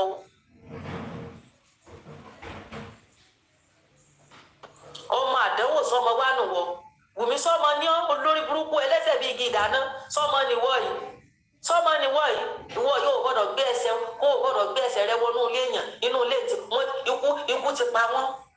ikú ti pa wọ́n Wùmí àti ọyẹ yìí o ti mọ̀ yẹn pa bí ẹ ń pẹran o ti mọ̀ yẹn pààyàn pa bí ẹ padìẹ kó o sì pààyàn tó kó o sojú fúrú kó o pààyàn tó kó o fojú fúrú ìlérí ibú o tún mólè mọ́ náà olórí búrọ́sà kó gbogbo ẹ̀kọ́ ní oṣó lóṣó òun pààyàn o tún jalè lórí burúkú fẹ́ kó gún ọmọ ọlọ́mọ láti òun ò lè pápọ̀ òun ṣé àsìkò rẹ tó yẹ kó o máa jọrọ ọ̀rọ̀ ọba tiẹ̀ jẹ́ omi ò ní jọrọ ọ̀rọ̀ kí ló fẹ́ jẹ sọ̀rọ̀ yálàjà rẹ̀ àbọ̀rọ̀ ọ̀rọ̀ ṣẹ̀sìn Adébánjọ tí bàbá rẹ̀ ṣe é lẹ̀fọ́ ló fẹ́ jẹ àbọ̀ fẹ́ sórí ibú ni ọ̀rọ̀ wèrè wo ló fẹ́ jẹ ọ̀rọ̀ àdánwò wo ló fẹ́ jẹ ìgbà tí Mohbad ń sánná ní kí àbórí ọmọ ilé ìbùsẹ̀ àbúrú ni dákun iṣẹ́ àtìyàwó ló bá Mohbad jẹun iṣẹ́ àtìyàwó ló bá Mohbad jẹ nígbà Mohbad lọ ń ká mọ́ ilé tí lọ ń kan páànù Wùmí ṣé ìwà àti ẹlẹ́jọ́ lọ ń kan ni àdúgbò tí Mohbad ń kiri àpótí kí àdúgbò ṣé ìwà àti ẹlẹ́jọ́ ń kiri kíni olórí burúkú ó wá lásìkò gbà tó yẹ kó o máa jọ họ àsìkò gbà tó yẹ kó o máa jọ họ olórí burúkú olòṣì ọmọ òfò ọ̀rọ̀ olórí ibú wo ló fẹ́ jẹ ní tó ṣiṣẹ́ fún thank you for the gift ma ní tó ṣiṣẹ́ fún eléri ibú tó bá Mohbad jìyà ni tó fi ló yẹ kó o máa jọ họ olórí ibú ṣèbí bá Mohbad ló tán lólórí burúkú rẹ pàtí òbò dọdọ rẹ pa ló pàtí òbò wa ìgbà Mohbad ò tí ì lówó tí ń tòsí ẹ ǹjẹ́ so accept Mohbad eléri ibú ọmọ sọ pé ní tí ó gbé ọ lọ London lọ Canada lọ UK ló wá eléri ibú ọmọ ìkà ó gbẹ wúrà má rest jẹ́ kẹ́lòmíì tún sọ̀rọ̀ rest kí ẹlòmíì tún sọ̀rọ̀ ẹ dákun Ràtẹ́ Ọlábísí ẹjẹ rẹsì báyìí ẹ dákun ẹjẹ rẹsì báyìí Ìyábọ̀ Òjó mo ti rí píṣọ rẹ lórí ibú ó kúnlẹ̀ kú ni ẹ mọ sọ̀rọ̀ lọ yín padà sọ̀rọ̀ padà. all right Ràtẹ́ Ọlábísí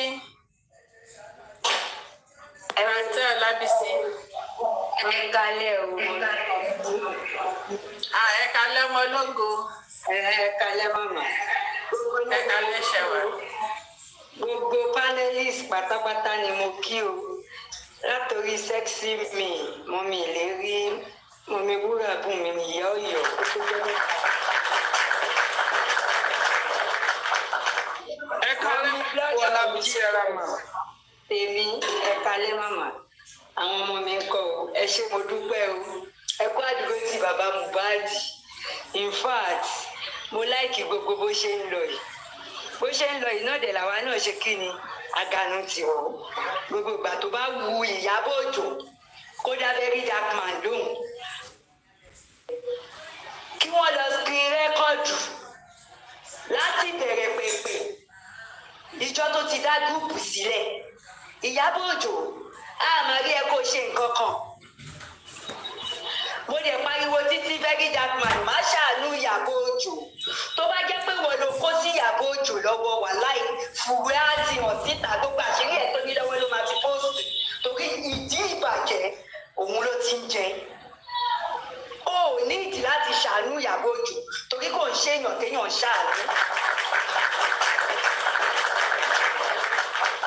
Ìyábọ̀ Òjó ń ṣe èèyàn téèyàn ṣàánú kò ti sáàbù ẹ̀ because ẹni tó bá ti hùwà ibi ó di dandan kí ibi kà ibi ló ń kà lọ́wọ́lọ́wọ́ ibi dẹ̀ máa kà ẹ́ dọ́jọ́ gbó ẹ̀ torí ojogúnba lọ́wọ́ ìyá tó bí ẹ lọ́mọ fẹ́túgà ojogúnba ni èmi ti mọ̀ tipẹ́tipẹ́ pẹ́ ni aburú ni ẹ́ Ìyábọ̀ Òjó ẹ̀yin tẹ́jọ́ ń ṣe ìwà aburú yẹn ní indọ́sítírì ẹ̀ pọ̀ Ọlọ́run ò dẹ̀ ní bu ẹnì kọ̀ọ̀kan yín ta ló lè mọ̀ pé jì kan wà nínú nǹkan tí ó ń ṣẹlẹ̀ ìwọ yìí kan náà o gbowó lọ́wọ́ Mohbad ó ṣe fídíò gbogbo ayé rí ẹ àṣẹ ibi ní gbogbo yín ẹjọ́ torí tọ́lọ́ ṣé ẹ̀tàn mọ́ Mohbad o Ìyábọ̀ Òjó admin group o gbórí tí Portable sọ̀rọ̀ tó kọ fún ẹ òun ló ń tó ń pín lọ́wọ́lọ́wọ́ lórí social media kò sẹ́ni tí Òjó sì mí gan lọ́jọ́ tè mí tí ìràyè mi kò sí ẹni tí Òjó sórí Portable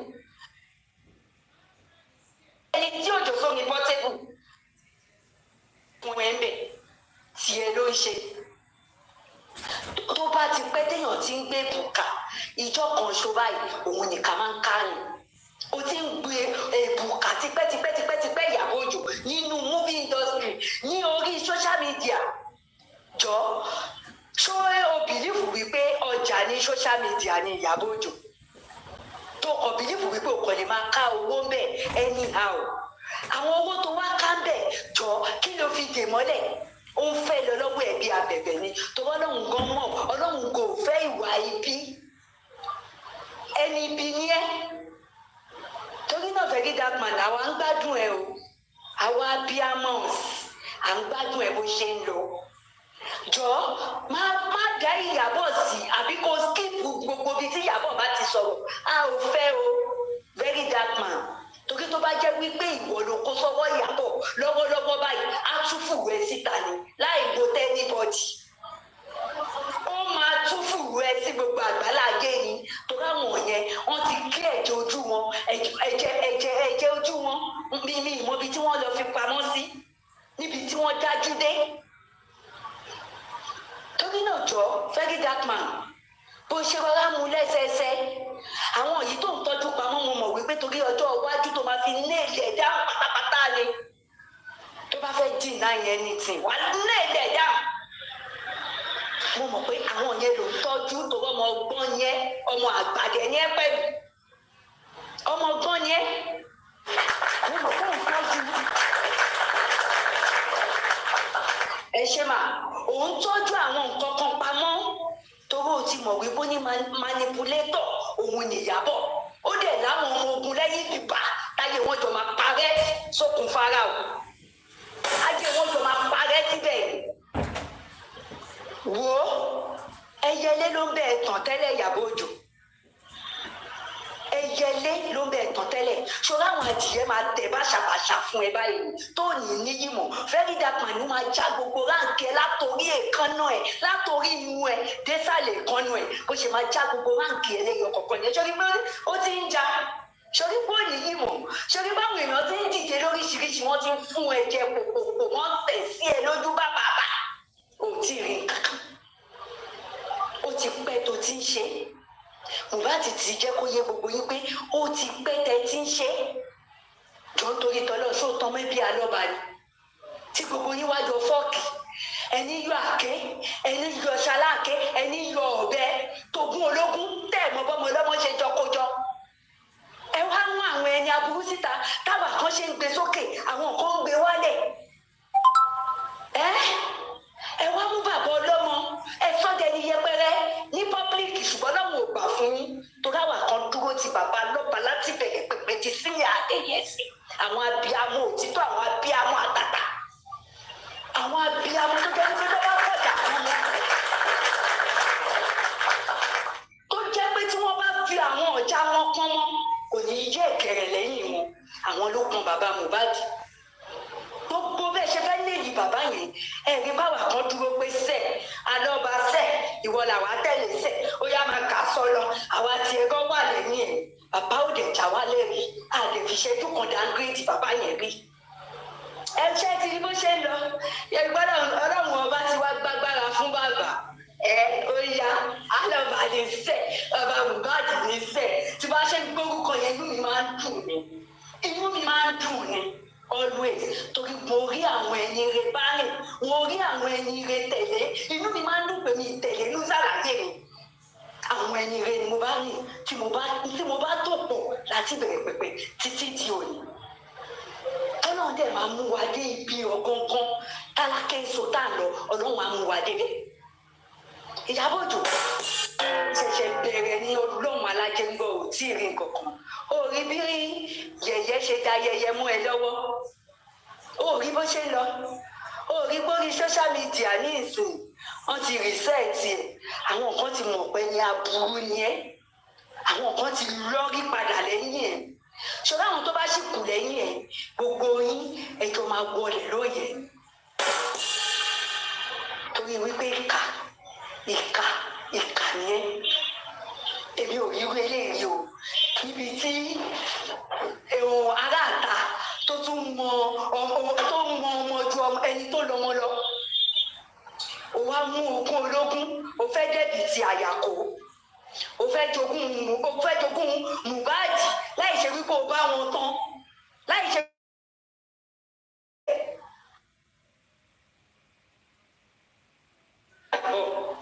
ọlá wípé Wùmí ti jẹ́wọ́ kú tó fi pa Mohbad fún ẹ o ti wá ganu ti wípé tó mọ̀.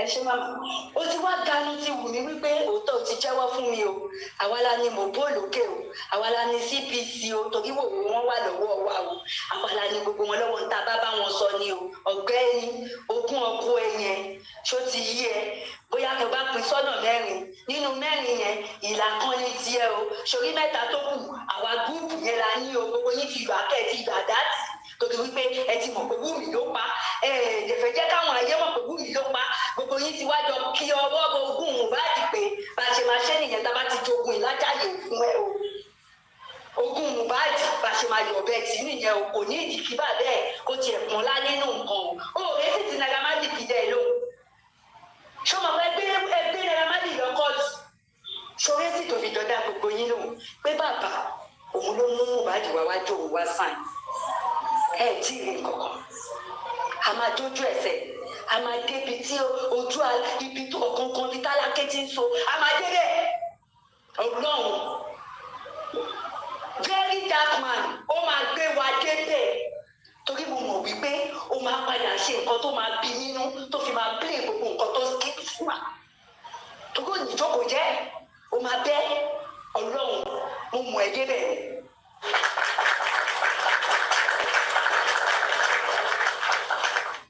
òní ìjókòó jẹ́ very dark man ṣì ń fi ọwọ́ àánú ó ṣì ń wú ẹ̀ wípé má jẹ́ ń ba ayé gẹ́ẹ̀jì jẹ́ tán délé ṣùgbọ́n bó ṣe ń wú ẹ ṣe láàánú yẹn mo mọ̀ pé àṣìṣe máa kàn ẹ́ tó máa fi ṣe kí ni sórí gbogbo ibi tó lóun fi sílẹ̀ di kíní kan yẹn kóhun tó sáàtì yẹn ó sì máa pí ẹ̀ torí wò ó ló máa fọwọ́ ara ẹ̀ fà fúnra rẹ̀ ló máa fọwọ́ ara ẹ̀ ṣe ẹ̀ débẹ̀ tó fi máa gbé gbogbo ẹ̀ bọ́ síta torí ara ẹ̀ ò balẹ̀ gbogbo nǹkan ayé ẹ̀ orí social media ni ó ṣe títí ó mọ ọmọ ẹ náà wọ láàrin òun ọmọ 24 àtọmọ kí ló kọ ọmọ ẹ òun wọ láì ó jẹ́ kóun náà máa lò pé sí ayé manipulétọ̀ bóyá kéré ó gbé sínú bóyá kan ni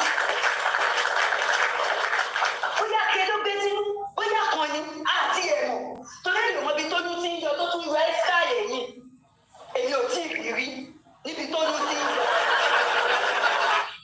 tó tún wá yọ ẹ́síkà lẹ́yìn àbí ó lè mọ́mọ́ ṣe ni ó fẹ́ fi torí owó bìlífù pé àwọn ayé òní gbọ́ very dark man ó fẹ́ gbé yẹn dìde kọ́ lè máa sọ̀rọ̀ oyún òṣoyún baby shower baby trending kọ́ lè máa lè sọ ọ̀rọ̀ Mohbad tó ń lọ lọ́wọ́lọ́wọ́ lórí gúúpù àṣírí tó ń tú síta ní tó fẹ́ ṣe nìyẹn àti mọ̀ ẹ́ tipẹ́tipẹ́ ó wà níbi sásímọ́ kò sí kọ́nà kí tó lè sásímọ́ gbogbo ayé ló ti mọ̀ wúwà tó ní lọ́wọ́ òun ṣe ní òun gbani báwo la ṣe fẹ́ dúpẹ́ lọ́wọ́ ẹni tó ń ṣe ni tó ń gbani Ìyábọ̀ báwo la ṣe fẹ́ dúpẹ́ lọ́wọ́ ẹni tó ń ṣe ni tó ń gbani.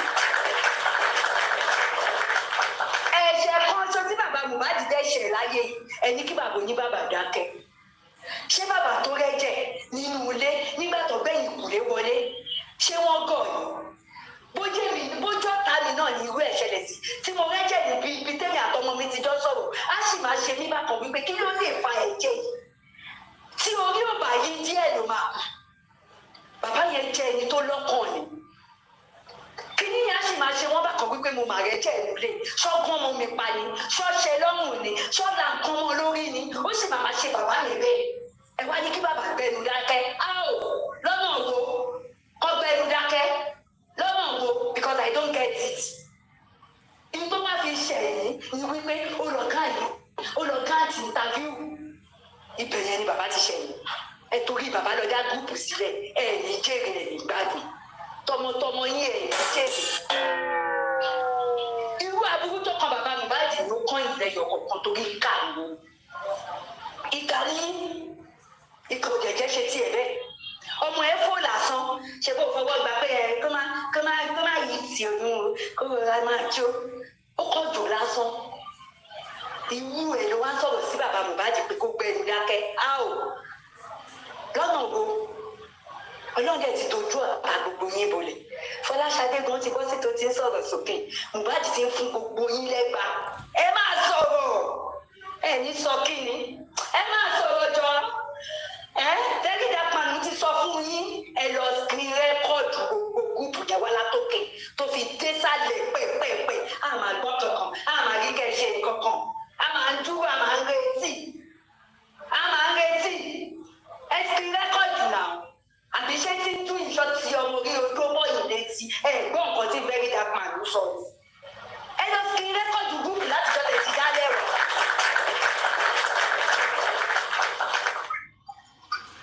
Ẹ ṣe màmá. Ẹ lọ sí rẹ́kọ̀dù ẹ̀ wá. Kẹ́jẹ́ ká wo nǹkan tó wà bẹ́ẹ̀ kájọ́ tiẹ̀ ọ̀tẹ̀gùn báyìí. Ẹ̀yin aburú mọ̀ ẹ̀gún báyìí. Lọ́ọ̀yà Ṣótùlù.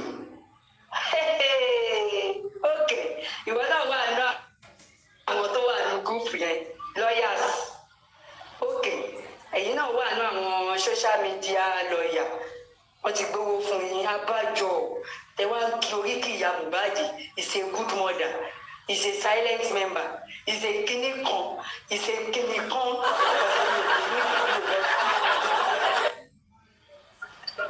Mi ò lọ school. Lọ́yà Ṣótùlù mo sọ bẹ́ẹ̀ tí ò bá ní tí kò bá sí ẹ̀ṣẹ̀ kìíní kan ẹ̀ṣẹ̀ ò déédéé ṣẹ̀ àṣà wọ̀nyẹn ni wọ́n àbí wọ́n lò ẹ̀yìn náà lọ́wọ́.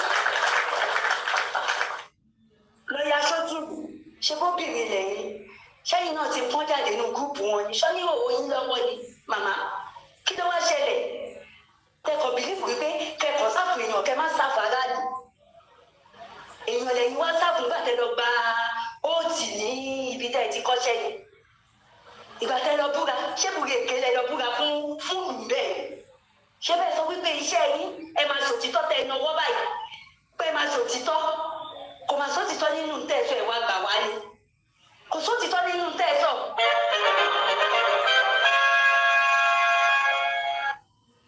Ṣé ibi tẹ́ ẹ lọ tẹ́tí lọ gbàgbé ìjọba?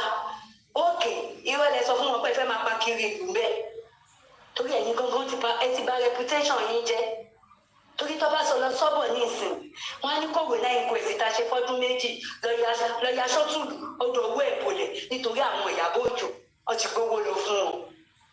Ẹ wá orúkọ tẹ́ ẹ sọ́ra yín ẹ jọ sọ́mọ yín lè gbà kò tí kankan nu Nàìjíríà báyìí táwọn èèyàn ní sọ pé lọ́ọ̀yà tí ó dájọ́ dáadáa nígbà Mohbad kò rí nǹkan kan pírẹsẹ́ǹtì lẹ́yìn wípé ó kiri Wùmí délédélé ó yẹ kìdá Mohbad bàbá ọmọ tó ń ṣe wàhálà káàkiri ó léèdì bàbá ọmọ gbàgà ó lọ tètè sin ọmọ Ọlọ́run á ṣe ìdájọ́ fún mi lọ́ọ̀yà Ṣótùlù Ọlọ́run á bó o ṣe rò sí bàbá Mohbad kẹ́lẹ́kẹ́lẹ́ lọ́lọ́run á fi san ẹlẹ́sàn padà torí ìkànnì ẹ fẹ́ pa máa yẹn sáyé ni ṣùgbọ́n Ọlọ́run ò gbà fún yín ẹ fẹ́ pa bàbá oní bàbá sáyé ni ọmọ ẹ̀ tó wà lórí ibi tó wà yẹn kò gbà fún yín torí kò fi bàbá ẹ̀ lẹ́yìn ìṣẹ́jú kan kò fi bàbá ẹ̀ lẹ́yìn ìṣẹ́jú kan ojoojúmọ́ làwọn èèyàn rẹ àwọn èèyàn aládùbàríkà ló ń dìde fún bàbá Mohbad tí wọ́n lè sọ ọ̀rọ̀ gidi lẹ́nu jáde táwọn kan bá láwọn ò ṣe mọ́ Ọlọ́run á dẹ̀ gbá wọn wọlé bí àrà àdẹ̀ní gbóhùn wọn mọ́ á dẹ̀ dẹ̀ ní yẹyẹ Ọlọ́run bàbá Mohbad òṣùbà rẹ̀ rẹ̀ dànsákì rẹ̀ sílẹ̀kẹ̀ gọ̀ọ̀dù Olúwa ó ṣeun bàbá ó ṣeun Olúwa Ọlọ́run bàbá Mohbad máa ṣiṣẹ́ lọ àwọn àgbàdùn yín ẹ̀jẹ̀ ìdákẹ́ báyìí náà.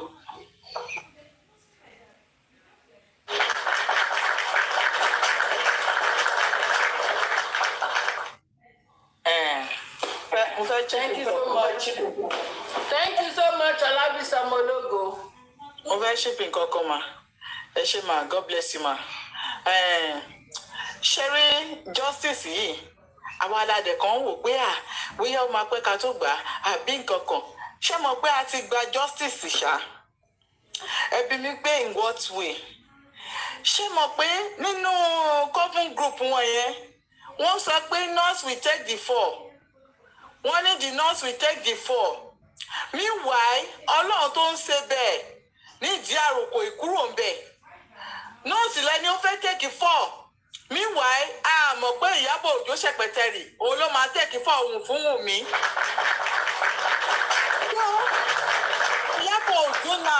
She has already taken the fall already. So Iyabo Ojo ti ṣubú yakata. Ìkọta ní ìdìbò àyínsí ni pé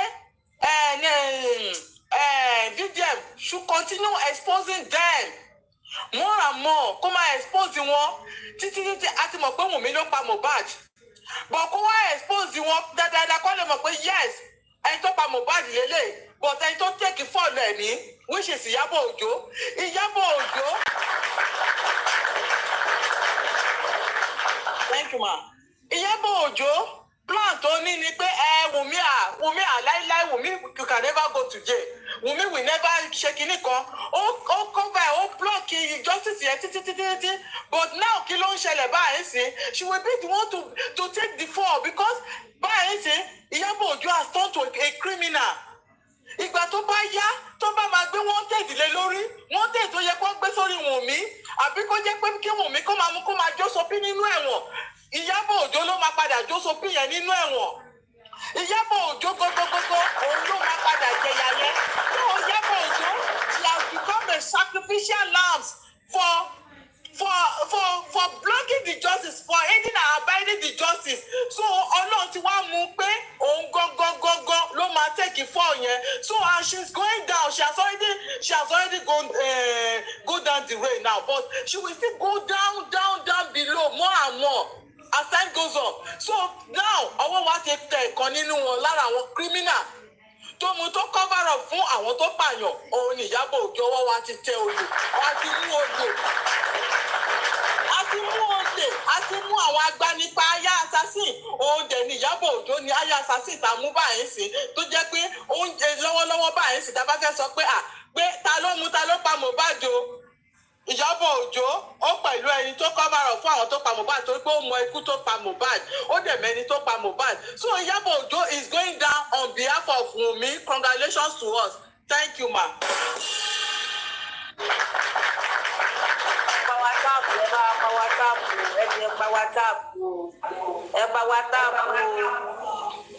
In fact, you are reasoning so well.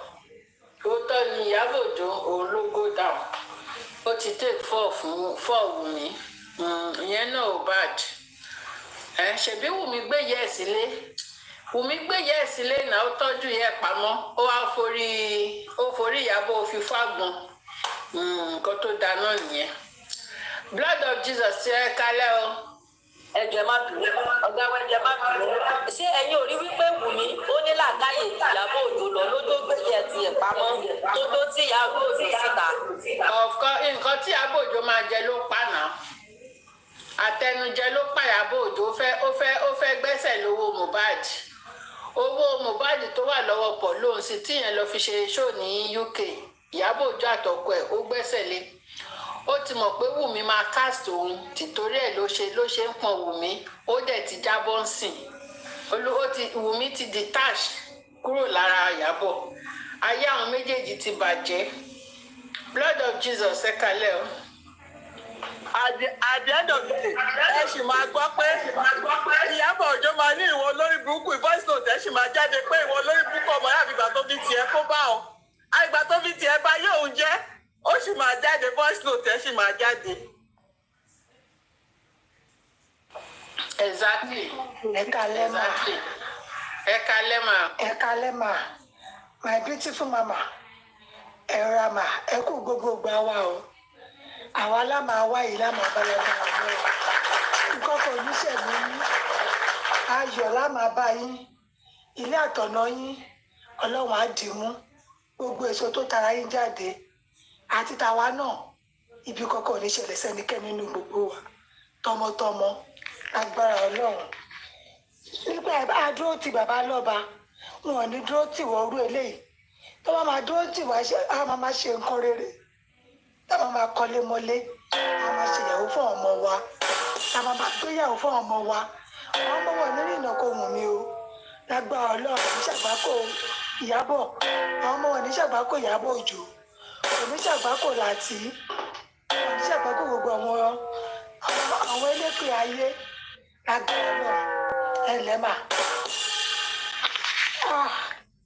Mọ́mí lérí, my beautiful mommy, ẹ kalẹ́ mà. Sexy me, I love you, my sister. Daddy Prince ẹ káalẹ́ sà.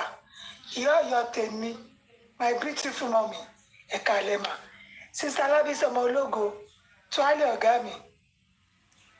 Mo bẹ̀rẹ̀ fọ̀gá mi o. Ẹ káalẹ́ Sister Lábísí. Gbogbo ilé kọ́ mà. Olúwa, ìrí nǹkan tó Olúwa ṣe o. Olúwa ń dára bí. Sister Bùnmi, Olúwa ṣe kí ni? Olúwa borí. Olúwa sì borí lóòótọ́. Olúwa ló borí. Ẹ káalẹ́ mà. Ẹ ṣeun mà. Mọ́mí Títayọ̀, ẹ káalẹ́ mà o. And all the commenters. Àwọn lọ́wọ́ idán. Àwọn ló ń gbọ́ àwọn ní àwọn tó wà ní comment section. Àwọn ní Bọ́ba Níyì of TikTok Elrama. Mo kí gbogbo everybody.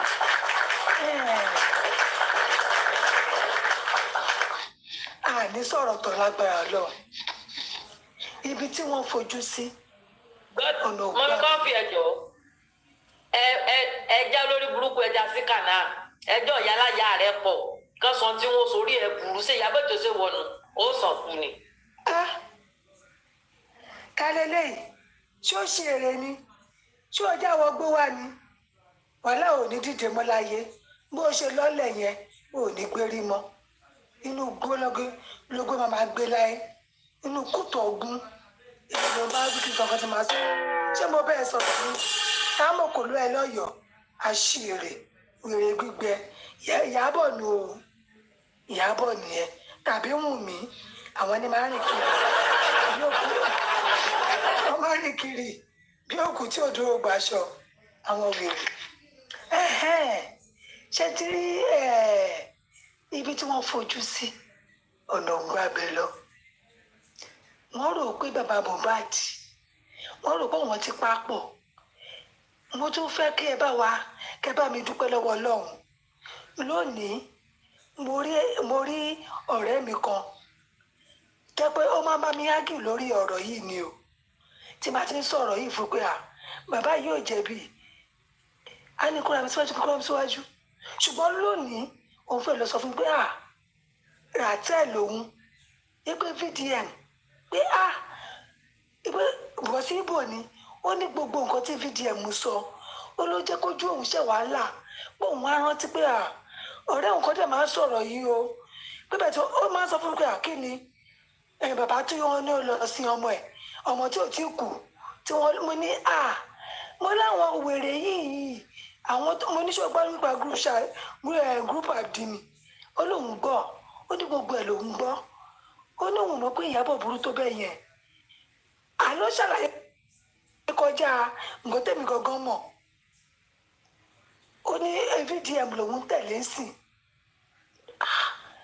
mo bá ní Ọlọ́run ṣe o ẹ rí pé ogúnṣẹ́ fún bàbá Mohbad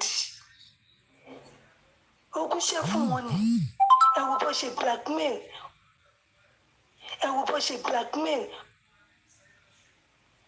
ẹ wo bó ṣe blackmail àmọ̀rí lánàá ibi tí Ìyábọ̀ àti wọnú ìyá ọlọ́mọ yẹyẹyẹ tẹ́ bá rí bó ṣe ń sọ̀rọ̀ ipe tó bá fẹ́ béèrè nǹkan lọ́wọ́ Wùnmí kó lọ béèrè lọ́wọ́ Gọ́gù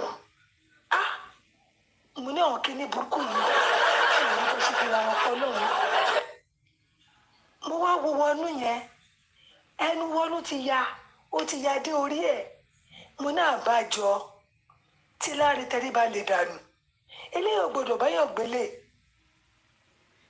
kò gbọdọ̀ báyọ̀ gbélé tẹ́ bá rí bọ́ọ̀ méjì tí wọ́n ṣe group kí wọ́n ṣe two-way call ní ìwọ náà àti Ìyábọ̀ tẹ́ bá bó ṣe ń sọ̀rọ̀ ẹ wò ó pé ó dà pé alọ́bákọ̀ dídì mú fámìlì wọn gbélé Ìyábọ̀ lọ́wọ́ pé gbà ó bá mi lọ́ọ́ máa control fámìlì mi ibùbọ̀dámù yìí wá tí wọ́n gbé power of Anthony lé lọ́wọ́ wọn ò máa ṣàǹtóní yìí wọn ò máa rá Anthony yìí ṣe rárá Ìyábọ̀ ló ń ṣàǹtóní ló ń ṣe Joshua ló ń ṣe Deborah ló ń ṣe ní ìrírú ẹ̀rí ní ìrírú Ìyábọ̀ rí ó wá sọ lóòótọ́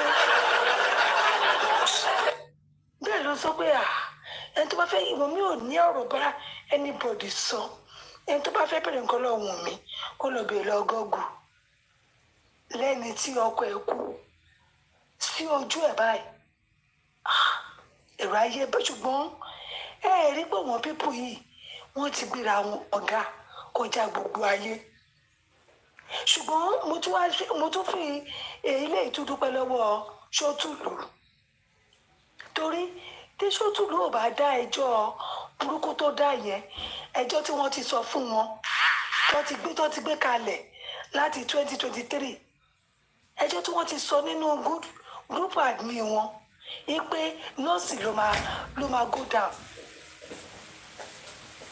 so ẹjọ́ tí Ṣótóbi ṣe wàá jẹ̀gbé yẹn lẹ̀ ẹ wá wo gbogbo táìm tí Ṣótùlù ń wẹ́sì fún ààrẹ láì ṣe ṣùgbọ́n tí ṣèṣẹ́lẹ̀ ọlọ́run yìí ọba àánú ni o tí kò bá dájọ́ tó dá ẹjọ́ yẹn tó lé bàbá yẹn dé ọ̀dọ̀ olóore wọn tó jẹ́ VDM bàbá lè má débẹ̀ ẹjọ́ yẹn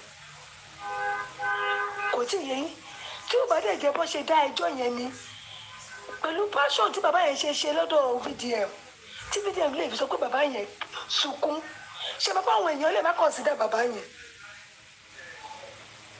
ṣe kó lè má consider bàbá yẹn pé kí ni wọ́n tẹ̀lé máa ń fún ní ẹṣẹ́ mà wọ́n lè má fún bàbá yẹn ní listing yẹn ìpè kí ló ń sọ bẹ́ẹ̀ because gbogbo Instagram yẹn wọ́n ti hold mind wọn Ìyábọ̀ ti di gbogbo ọkàn wọn papọ̀ so wọn ò fẹ́ gbé nítì tó bá jẹ́ tọ̀rọ̀ bàbá Mohbad ẹ wá wo bí Ọlọ́run ṣe lo VDM tó fi polongo bàbá yẹn ó dẹ̀ fi ijọ́ kan tọ́nù bàbá yẹn ó fi tọ́nù ayé wọn padà sí dáadáa ẹni tí ó lè bẹ̀ gọ́gọ́ tí ó lè bọ́ sí social media sọ̀rọ̀ tí ó lè bẹ̀ wọ́n lórí social media yóò wọnú ilé ẹ̀ yóò máa lọ máa fẹ́nu ẹ̀ gbo ilẹ̀ báyìí pé èmi ṣàrè ẹ̀wájú ogun tí mo fẹ́nu kó wá sílé ẹlòmíì ló máa ṣe bẹ́ẹ̀ ẹ̀wájú àwọn láti gbà yẹn lọ́wọ́ yẹn ti tó 360 degree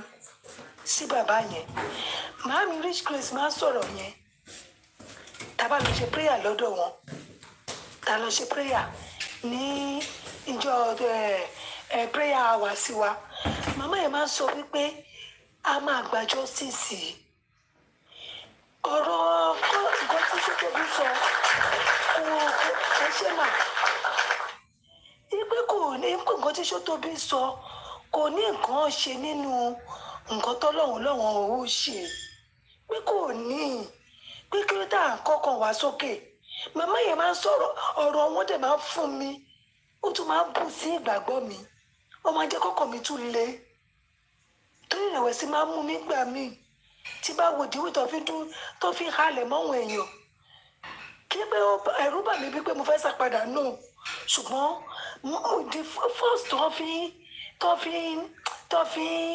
tó fi ń búlì bàbá yẹn ló ń ṣe mí ṣùtì ìyá yẹn ní ká fọkàn wà balẹ̀ a máa gba justice Mohbad tó sọ pé tí àwọn rí níjọ bẹ́ẹ̀ di àwọn tó gbé ìjókòó tó ṣọ́ òkú ààrẹ màmá yẹn sọ pé Mohbad fi ọrùn ibi tí wọ́n ti gbé gun Mohbad fi wọn láwọn rí àpá níbi ọrùn ẹ̀ màmá yẹn sọ wípé ọjọ́ bẹ́ẹ̀ di àwọn lọ́wọ́ lálàá yẹn báwọn ò rí báwọn wá fẹ́ máa lọ́lé pé Mohbad sọ pé wọ́n fẹ́ lọ gbé ẹrù ọwọ́ àwọn tọ́wọ́n gbé dání àwọn fẹ́ lọ gbé sílé pé kọ́wọn wá padà wá bó sọ pé ó tì ojú kọ́wọn dúró kọ́wọn jókòó pé àpótí táwọn ìyá onídìrí yẹn máa ń lò láyé àtijọ́ yẹn òun ló jókòó sí ó dẹ̀ ń ṣọ́ òkú ààrẹ nílẹ̀ẹ́lẹ̀ ẹni tó bá wà nínú ẹ̀mí lọ́rọ̀ Mohbad lè yé ṣé ti rí àti rí àṣírí kankan ọmọkùnrin ẹ̀ máa kọwọ́ bọ ìfún ibi gíga àwọn àṣírí tẹ́ ẹ̀rù ìpé ó lè tú ní Nàìjíríà ní lẹ́kọ̀ọ́ ni ó máa tú Mohbad ló ṣiṣẹ́ lọ́wọ́ àti Ọlọ́run ẹlẹ́dẹ̀ẹ́ tó sọ pé I swear with my living God ẹ̀rù kọ́ lọ́wọ́ ò dá mọ́ ni àwọn náà ti ṣẹran pa ẹ wo bí Ìyábọ̀ ẹ wo látòkè ẹ wo bó ṣe jábọ́ 2025 yóò fẹ́ kò fẹ́ bọ̀ Ìyábọ̀ rárá nǹkan tó kàn fẹ́ bọ̀ Ìyábọ̀ nínú ẹ̀ ni pé ó ṣe kánífà ìyàwó fọmọ ẹ̀ kò jù bẹ́ẹ̀ lọ ṣùgbọ́n lẹ́yìn yẹ́ yìí Ọlọ́run sọ pé 2025 ó lọ́dún ẹ̀san ni ẹ̀jẹ̀ máa mọye àwọn míì tí Mohbad náà pàṣọ nulé o ẹlòmíì lè máa ti yàgbẹ́ sára nulé tẹ̀ ní mọ̀ ẹlòmíì lè ti máa yàwèrè nulé tẹ̀ ní mọ̀ màámi ẹ̀jẹ̀ àdúró dáadáa wàláì àwa tá a dúró a kú oríire tá a dúró ti bàbá lọ́ba a kú oríire Mohbad máa gba justice ẹ má jẹ́ abẹ̀rù ẹ jẹ́ àdúró bí akọni mọ́mí kan fi Ọlọ́run ò ní fi yín lẹ̀ nígbà kankan lágbára Ọlọ́run ìṣẹ̀dá yín ìṣẹ̀dá àwọn ọmọ yín ìṣẹ̀dá àwọn tẹ́ta rẹ̀ jáde ẹ ní rí ibi láyé yín àti gbogbo wa tá a dúró tí bàbá lọ́ba ní ọ̀kọ̀ọ̀kan àti ẹ̀mí kan ẹ wá dúró àwọn fallen angel tó ti ṣubú nítorí ìjẹkújẹ ṣẹtìrí lára àwọn gúrùpù yẹn làwọn láti máa wà bẹ́ẹ̀ o àti làgàtà o àtàwọn andy àbíkílẹ̀ ń pè àti àwọn yẹn síbẹ̀ yẹn wọn ò síbẹ̀ yẹn àwọn yẹn ní gúrùpù ọ̀tọ̀ ní gúrùpù táwọn yẹn àwọn tó rán wọn ṣẹ́ ló wà ń bẹ̀ àwọn tó rán wọn ṣẹ́ ló wà ń bẹ̀. ẹ ní sùúrù mọ́mí kọ́fì play kínní voice kínní kan lánàá ní ṣáànà ni àbí ìjẹta pé ipe ìdílédì yẹn sọ fún sí màmá ipe gúrùpù yẹn pé tó 20 ṣé ẹ rántí mọ̀mí lérí ṣé ẹ rántí. pé different group. dá mi lò. pé different group. nǹkan tí mò ń sọ ni nǹkan tẹ̀mí ń sọ nìyẹn. mi rò pé bí a ṣe ti ṣe group tí kìíní kà yìí ṣe sọ pé no. no ṣé o ti yẹ yín màámi nǹkan tí mo mí nìyẹn pé lára àwọn gúrùpù yẹn àwọn 20 yẹn ṣe mọ̀ pé ìsọ̀rí ni ṣe pé ọmọbìnrin yẹn sọ pé tí bàbá Mohbad wà lọ́tọ̀ tí VDM wà lọ́tọ̀ tí so ìsọ̀rí lọ́pin èyí eléyìí táwọn Wùnmí gángan máa wà tí bàbá Liam máa wà táwọn Dòdòṣà máa wà táwọn Láti máa wà so nǹkan tí mo mí nìyẹn mà so àwọn ẹ mọ̀ pé wọ́n ti ń fa Láti ti pẹ́ àwọn Kúdí ibì kan náà ni gbogbo àwọn yẹn wà àti Tẹ́ni ọmọ olófo wọ́n máa kíra wọn pé Láti wọn náà ti débí ṣe bá ń bẹ sọ láti jẹ́ òdáhùn a ní kájọ ká dá gbogbo ẹ̀rú ká máa bú bàbá yìí òun sọ pé mi ìgbà kẹ́ bú bàbá ṣé ojú ò tì wọ́n báyìí àwọn kan tiẹ̀ sọ pé Láti wà ní Nàìjíríà mo lóun náà wá gba iṣẹ́ tiẹ̀ ni kò sẹ́ni tí òògùn nígbà gbogbo wọn tó bá ti wálé tó bá ti wá Nàìjíríà wọn á gba ẹ̀tọ́ wọn lọ bàbá Liam Kúdí náà ti gba tiẹ̀ abúra jẹ̀bi tọ́kí tútù abúra jẹ̀bi Ọlọ́run olójú bí ojú ẹ̀ dàbí ìgbà tíyàn bá lẹ̀gbẹ́ mọ́gì ẹni tí ó kí n ṣakọ màá wò nǹkan náà báyìí Kúdí dàbí ẹbọra ó dàbí àwọn òrìṣà burúkú kan báyìí ó dàbí ẹbọra inú omi àwọn máa jó bí mùnímùní kòkòrò kan báyìí a máa jó bí mùnímùní àní ká ní àwọn ọmọ yẹn aláìlójútì tẹ́ bá mọ yí ẹ̀ tí Kúdí ti gbóyún kí ní rádaràdà yìí tẹ́ bá mọ yí ẹ̀ tó ti gbóyún dànù Kúdí skindle Kúdí àbíkìlà kò ní tìjú kọ́ bó ṣe wà yẹn ọmọ ọ̀sán burúkú ni ẹni tó gbàgbé yẹ̀ sínú pléènì ṣé ọmọ nù àbọ̀ tí mùsùn ti kó lọ́jọ́ súná ẹ̀ bí àṣà sísá mi wúrà bù mí ṣé ọmọ ní Kúdí ẹ rí òótọ́ ńlẹ̀ àti Kúdí o àti Tẹ́ni àti gbogbo wọn àti Láti kò sẹ́ni tó lè analyse gbogbo nǹkan tí VDM sọ ṣe ẹ̀gbọ́n ọmọ ni wọ́n mọ̀ ọ́ tọ̀nà àwọn ṣùgbọ́n wọn ò bí aláya wọn dà kọ́ analyze wọn bí wọn dá ṣé wọ́n fẹ́ kú ni ṣé olówó àti pa wọ́n lè pọ̀ owó tí bàbá Liam tó fún wọn lè pọ̀ padà kò síṣẹ́ lápá wọn Kúdí tó ń kó fáìlì lọ́fíìsì tó lóun lọ́ọ̀yà ta ni lọ́ọ̀yà wèrè láyé ẹ̀kọ́ àtàkà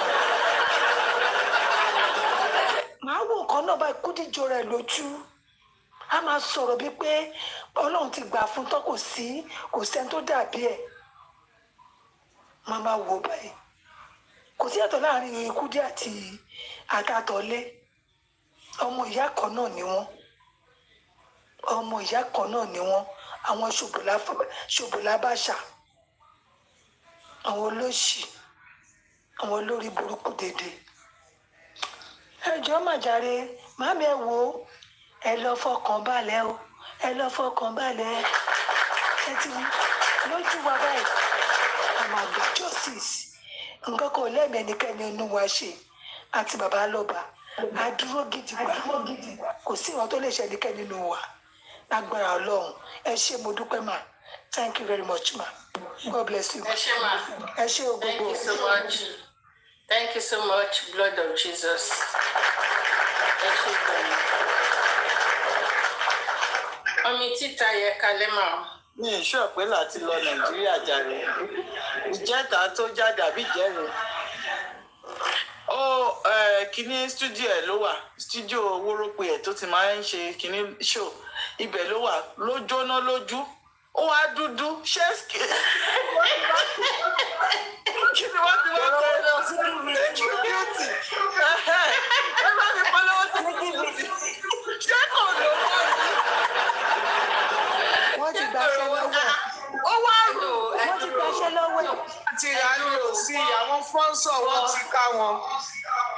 No, but ṣebí ó máa ń play game ṣé owó game ibo ló máa kọ síná. wàhálà ìlàtí ti jóná ó lọ fi ṣe fáànù sí stúdíò ẹ lẹ́kọ̀ọ́ bí pé kò sí stúdíò. ẹ wá lè ya picture ẹ wá lè ya fọ́tò kò fẹ́ ní tì.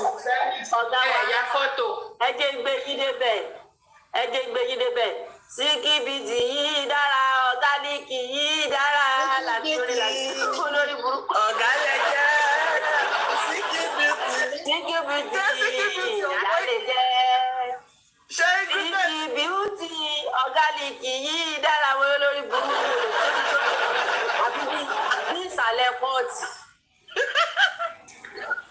láti síbẹ̀ náà láyé rẹ̀ wá burú tó ní ògúnfe ẹdún náà ọ̀gá wa ògúnfe ò lọ́rọ̀ gbọ́ kò lọ́rọ̀ gbọ́ lórí ibú rẹ̀ á padà yín ọrùn ẹ̀yìn àbí ká yín lọ́rùn ẹ̀sẹ̀ ẹ̀yìn ògúnfe ìkànnì méjèèjì là á ṣe fọ̀ inú ká lọ ọlọ́rùn sẹ́yìn àbí ká mú ẹsẹ̀ ọ̀tún rẹ̀ ká yíyan ká yín ẹ̀yìn eléyìí á ní òpadà oko lórí ibú sépòsì tó wà láyé wọn ètí ìrún pa.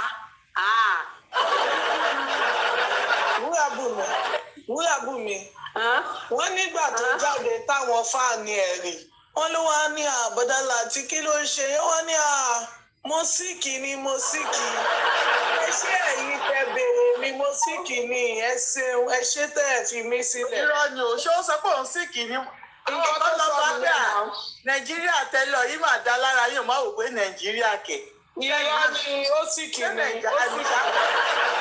àló síkì ni sẹ́ olóhùn síkì ni ó síkì ó ní despite kó wọ round neck eegun ọrùn ẹ̀ wá jáde ó wá dúdú kẹrí ètì tó dúdú tí white wà. mi ò lè bí ilé gbàgbọ́ mi lè believe kí ló tẹ̀ ṣe snap ẹ̀ ṣe screenshot èmi ò tiẹ̀ kí wọ́n ó dùn mí o a sì máa ń yàgò máa fi rẹ́kọ̀dì iṣu ẹ̀. mọ́mí kọ́fì ọ̀gá ẹ̀jẹ̀ ń dá yín sí nǹkan kan ṣé mọ̀ pé nínú owó Mohbad nínú gúùpù yẹn wọ́n ti pín mọ́ra wọn lọ́wọ́ inú ẹ̀ náà lọ gbé fún láti ẹ dẹ̀ mọ̀ pé láti bíi 2 weeks ago sí ìgboro rẹ́rìn àṣírí ti ń tú so ó possible kó jẹ́ pé àwọn tó pówó fún wọn ti lọ ń béèrè owó wọn ẹ rí pé last Sunday Paparino ó sì bínú gbé picture yín jáde ìbínú ló fi gbé picture yín àwọn fans ẹ̀ tí wọ́n bèèrè bá wetin she do you ó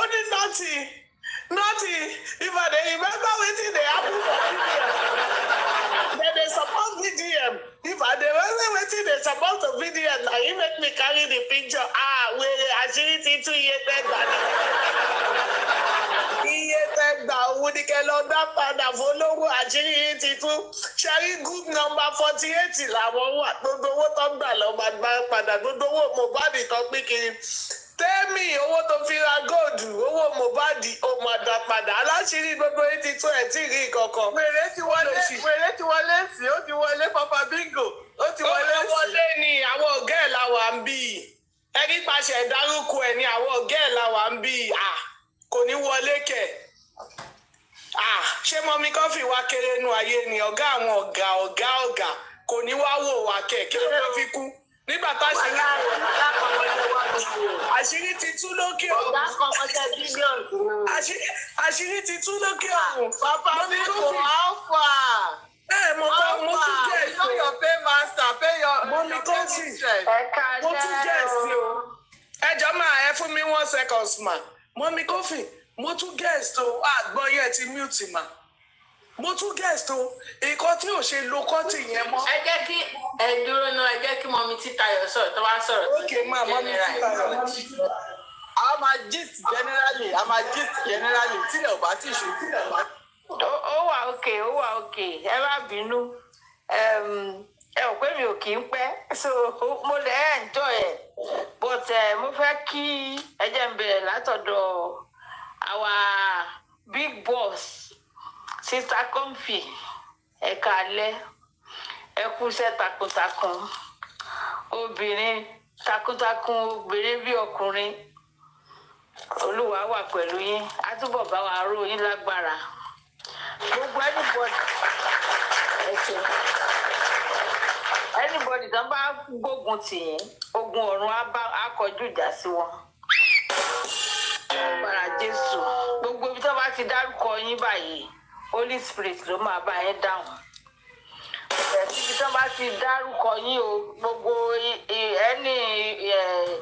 ẹni ibi ìrònú ibi tó bá rò lórí yín ó máa padà sí wọn lórí tọmọtọmọ nítorí iṣẹ́ tẹ̀ ń ṣe tẹ̀ gbé dání yìí ṣàṣà èèyàn ló lè ṣe nǹkan tẹ̀ ń ṣe ẹni tó bá mo ṣe sọ it's only it takes anybody that has the spirit of God and them ló lè ṣe nǹkan.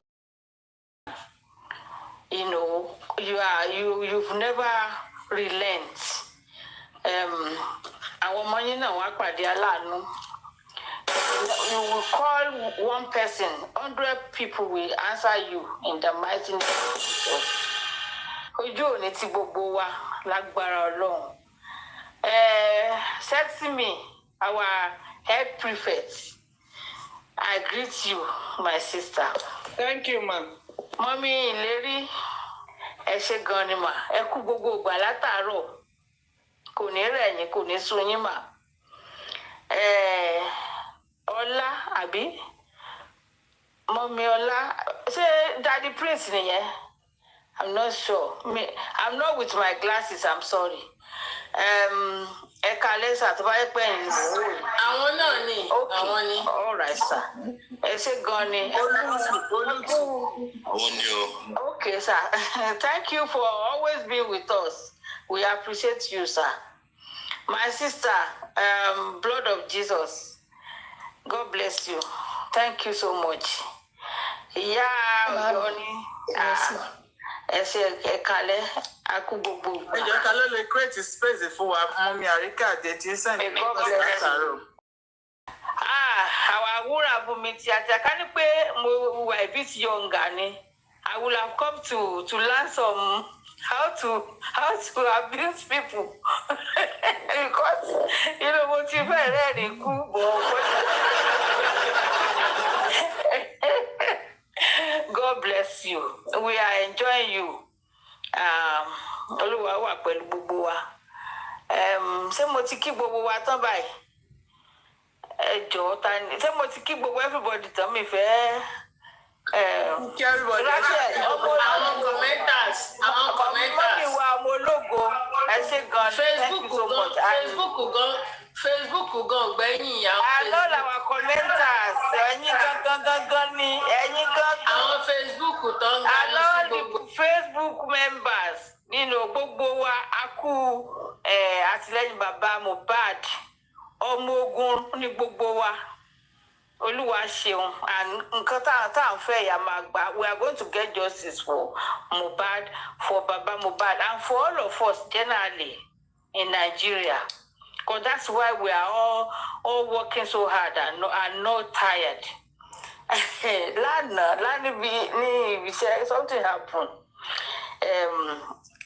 We were talking about those people from Instagram. And I believe a lot, Iyabo, what he recruits gbogbo àwọn ọmọ ní emergency to 2000, a lot. And some of them, a lot of them still, they refuse to listen. They refuse just to láti gbà pé Baba Mohbad pé àwọn kọ́ ló ní fault. They just decide say pé Baba ẹ̀ ló ní fault. Up till last night, èmi àti ẹni yẹn àtijọ́ argue ẹ̀ níbi iṣẹ́ tí mo ṣàlàyé. Then that came up last night níbi iṣẹ́ ó wá in fact ó bá mi níbi tí ò dá ṣe it's like kára máa kànyàn. So I didn't even know. I was like, I raised my voice, how can you, like, this time you are still talking about this Baba Mohbad ó sáré lọ sí ọmọ ibo ni wọ́n wà gbogbo yìí ṣe ìjà ìkà báyìí torí you are still talking kí lẹ wí pé gbogbo wọn pé ẹ ṣe yàkà báyìí. Then VDM just spoke about this. Baba went to talk to him, and Kema, don't listen. That one is not serious. If it's Timothy fell loose and I had to quickly calm myself down. Take care the model to why yari. But later and more you don't talk like that. Cite example. Listen and motusala pé ó sì fẹ́ kí bàbá ẹ dín jẹ ni kí ló dé tí gbogbo yín kọ̀ tẹ́ fẹ́ listen even if you are young ìyẹn ò ní kí ọpọlọ ẹ má ṣe so Iyabo like mo wá wò ó pé ńgbà mo wá wo ẹni yẹn then she was talking she like Iyabo as well one gbogbo all of you they like Iyabo in that case all of you you have the same attitude. We spoke about the group, this WhatsApp group. Me and do you know somebody who is among them? Or why did you do somebody? Because the way you are talking, you sound a bit weird to me. I'm suspicious because you can't be talking like this. But especially this is our job.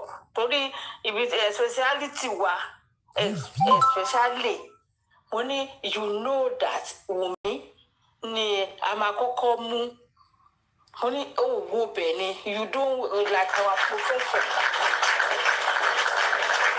A few of people who get juniors, so yes, money, but you shouldn't be talking about money. With our profession and our speciality, you supposed to know better. Me only first person, at the end, also I apologize. No, because I apologize. No, in the first place. So what I want to say is Iyabo has done damages. He has done damage and we want to see our group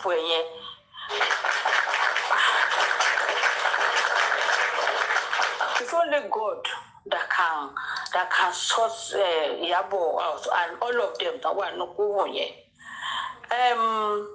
Like once I put Iyaba kini kan pe omo leyin mama kan.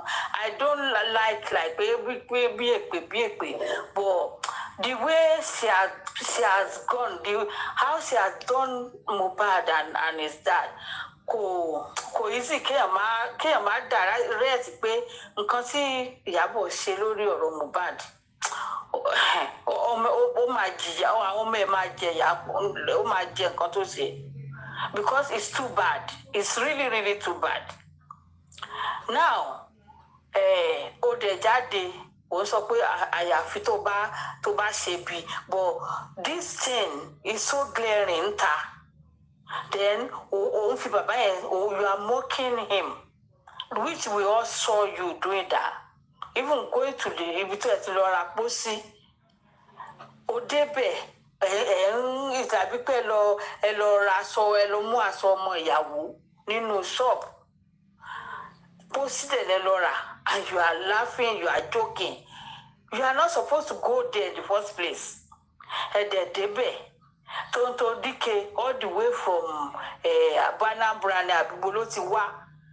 sẹ́kọ̀ọ́ wá choose casket ọmọ 26 years old ẹ̀dẹ̀ wà nù kófù yẹn ẹ̀dẹ̀ wá sọ pé we told Baba not to talk then you go outside you went outside and you are talking about Baba don't want justice property ni Baba ń sọ Baba ń because like mo kàn wo bó ṣe ń sọ̀rọ̀ lọ́jọ́ yẹn pé the father is talking about property thank you ma. No, all what he's talking about is the property, so it makes it difficult for you. You don't even know what to say. Knowing what you people are cooking in your coven, you've already judged it. You've already, say whatever you wanted. So you don't want Mohbad to get justice. As you said, toxicology, they didn't let us see up till now. And you said unless tó bá ṣe ìbílẹ̀ lọ́rọ̀ justice lọ́lọ́run ò ní dá fún ẹ obviously lọ́lọ́run máa dá fún Iyabo. She was dancing she went to somebody's shop wọ́n sọ pé ó fẹ́ tajà ó sọ pé òun advertise fún ní Canada maybe àná somewhere defense mechanism ó ní Iyabo ń lò ẹ̀rù ń bà á bọ̀ ìbá tiẹ̀ bẹ̀rù jù bẹ́ẹ̀ lọ. Iyabo is still going to face the law because all obstruct justice, which is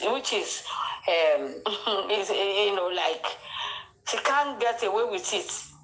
She cannot get away.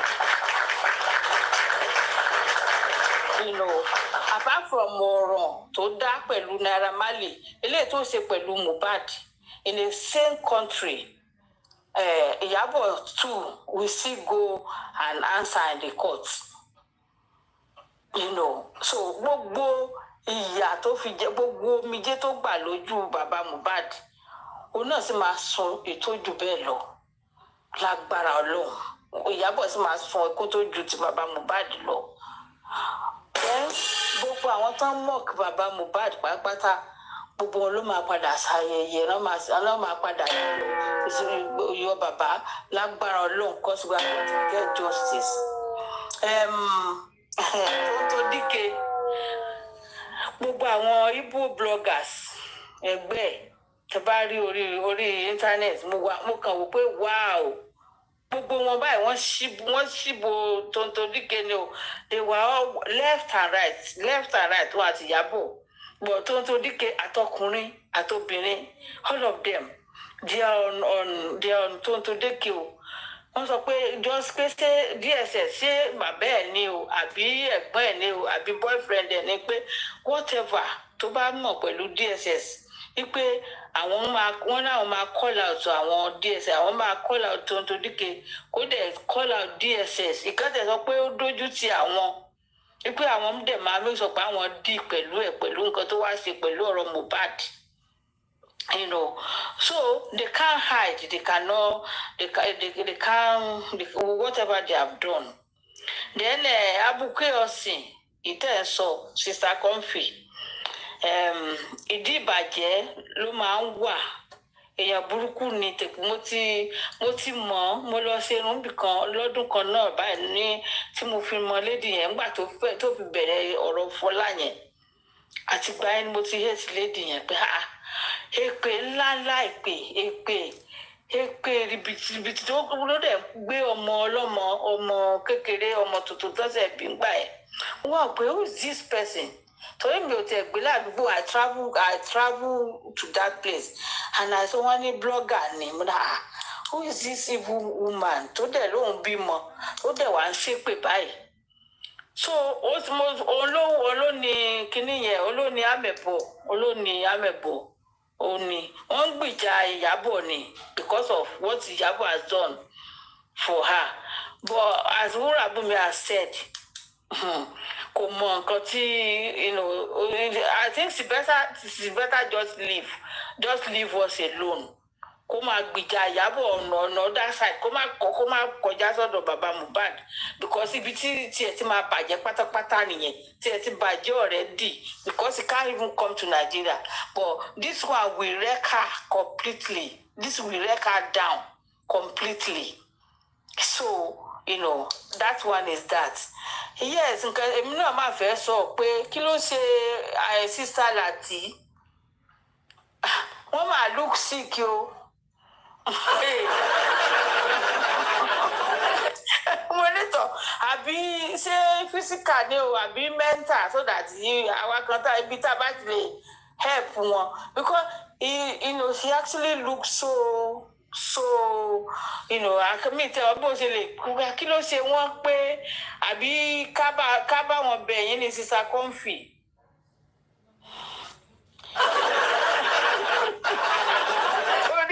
ó dà pé ó ti ṣe èèyàn kan ó dà pé àdé bàbá Mohbad ni wọ́n ní láti bẹ̀ bọ̀ pìtìpìtì ayé ti bá Láti o it's not looking good at all it looks so sickly wọ́n ti sálẹ̀ láwọ̀ wọ́n sá ní gbogbo ara gidi gan. ẹ rò pé mò ń ṣeré ni mà. rárá ẹ ṣeré. Jàrí fíltà tó ń lò yẹn ó lo fíltà yẹn dẹ̀ mọ̀ pé fíltà yẹn máa jẹ́ kó wọ́n funfun sínú wá jóná ó wá rù honestly. mo kàn wọ́n ni mo ní àkókò ọ̀rẹ́ mi ẹ ṣeré wà. ìgbà tẹ́mi náà rí mo ní kí ló dé kí ló ṣe ni kí ló dé àbó ní kankan àbí kí ló ṣẹlẹ̀ sí mo ti kọ́kọ́ rí yẹn I was worried. Kí ni ká ṣe báyìí? Ẹ wo kò sẹ́ tó máa ṣe bàbá Mohbad tí ò ní onítọ̀ máa gba tiẹ̀ èèyàn máa gba tiẹ̀ sáájú. Dẹ́ni àwọn tó ń pín owó fún wọn VDM ti bà tí wọ́n jẹ́ because mi ti rò pé wọ́n ráyè wọn ọ̀rọ̀ ìbẹ̀rù gan ò jẹ́ kí wọ́n lè ṣe mítìn wọn mọ́ àti. Wọ́n lè tà mọ́ gan, wọ́n lè tà mọ́.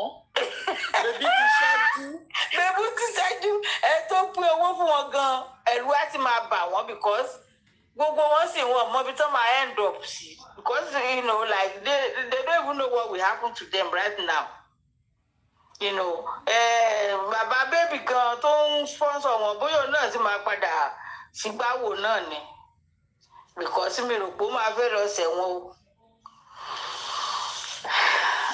Anyway, ibi ẹ wo justice wọ àbí ṣe a lè sọ pé justice orí kò ní justice a lè dáwọ́ fún àwọn àti Yomi náà fẹ́ padà wá sí Nàìjíríà because weather sì by September October bí sì òtútù àti máa mú Yomi so a ti fẹ́ padà wá sí Nàìjíríà so bóyá a bá lè ronú àti dáwọ́ fún Yomi.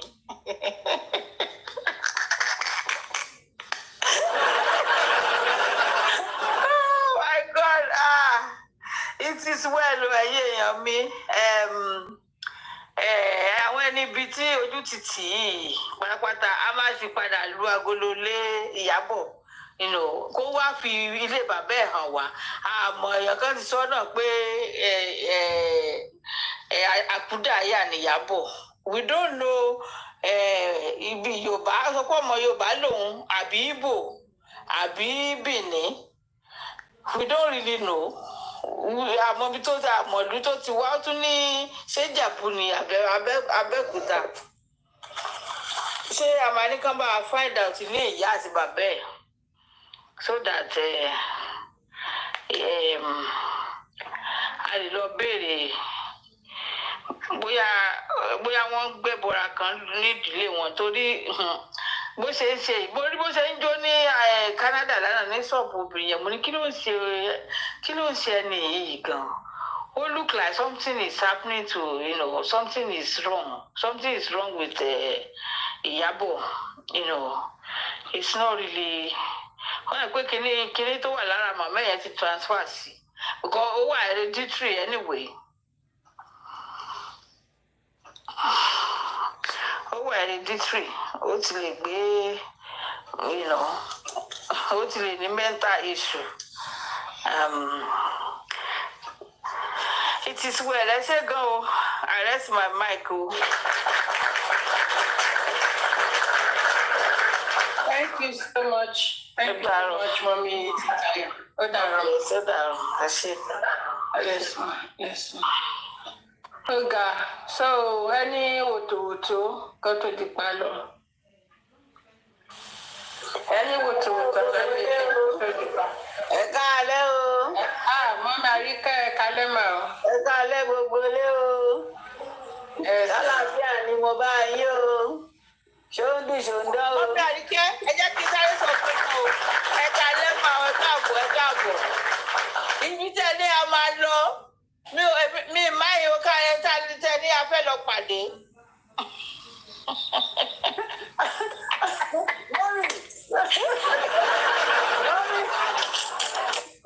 Mọ́mí gbọ́ngbà tí mo sọ bẹ́ẹ̀. Àwọn mo rọra ń sùn lẹ́gbẹ̀ẹ́ kan mi ò lè gùnkè mi fẹ́ gùnkè mi kan sí ó tilẹ̀ bí mo láti fi ṣe. Mo táìpù nísàlẹ̀ pé tẹ́ bá ṣe tán. Ẹ̀yin náà máa lọ.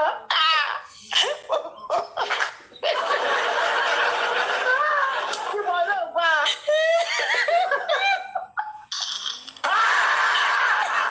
Àkọ́kọ́ lọ ṣọ́ ní next week Sunday.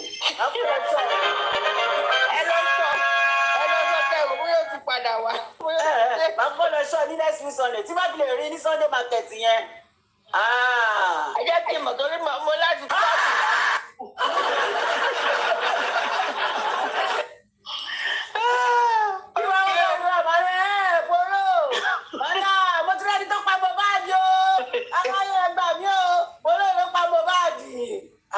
Àwọn Nàìjíríà kún mákẹ́ẹ̀tì yẹn kí á náà máa bá mi bò ó Nàìjíríà kí ní freedom of speech àwa ní freedom of speech ọmọ bá mi bò ó ni màá ní mo ti rẹ́ni tó pa Mohbad o mo ti rẹ́ni tó Bolo ló pa Mohbad bàbá jẹ́gẹ́jẹ́gẹ́ ló pa Mohbad apààyàn ni ẹ́ apààyàn má ṣe oró ilé fún níjọ yẹn kí n sẹ̀rẹ́ ní bá mi rìkọ́ọ̀dù ẹ̀ mí ní sọ ọ́lẹ́ tí màá fi lọ ṣe gbogbo jà àbí kí n pàdé ẹ̀ ní Bristol market olórí burúkú olóòṣì bàbá jẹ́gẹ́jẹ́gẹ́ arúgbó ṣé ní wèrè ní àwọn fúnra máa ṣe jungle justice ní fún yín nílùú òyìnbó olórí burúkú olóòṣì kọ́ gbàgbé ẹ̀ kọ́kọ́ jẹ́ kí everything die down kó lọ sí Mohbad ní bá wọn sìn ìjọ tí n bá máa lọ ṣọ àǹtí mo lọ ṣọ níjọ́ Sunday tí n bá fi lè pàdé ẹ̀ kò lóun sọ́dọ̀ máa pàdé ẹ̀ Sunday market títí ẹgbẹ́ ẹ̀ máa pariwo lé lórí ariwo ló pa Mohbad àwọn èèyàn kò ṣàlẹ̀ ní bá mi fídíò ẹ̀ tí ẹ bá ẹ̀ nìyẹn ṣe ní olórí burúkú olóṣì ní just like that orí káwọn èèyàn lọ sùn kọ́ lọ sùn àbí kí wọ́n torí pé ó nọ́mbà kẹ́yìn pọmọ lọ́mọ ó ti kú nígbà tí wọ́n àti ìyàwó ẹ̀ ń pláàni tó pláàni ẹ̀yọ́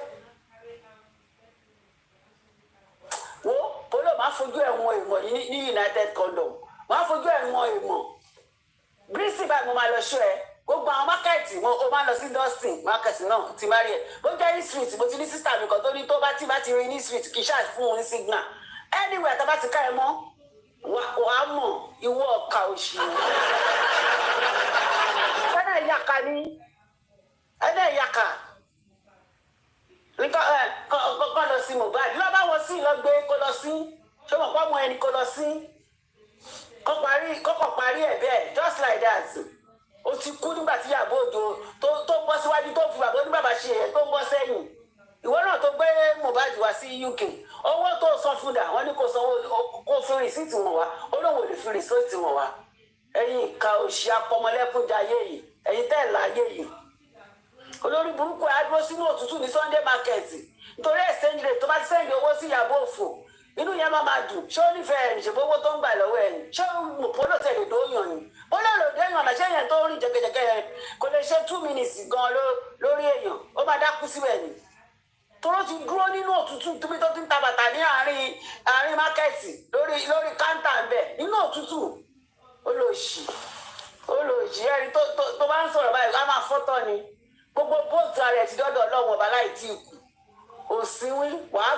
gbà bò lóòjọ́ sí bá fi lè parí ẹ̀ má máa ṣọ́ ẹ káàkiri ni gbogbo mákẹ́ẹ̀tì tí mo mọ̀ pé má lọ tó bàtà sí mo ní má máa ṣọ́ ẹ kiri olóòṣì ẹ̀yin tẹ́ ẹ jẹ́ pé ìlú òyìnbó ló bà ṣírí yín ẹ̀yin ìkà á lọ sí ibi tó ṣọ̀nù ibi tó ti ń ta mọ́tò á sẹ́ni mọ́tò 300 pounds sílé ọmọ wa ṣe bí olówó kéèyàn kò rírí olóṣì wọn bá ṣèǹjì ọ̀tún kò apá ọ̀tún sí apá òsì àwọn mẹkáníìkì nàìjíríà kún ṣe dáadáa Ìyábọ̀ Òfò gan olórí burúkú olóṣì kí ló dá ní gan Ìyábọ̀ òdálé ní òrẹ́ǹtì lé ní kí ni kókó fàárì ẹ̀ gan Ìyábọ̀ Òfò ò ní kankan òrẹ́ǹtì lé ní mọ́tò polo lòun mọ́tò tí polo sẹ́ni mọ́tò 300 pounds síbi ìtàfowógbà nàìjíríà ló ń gbé káàkiri ó ní kankan kí wàá ní wàhálà ilé ayé tó kó rẹ̀ sí Ìyábọ̀ Òfò lórí ogún ọmọ ọlọ́mọ àwọn kan ní WhatsApp group nǹkan tẹ̀ ń ṣe nínú WhatsApp group yẹn ló má ta kò ṣe pé torí pé ẹ̀dá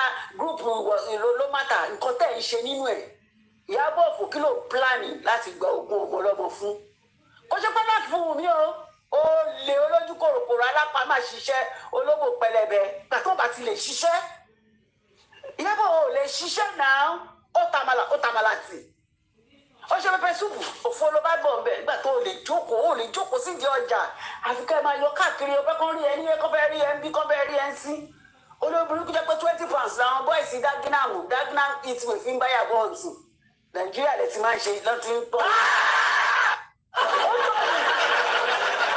ó bá ní mò ń sọ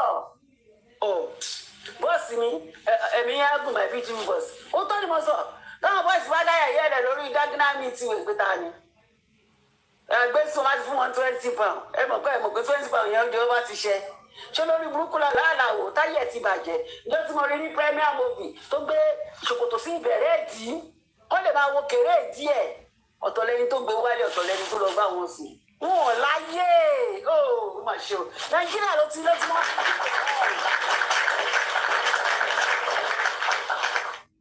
God bless you mọ́ wọn ò láyé mo tún rí ní Majestic the same thing ló ṣe kó ṣàlè rí fùrú ẹ̀ ó kàn ń dó wọn káàkiri ní ìmáwó ọkùnrin wọn náà tó ń dó wọn ṣé Ìyábọ̀ Òfò tẹ́ pé olóòlù mọ yóò kó tó ti wọnú òbú ẹ̀ ó dún kódókódókódókó òbú ẹ̀ já mọ́ pọ̀ fúrọ̀ wọn láti lọ bá rán tọ́kì ni ṣé ara òkè rìn ẹ̀yìn ọkùnrin yìí ni ayò kì í rìn yìí kó ṣàlè ní ẹ̀dó star wèrè wo lẹ́ ń dò ó ṣàlè anyway mentality àwọn ọkùnrin Nàìjíríà kọ́ àwọn aṣáà ni àwọn náà ti kọjá lára ẹ̀ ògbọ́n tó ń sọ pé àwọn àta ni ọmọ ẹ̀ta ti jó kí ni 20 pounds ni àwọn olórí burúkú olóṣì tí wọn ò ráyé wá wọn ò já mọ́ nǹkan kan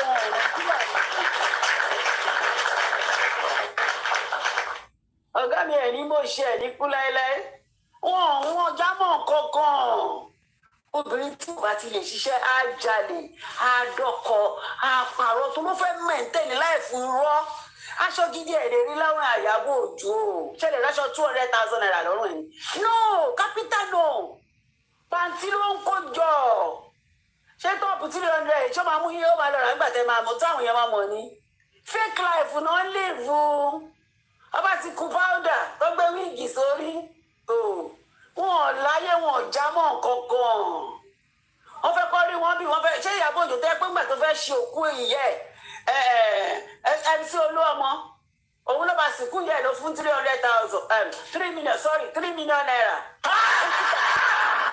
ọwọ́ abẹ́rẹ́ ní ìjámọ̀ kankan wọ́n fẹ́ kọ́ rí wọn bí wọ́n fẹ́ ṣé Ìyábọ̀ Òjó tẹ́ pé ńgbà tó fẹ́ ṣe òkú ìyẹ́ MC Olúọmọ òun ló bá sìnkú yẹ lọ fún 3 million naira ọwọ́ abẹ́rẹ́ ní ìparọ́ ṣe bí ìgbà yẹn ń bú 3 million naira ló fún ẹ ló ń bú òun ló ń bá sanwó skul ọmọ ẹ kò dáṣe nǹkan kan rí orí olórí ẹsẹ̀ ẹlẹ́sẹ̀ fi líìvù ọkùnrin yìí ni MC Olúmọ nǹkan tí yẹn ń ṣe náà ayé ẹ̀ ló ń lọ lọ́hùn yẹn ó pàpà jẹ ojú yẹn nítorí ó tún fẹ́ lọ jẹ òbí ó máa fò káàkiri ni ọkùnrin bí ẹjọ́ báwo ló ṣe jẹ́ ẹ̀bí very dark man ẹbí wo ni very dark man jẹ ìwọ náà ló sọ nínú gúrùpù oní ọmọ ẹ onífàṣìnì onífàjìnì ọmọ ẹ̀rẹ́ ẹ̀gbọ́ta pé onífàjì lọ sórí kò sọ ní gúrùpù ọkọ ọmọ ẹ lónífàjìnì ọmọ ẹ nígbà tó fẹ́fẹ́ ìyá náà onífàjì lọmọ òun ìwọ ló wá sọ ní gúrùpù pé Naira Marley o forcefully entry kó bọ́ mọ́ ẹ̀sùn ọmọdé ẹ̀gbọ́ta pé Naira Marley ò bá òun sùn Naira Marley ní òun ò fi tipa bọ́ mọ́ ẹ̀sùn òun ló sẹ́jẹ̀ ni ọmọ ẹ ló gbé ògbólẹ̀ tó ń dò ṣé lọ́wọ́ ni Naira Marley parí Naira Marley ń dó òun náà nà án ó kọ́ síta pé òun ti ń dó yẹ òun dọ́mọ ṣé sílẹ̀ máa tó òdo ẹni sílẹ̀ máa tó ń dó àwọn òun àti ọmọ ẹ̀ ní àwọn kí wàá ní big deal bẹ́ẹ̀ àwọn ọ̀ka òṣì òun á ṣe bẹ́ẹ̀ pé kiri ta ló tó àṣírí ọmọ ìwọ ló tó àṣírí ọmọ ẹ̀ fúnra rẹ̀ náà àwọn èèyàn kọ́ náà ẹnu ara ẹ̀ ló fi fọ́. God bless you ẹnu ara ẹ̀ ló fi sọ̀nà àwọn kọ́lá bẹ́ẹ̀ sọ̀nà àwọn ṣé bí àwọn ẹ̀fọn ní ọ̀rọ̀ tẹ̀ rí lórí íńtánẹ́ẹ̀tì no Ìyábọ̀ Òjó ló fẹnu ara ẹ̀ sọ síta fúnra rẹ̀ àyàn kọ́kọ́ lórí èèyàn kọ́kọ́ lórí íńtánẹ́ẹ̀tì gbé tí o bá lè la tó lè ṣiṣẹ́ tó bò bá ti lè ṣiṣẹ́ á máa ti ọmọ yẹn lọ bá ọkùnrin oríṣiríṣi kọ́ wọn lọ kó wálé ni kọ́ṣà lọ kó wálé ni nígbà tí o bá ti lè ṣiṣẹ́ ṣé bó tó òkè orúkọ tó o méèkì kí ló lè tó o ṣọ́ọ̀bù àmàlà yẹn bó ṣe ṣe kó jókòó síbẹ̀ kó máa tàmàlà yẹn wọ́n á gbọ́ ọ̀dọ̀ síbẹ̀ bó ẹ lè jókòó ẹ fẹ́ lọ bí ẹ fẹ́ lọ sọ́hùn ṣébí èèyàn ni yàrá aṣọ tó ń taṣọ ẹ̀ tó jókòó síbẹ̀ kẹ́ tó sọ di ẹni tó ń gbé èbú káàkiri ẹ lè ṣiṣẹ́ tí ó bá ti lè ṣiṣẹ́ ó máa dọ́kọ̀ ó máa jalè náà. nẹ́tọ̀kì ní kẹgbẹ́ òun máa.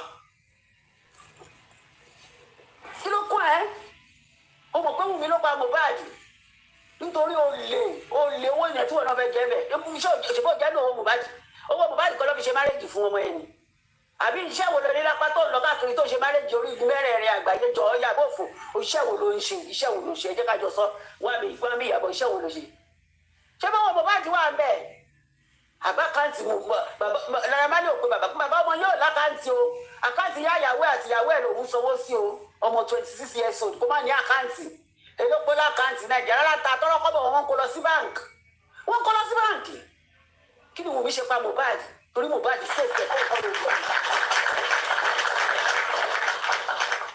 God bless you majare Mohbad fẹ́ẹ̀sì Wùmí olóhùn kọ́ ló lọ ọmọ ọwọ́ ẹ̀ o ti wá wò pé ìwọ tábà wọlé lẹ́yìn máa pa ẹ̀ òde pa Mohbad Wùmí ló pa Mohbad tí gbogbo yín mọ̀ pé òun ló pa bó ìwọ burúkú ìwọ òṣì ẹni tó bá jẹ́ ọkàn mi ẹni tó bá jẹ́ ọkàn ṣé lè ṣe bẹ́ẹ̀ fọmọ lówó ni ẹ̀ ní lè ṣe so ṣé Ìyábọ̀ ṣé ìyá ti tiẹ̀ lówó ni àbí bàbá ti tiẹ̀ lówó kí wàá ní iye ò lówó bàbá ẹ̀ lówó ìyá ìyàwó rẹ̀ tó fi wọlé Ọlọ́run sùn ni Ìyábọ̀ Òjó ìwọ náà máa ṣe kí ni mọ́mí ṣe ẹ̀sọ́ tó ń sìn wọ́n ní bóyá kinní tó wà lára ìyá ẹ̀ ti rìn ìwọ náà máa ya wèrè tó máa fi wọlé Ọlọ́run sí àdàbí kí ló dé tó ń gbomi jẹ́ lójú èèyàn Ìyábọ̀ Òfò kí ló ń gbomi jẹ́ lójú èèyàn tí wọ́n fi máa fi máa rẹ́rìn.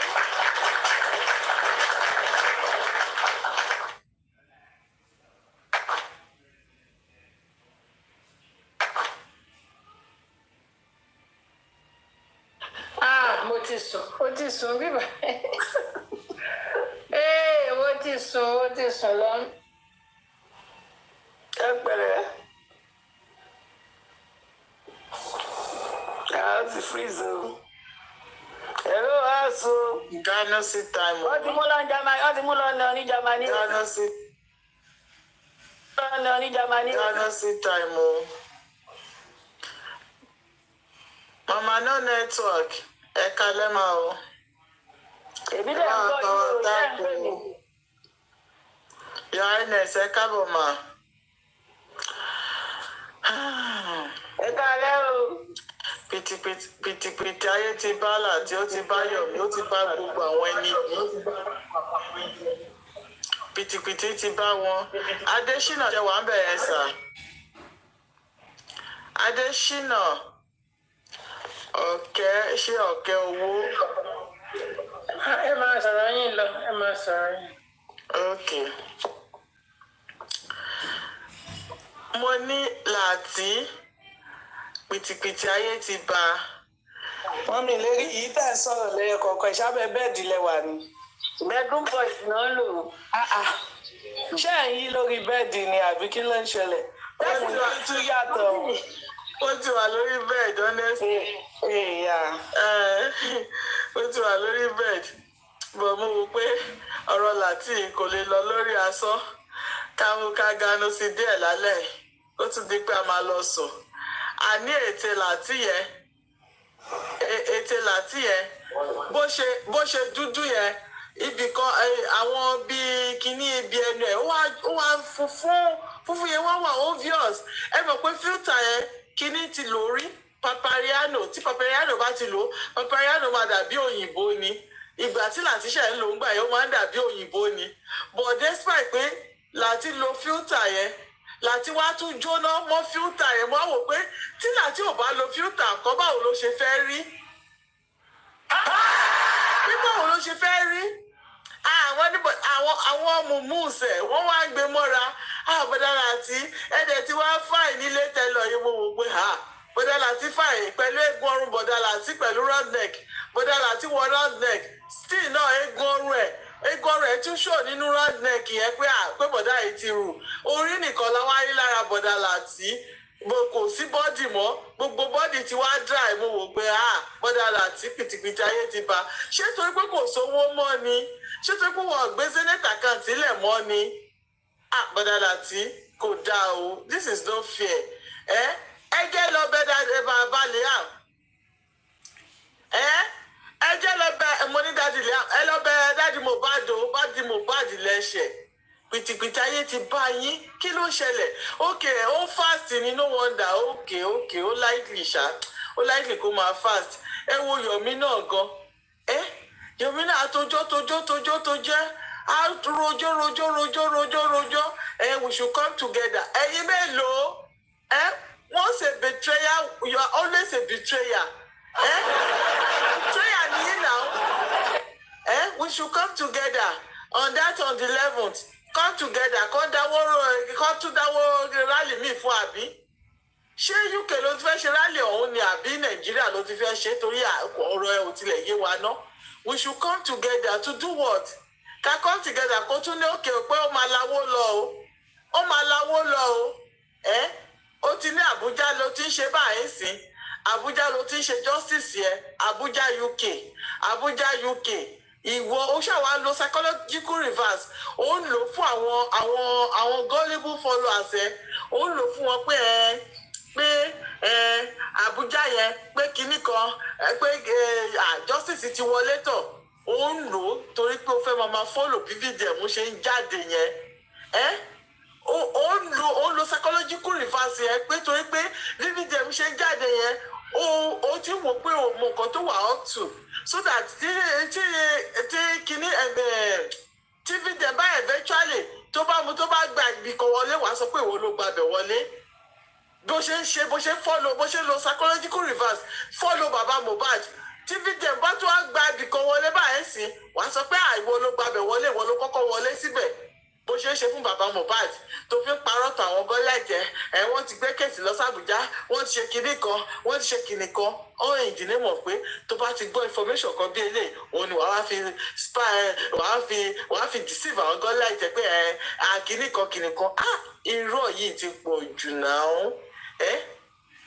ó ní èèyàn kan sọ pé ṣẹ́rí Káyọ̀dé yẹn onírú ayé ni ó ní ó try àti manipulate kinní narrative wọn títí ó wá dà pé why tó jẹ́ pé mọ̀ pé alẹ́ yẹn òun ni bàbá yẹn fẹ́ lọ sí ọmọ yẹn ṣá pé ìgbà tó dé inú ilé yẹn ṣe mọ̀ kan tí bàbá yẹn béèrè property ló máa ń béèrè nǹkan tí olórí burúkú yẹn tún padà change narrative wọn sí nìyẹn bí ìyẹn ṣe wá dáhùn nìyẹn pé why tí bàbá Mohbad máa ṣe béèrè property tó gbọ́ kan tí kinní máa sọ Yomi máa dá lóhùn ó ní ẹ̀yin náà imagine ó ní ìgbà tí kinní ìgbà tí wọ́n mú pé tó tí òun pe bàbá Mohbad pé kó rọyàn lọ lift CCTV ó ní òun mọ̀ pé àwọn apààyàn ló rán lọ́bẹ̀ bí Yomi ṣe tún dá lóhùn nìyẹn ṣé àwọn pípù yẹn wọn ò láyé eré láì fún wọn ò dá kò balance ṣó ti rí bẹ́ẹ̀ yẹn sìn ṣó ti rí ayé ẹ Yomi ṣó ti rí ayé ẹ orí gbogbo bí activist ṣe ń ṣe VDM kò máa bọ́ta kó sọ pé bàbá Mohbad kó wá parọ́ mọ́ bàbá Mohbad bí wọ́n ṣe ṣe ó parọ́ mọ́ bàbá Mohbad títí ọ́ ìdílé mọ̀ pé ó fẹ́ gba steering lọ́wọ́ bàbá Mohbad pé ìwọ ni ṣé VDM tọrọ owó lọ́wọ́ bàbá Mohbad ṣó gbógun ti bàbá Mohbad pé kí bàbá Mohbad gbé 50 million wá bí ọ̀rọ̀ ẹ ó ní ó yẹ kó kọ́kọ́ gbé 50 million fún ẹni tó pé fẹ́ jà justice tó jà lórí social media justice tó jà lórí social media tí ò débí kankan tó jẹ́ pé ẹnu ló fi ń jà tó bá ti sọ títí bí eléyìí tó bá ti sọ lórí social media tó bá ti gba coin 1 naira 2 naira wàá tún gbórí wọlé padà wàá tún wò pé oṣù dà wọ́n sí ríboríbo wàá tún gbórí wọlé padà wá ní o mọ̀ pé bàbá Mohbad èèyàn ó rọ̀yàn lọ́fẹ́ lọ apààyàn ló rán lọ gbogbo yẹn ní jẹ tán gbogbo yín pátápátá tẹ dúró ìbàjẹ́ ti bàbá Mohbad gbogbo yín pátápátá ẹgbẹ́ máa bà yín lọ́yọ̀ kọ̀ọ̀kan ni gbogbo yẹn dẹ̀ máa ṣe ẹ̀sìn ẹ̀ máa tún jáde láyé ẹ máa ṣe ẹ̀sìn ní sẹ́ẹ̀ Ìyábọ̀ Òjó títí ẹ̀ ló ti dé báyìí ó ti bẹ̀rẹ̀ látorí Ìyábọ̀ Òjó àti sọ ó máa bẹ̀rẹ̀ láti orí títí dé ìkọ́nà ẹsẹ̀ yín ni títí dé àtẹlẹsẹ̀ yín òun ló ti máa bẹ̀rẹ̀ òṣò Ìyábọ̀ Òjó báyìí sìn bí wọ́n ṣe fèsì títí ẹ̀ ṣe rí ẹ̀yìn tí Ìyábọ̀ Òjó recruit àti gbogbo àwọn tó wà ní ọ̀dà Ìyábọ̀ Òjó àtàwọn tó wà ní ọ̀dà bàbá Liam gbogbo yín pátá wọn ni Mohbad máa jẹ níyà ó máa fi ojú yín ó máa fi gbolẹ̀ kẹtù jáde láyé mọ anything gbogbo ẹ̀yin tẹ́ gbógun ti bàbá Mohbad pé torí pé ó sọ pé báyìí lòun rí o torí pé má nìyẹn ò jáde parọ́ torí pé kò bá yín kọ script tí ìyá Mohbad bá wọn kọ torí pé kò bá yín kọ torí pé kò bá yín sọ narrative tẹ́ fẹ́ tó suit yín yẹn torí pé bàbá yẹn ò bá yín sọ ẹ wá gbógun tì í ẹ wá ẹbẹs ní àtàkẹ ẹ̀yin wá rò pé ẹ máa ṣe ẹ máa lọ score free gbogbo pátá ni pètèpètè ayé máa bá ó ti bá yín ọ̀rẹ́ ti bá yín sìn ó wá kù pé kẹ́ máa ṣe ẹ̀sìn yẹn dẹ̀ máa ṣe títí tẹ́ máa fi jáde láyé àyàfi tẹ́ bá wá sí public domain kẹ́ wá change public apology kẹ́dẹ̀ wá sọ nǹkan tẹ́ ẹ̀ face àfihàn yẹn ìyẹn ló máa save yín bọ́ tẹ́ ẹ̀ bá jáde kẹ́ wá sọ pé bàbá Mohbad ẹ dáríjì mi mọ̀ pé bó ṣe rí ni kẹ́ wá sọ iṣẹ́ ibi tẹ́ ti ṣe fún bàbá Mohbad bẹ́ẹ̀ ṣe máa bá kú nìyẹn gbogbo ipá wáta tẹ́gbógun ti bàbá yẹn nídà ní kọ̀kọ̀ o àbí ní gbangba o tẹ́mú tẹ́ ń tra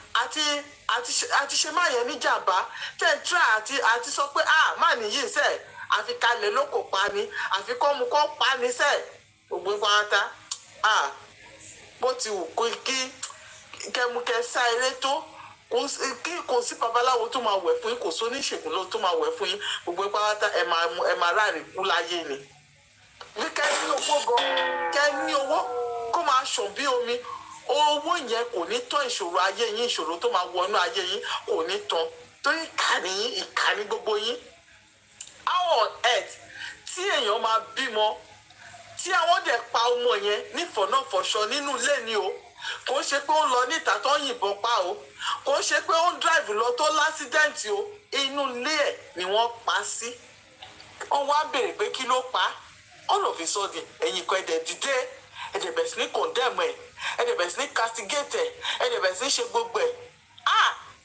ẹ̀yin èèyàn burú o azin bàbá yẹn try mo rántí ọjọ́ kan tí láti jáde tó bẹ̀rẹ̀ kò sí oríṣiríṣi narrative tó wọ́n sọ tán ọjọ́ yẹn wọ́n ní bàbá Mohbad pé greediness tó wà lára yẹn òun náà ló wà lára Mohbad òun náà ní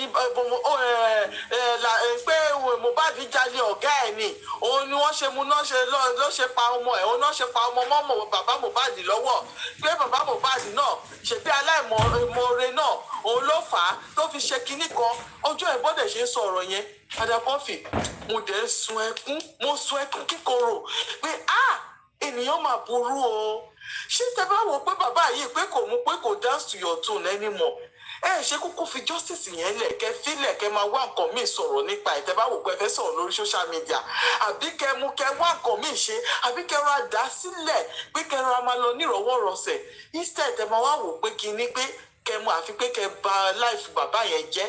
Ó jáde lẹ́nu láti níṣẹ́ ó ní òun máa bà justice náà jẹ́ níṣẹ́. Àwọn èèyàn máa jẹ̀yà láyé yìí o. Wọ́n máa jẹ̀yà o, most especially àwọn tó mú ẹ òótọ́ tó wò pé all of a sudden pé wọ́n ti gba owó tí àwọn kan sọ pé ó yá bàbá yẹn ní kẹlò attack. Ẹ̀yin wá mú ẹ gba owó ẹ máa sọ pé ẹ ń wá justice. Meanwhile ẹ̀dẹ́ attack bàbá Mohbad. Ẹ mọ̀ pé tẹ bá ti pa bàbá yẹn ẹ ti pa justice nìyẹn. Ẹ mọ̀ pé ká ní pé gbogbo nǹkan tẹ ṣe ká ní pé ó get to that man. Tí bàbá yẹn wá wọ depression tí bàbá yẹn wá kú ẹ rí pé justice yẹn ti kú. Ẹ máa still ẹ̀dẹ̀ tó máa jáde ẹ máa ní you are not anti-justice, you are fighting for justice, but ẹ̀dẹ̀ fẹ́ pa justice yẹn. Ẹ̀dẹ̀ attack justice yẹn. Ẹ rò pé àwọn tó fún yín lówó pé kẹ́ lọ máa attack bàbá yẹn rò pé ọpọlọ wọn ò pé ni. Ṣé rò pé orí wọn ò pé ni? Ṣé rò pé wọn mọ kí ẹ kọ́ ṣe ni? Wọ́n mọ̀ fún yín lówó yẹn ni. Wọ́n mọ̀ fún yín lówó yẹn ni. Tẹ́ bá ti pé kẹ́ máa attack bàbá yẹn so that tẹ́ bá ti attack bàbá yẹn directly lẹ́ attack justice. Directly lẹ́ sọ fún àwọn tó wá justice pé justice yẹn o ẹ lè rí. Ẹ ti sọ fún àwọn èèyàn ẹ ti fi pa òwe fún àwọn èèyàn pé ṣebí ẹni ta ni ẹ ó wá justice náà nìyẹn, ṣebí òun náà ni ò wá justice yẹn. Directly ẹ ti lé àwọn èèyàn. Ẹ wá rò pé ẹ máa ṣe lásán pé ẹ dẹ̀ máa lọ scot free. Ẹ lè lọ scot free gbogbo pátá òun máa fìyà jẹ yín. Kò síbẹ̀ ṣe lè sáré tó, kò síbẹ̀ ṣe lè sa oògùn yẹn tó, oògùn yìí ò ní ṣiṣẹ́, oògùn yìí ò lè jẹ́. Àfi tẹ bá wọ́n sí public domain. Ibi tẹ ti tú bàbá yẹn láṣọ kẹ padà wá ro láṣọ yẹn padà kẹ sọ pé kó dáríjì yín kẹ dẹ̀ sọ iṣẹ́ ibi tẹ ti ṣe fún lẹ́yìn. Ìgbà yẹn lẹ tó máa rí ìyọ́nú Ọlọ́run láṣẹ ìdùnnú bó ṣe máa rí fún yín nìyẹn. Ìyábọ̀ Òjó títí ẹ ó ṣe bẹ̀rẹ̀ ní o ò tí ì rí nǹkan kan ó ṣe bẹ̀rẹ̀ ní wàá rí kíní pépà ńlẹ̀ wàá pè ní owó bó ṣe máa rí fún ẹ nìyẹn torí ìkànnì ẹ ó mọ̀ọ́mọ̀ obstruct justice yẹn for your own selfish interest for your own financial gain. Ó divert attention àwọn èèyàn ó ṣe gbogbo ẹ̀ ó rí pé èèyàn kan ṣoṣo tó jáde ní kíní ẹ̀ pé tó fẹ́ wá fún àwọn public ní clear pé nǹkan kan ṣẹlẹ̀ nínú ilé yẹn ó tún wá regroup àwọn èèyàn pé kọ́ lọ́mọ máa attack ẹ̀ ó wá jáde ó wá fi máa yẹn ṣe yẹ̀yẹ́ ó wá ń sọ̀rọ̀ ẹ̀ wọ́n máa rẹ́rìn-ín. The man is after property, the man is kíní kan unfortunately kíní kan ó dẹ̀ wá rẹ́rìn-ín. Meanwhile ó dẹ̀ mọ iṣẹ́ ibi tó ń ṣe ní underground ó dẹ̀ mọ̀ pé ìwọ fúnra rẹ̀ gọgọgọ ló ń wá property òun wá bó ṣe fẹ́ jẹ ogún ọmọ ọlọ́mọ ogún tó ò ṣiṣẹ́ fún owó nǹkan tó ò ṣe tó ò lébọ̀ fún. Lágbára Ọlọ́run Ìyábọ̀ gbogbo iṣẹ́ tó bá ṣe orí olórí gan ó máa pa ẹ́ torí ogún àwọn orí olórí máa pa ẹ́ torí iṣẹ́ ọwọ́ ẹ̀ torí pé kí ni ó fẹ́ pa bàbá Mohbad pẹ̀lú iṣẹ́ tó ṣe tó fọwọ́ ẹ̀ ṣe tó fàárọ̀ ẹ̀ ṣe tó jìyà lé lórí ó fẹ́ pa kúrò láyé so pé kò lè inherit ogún ọmọ ọlọ́mọ ó wá bọ́ta ó wá ń throw man yẹn under the train ó ní man yẹn pé ó fẹ́ jogún ọmọ ẹ̀ ní pé property ló ń jà fún Wùnmí náà máa bọ́ta ó máa ní property ni bàbá ń jà fún àwọn tẹ̀ sanwó fún wọn ní property ni bàbá ń jà fún gbogbo wọn pátá ẹ máa dà wọ́n síta ẹ máa fún wọn lówó pé property ni bàbá ń jà fún property ni bàbá ń jà fún. Meanwhile group chat yìí máa jáde ìgbà tọ́lọ́ máa fi ń ṣe ẹ̀sìn ẹ̀yin lẹ sọ pé they should come out clean. Where is Mohbad assets? Ṣẹ́yìn ni bàbá ẹ̀ ni? Ṣẹ́yìn ni ìyá ẹ̀ ni? Ṣẹ́yìn ni mọ̀lẹ́bí ẹ̀ ni? Tẹ́ ń bèrè asset Mohbad ní ọwọ́ àwọn dàróṣà ní ọwọ́ àwọn tó gbé asset náà dání. Ṣẹ́yìn ni mọ̀lẹ́bí Mohbad ni? Ṣẹ́yìn ló bí ni? Ṣẹ́yìn lẹ ń gbé Mohbad pọ̀ ńgbà tó sick ni nígbà tí ìyá ẹ̀ ti ṣọ́kó lọ? Ṣé ẹ̀yin lẹ gbé pọ̀ ni? Ṣé ẹ̀yin lẹ rògùn fún ni? Mà sí bẹ́ẹ̀. Ìyábọ̀ Òjó ó mà sí bẹ́ẹ̀ nígbà tí bàbá yẹn jẹ̀ṣẹ́ ẹ wá dúró thank you for the gift mama JK ẹ wá dúró àti sọ pé kẹmu pé kẹ pa bàbá yẹn ẹ ti pa lọ́mọ ẹ fẹ́ pa ẹ ti ṣoògùn ẹ ti sàsí ẹ ti ṣe gbogbo ẹ ti rán àrán sísí ẹ rí i pé kò rán but the next thing tó wù yín àti ṣe ni pé kẹ kúkú mu pé kẹ fẹnu bàjẹ́ so that tí o bá ti rí support mọ́ bọ̀ ṣé Ọlọ́run tó ń ṣe bẹ́ẹ̀ ṣó kúrò ń di àrò kò kúrò bẹ́ẹ̀ àwọn ẹni bí ẹni èèyàn bí èèyàn wọn ò kúrò ń bẹ́ẹ̀ bí gẹ́gẹ́ bí ọ̀rọ̀ Madam JK wọ́n sọ lọ́jọ́ kan wọ́n ní kí Mohbad gan kó tún jí lẹ́nìí kó dìde kó wá sọ fún gbogbo àgbáyé pé ẹ wo o bí wọ́n ṣe pa òun sínú ilé ní o bó ṣe jẹ́ ní o pé àwọn kan sì máa sọ pé irọ́ ni Mohbad pa kò ṣe bẹ́ẹ̀ pé kò jẹ́ bẹ́ẹ̀ pé irọ́ ni kò ṣe pé wọ́n pa òótọ́ dẹ̀ ni wọ́n parọ́ because àwọn èèyàn wọ́n ti mú èṣù tí wọ́n ti gbilẹ̀ sí wọn lọ́kàn èṣù ti gbilẹ̀ sí wọn lọ́kàn ayé wọn ti bàjẹ́ wọ́n ti wọ́n ti sell to devil so kò sí kọ́tẹ́ lè sọ tó lè change mind wọn that is why ìgbà tí mo rí àwọn tiwa kan tó máa ń lọ sí ọ̀dọ̀ one particular lady kan tó jẹ́ lára àwọn new host yẹn tó máa ní I don't support anybody ìkọ̀kọ̀ meanwhile àwọn èèyàn wá dẹ̀ ń lọ síbi bẹ̀ pé wọ́n lọ ń try àti sọ pé ikọ̀ yóò rí bẹ́ẹ̀ àwọn tí Wùnmí náà máa lọ síbi bẹ̀ wọ́n lọ máa argue mo á wò pé ẹ̀yin tiwa ẹ má wulẹ̀ lọ sí irú ọ̀dọ̀ host yìí mọ́ because no matter how whatever you say to them no matter how you are trying to convince her to know the truth this particular host can never change and listen to the truth because ó wò pé ẹ̀yin onírọ́ ẹ̀yà ẹ̀ máa bọ̀ ẹ̀ wá parọ́ ẹ̀yin olóòótọ́ ẹ̀ máa bọ̀ ẹ̀ wá sòótọ́ but whatever you say àlàlà kò kàn mí so kí lèèyàn fẹ́ try àti lọ́mọ máa sọ pé òun fẹ́ lọ́mọ máa correct anybody fún but ká ní pé host tó bá wà genuine ó máa ní I want to know the truth ìyẹn lè máa wò pé yes that damn TV thank you ma ìyẹn lè máa wò pé òkè pé ká ẹ má gbà fún àwọn tó fẹ́ lọ manipulate ń bẹ̀ but ó sì tó ń jẹ́ kó yẹ yín pé no I don't belong to anywhere o so you can say whatever you want to come and say here so ó fẹ́ wá fi yín cash out ni ó fẹ́ wá fi yín build the platform ẹ̀ ni ó fẹ́ wá fi yín create content ni she's not here to know the truth she's not there to listen to the truth so kò sí kò tẹ́ fẹ́ lọ máa ṣe ń bẹ̀ pé ẹ fẹ́ lọ máa bá wọn argue tó bá fẹ́ máa kó àwọn tí Wùnmí síbi bẹ̀ kọ́ lọ máa parọ́ bẹ̀ bí so but pé kí àwọn tiwa ká lọ máa bá àwọn tí Wùnmí ká lọ máa bá wọn romance kí àwọn yẹn sọ tiwọn kí ìwọ náà sọ tiẹ̀ ṣé àwọn tó jẹ́ true justice fighter ṣé wọn mòótọ́ ni wọ́n mòótọ́ àwọn tó dẹ̀ jẹ́ anti justice ṣé àmọ́ wọn ni àmọ́ wọn so kí la fẹ́ máa lọ máa sọ pé a fẹ́ lọ máa argue lórí platform kan kí irú èèyàn ìbẹ́ẹ̀ kó wá máa fi àwọn èèyàn wá máa build the platform ẹ̀. I could remember ìgbà tí Àmọ̀rí tó wá join justice nígbà yẹn wọ́n lọ sí àwọn platform true justice ni tó débẹ̀ nígbà yẹn best scholar our best scholar àwọn ni wọ́n ń ṣàlàyé tó wọ́n máa béèrè question ẹ má mọ̀ pé èèyàn tó fẹ́ mọ̀ òótọ́ nìyẹn wọ́n tún jẹ́ kó yé wọn gbà yẹn pé just go round all through the justice platforms. Listen to the analysis. Listen to their submission. You will understand better. Lẹ́yìn ìgbà tó ń béèrè question tó ń ṣàlàyé fún wọn tó ń béèrè question tó ń ṣàlàyé. So ẹ máa wò pé èèyàn tó fẹ́ wá mọ òótọ́ nìyẹn. Èèyàn tó fẹ́ mọ ibi tí irọ́ wà àti tí òótọ́ wà nìyẹn. Ìgbà táwọn dẹ̀ ti listen tó ti gbọ́ ibi tí irọ́ wà tí òótọ́ wà wọ́n dẹ̀ dúró síbi òótọ́. Madam Olúṣọlá the same thing. Madam Olúṣọlá in fact mo dé platform kan lọ́jọ́ kan new platform ní platform yẹn ó dà pé lára àwọn tó ń tijọ́ mọ́ra wọn ni woman yẹn ìgbà tó ń ṣe analysis àwọn nǹkan true analysis ni o tí woman yẹn ń ṣe fún woman yẹn I was so surprised pé yes pé truly pé ẹlòmíì tí ò bá mọ òótọ́ but tó bá ready àti listen sí òótọ́ you will see it in them pé okay truly pé this person is here for true justice is not here to cash out àbí pé okay let me just join them for joining sake but ó listen nígbà yẹn woman yẹn listen ó dẹ̀ gbọ́ ilé tó jẹ́ òótọ́ ó dẹ̀ tún lọ advocate fún òótọ́ yẹn ní another platform bó ṣe yẹ kó máa rí nìyẹn but you this person tó pèrè ẹ̀ ní Dam TV Oni you are not clinical, you are not supporting anybody. So they can say, oh, that in one by more than 2 weeks to day. But so you are opening your platform for both anti-justice and justice seeker. So that you come and be ranting all over and all over again. So tomati rant done, you will not make my platform another day. What area to us so late ever for us.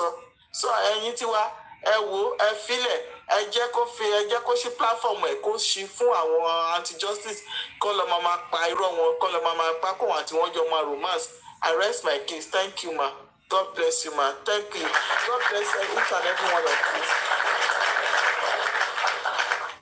Mọ́mí lérí ẹ rí pé pìtìpìtì ayé ti bá Ìyábọ̀ Òjó ẹ rí pé baby shower tó ṣe gan ijó ẹ ò bá lù mú lọ́jọ́ ẹ rí pé ijó ò bá lù mú. Báwo ló ṣe fẹ́ bá a mú ọkọ̀ ò lè balẹ̀ ẹ lọ wo ayé kí ló ń pè wèrè second girl yìí kí lórúkọ wèrè yìí ìkejì Ìyábọ̀ Òjó tọ́jọ́ wà ń gúùpù yìí ṣé mọ̀ pé Nàìjíríà ò láìkí ẹ̀ gan tẹ́lẹ̀ tó díke ṣé mọ̀ pé Nàìjíríà fúnra rẹ̀ fẹ́ràn ẹ̀ tẹ́lẹ̀ igbó ni lifestyle yìí ẹ̀ Wùnmí mugbó Ìyábọ̀ Òjó mugbó so godmother àwọn wèrè igbó fashion igbó group náà lọ dálẹ̀ tẹ́lẹ̀ pítípítí ayé bíi mọ́mí títọ́ ní mọ́mí Táyọ̀ tọ́ ní pé ó ti lọ fáwọn èèyàn ní urgent 2k gbogbo yẹn kò àwọn 2k yẹn wọn kò bá ti ní ipa tó bá jẹ́ ó ti lọ fún wọn lówó yẹn láti 2023 but right now ojú àwọn èèyàn ti là péjì mélòó ni VDM ṣìkà tó ti ń káńsù kí lórúkọ ẹlẹ́sẹ̀ kan jìgàn yìí tó ti ń káńsù ẹ máa wo bó ṣe lọ ojú wa ti là kò sí bó ṣe fẹ́ manipulate tó Wùnmí ló pa Mohbad ṣèbí tó bá dé bàbá Mohbad ní tẹ́lẹ̀ wọ́n ti gbé Wùnmí kó wá ṣe interview wọ́n ti ṣe press nísìnyí gbogbo àwọn press wọn dà Wùnmí ò mà lè gá àti interview mọ́ nísìnyí nǹkan tó máa sọ ní pé Wùnmí ò mà lè jẹun Wùnmí ò lè tọ́jú ọmọ ọwọ́ ẹ̀ máa ti rò mọ́ lọ́wọ́ wípé búlì yẹn ti pọ̀ jù ẹ máa wo bó ṣe ń lọ ọlọ́run ò sí lẹ́yìn alábòsí. Wùnmí ti wò pé wọ́n ti capture ẹni tó ń mu tó ń ṣìdò òun wọ́n ti capture ẹ̀ so bọ́dẹ̀ ṣe capture ẹ̀ yẹn bó ṣe mú òun yẹn wọ́n ṣe mú Ìyábọ̀ Òjó ayé tòun náà ti ń bàjẹ́ lọ ẹ mọ̀ pé Ìyábọ̀ Òjó òun ni bàbá bébì òun ni bàbá bébì ẹ mọ̀ pé bàbá bébì fojú pa pátápátá ni tó rán Ìyábọ̀ Òjó níṣẹ́ on his own behalf but tó jẹ́ pé wọn ò ní mọ̀ àwọn èèyàn ní mọ̀ wọ́n náà wọn àwọn tó bá lọ bá yẹn òun ni wọ́n máa bá sọ̀rọ̀ ṣé mọ̀ pé bàbá bébì kan ṣe pé bí wọ́n máa communicate pẹ̀lú àwọn nọ̀nẹ́tìtì tó ń bú bàbá Mohbad tó ń báṣì bàbá Mohbad kò communicate pẹ̀lú wọn rárá torí pé ó ní àwọn ẹrú kú àwọn Ìyábọ̀ Òjó yẹn dẹ̀ ní gbogbo wọn yẹn àwọn ni wọ́n ránṣẹ́ tó jẹ́ pé àwọn yẹn gan ló wá àwọn extension Ìyábọ̀ Òjó àwọn ni àwọn tó ń báṣì bàbá Mohbad. àwọn dádì Liam. So bàbá dádì Liam ò dẹ̀ lè lọ ṣiṣẹ́ yẹn fúnra ẹ̀ dádì Liam ò lè jíṣẹ́ yẹn fúnra ẹ̀ so ìjọ yẹn gbúdọ̀ bá wù mí. Ìyábọ̀ Òjó ń jó ní irú ìjọ ìwọ wà ní kí ló lè tó yẹ gbà wá. Okun la àwọn tí mo dání ẹ mọ̀ pé yẹ kó wọ́n lọ wèrè yẹn ti fẹ́ sí lórí mi wèrè yẹn ìyẹ́ ẹ̀ fún ní wèrè yẹn ni. Ijó tó ń jó yẹn ijó tí ń jó ẹ ti mọ̀ wípé ọgọ́rùn-ún kan ti ṣe Ìyábọ̀ ijó wa parí òun gán mọ̀ fóun ti ṣẹ̀sìn sẹ́rí pé ijó tí ń jó gan kò bá táyé mu ó dàbí kéèyàn lọ síbi ọmọ lórí ìjókòó ó ń wòye ẹ̀ báyìí ṣé ìyá yìí ò ti já wọjà báyìí ẹ̀rọ ọmọ yẹn kó dìde wá báyìí kó dìde gbogbo àwọn tó kù náà ń wò wá gbọ́ ẹ̀ tó bá jẹ́ tẹ́lẹ̀ ní á ti dìde á ní ìyá ìṣá ìṣe ẹ̀sìn kiri ṣá ṣáàdá nǹkan wá lọ ẹ̀wọ̀n wọ́rọ́wọ́ ṣẹ̀wọ̀n wí star ilẹ̀ wọn tó fẹ́ ṣe.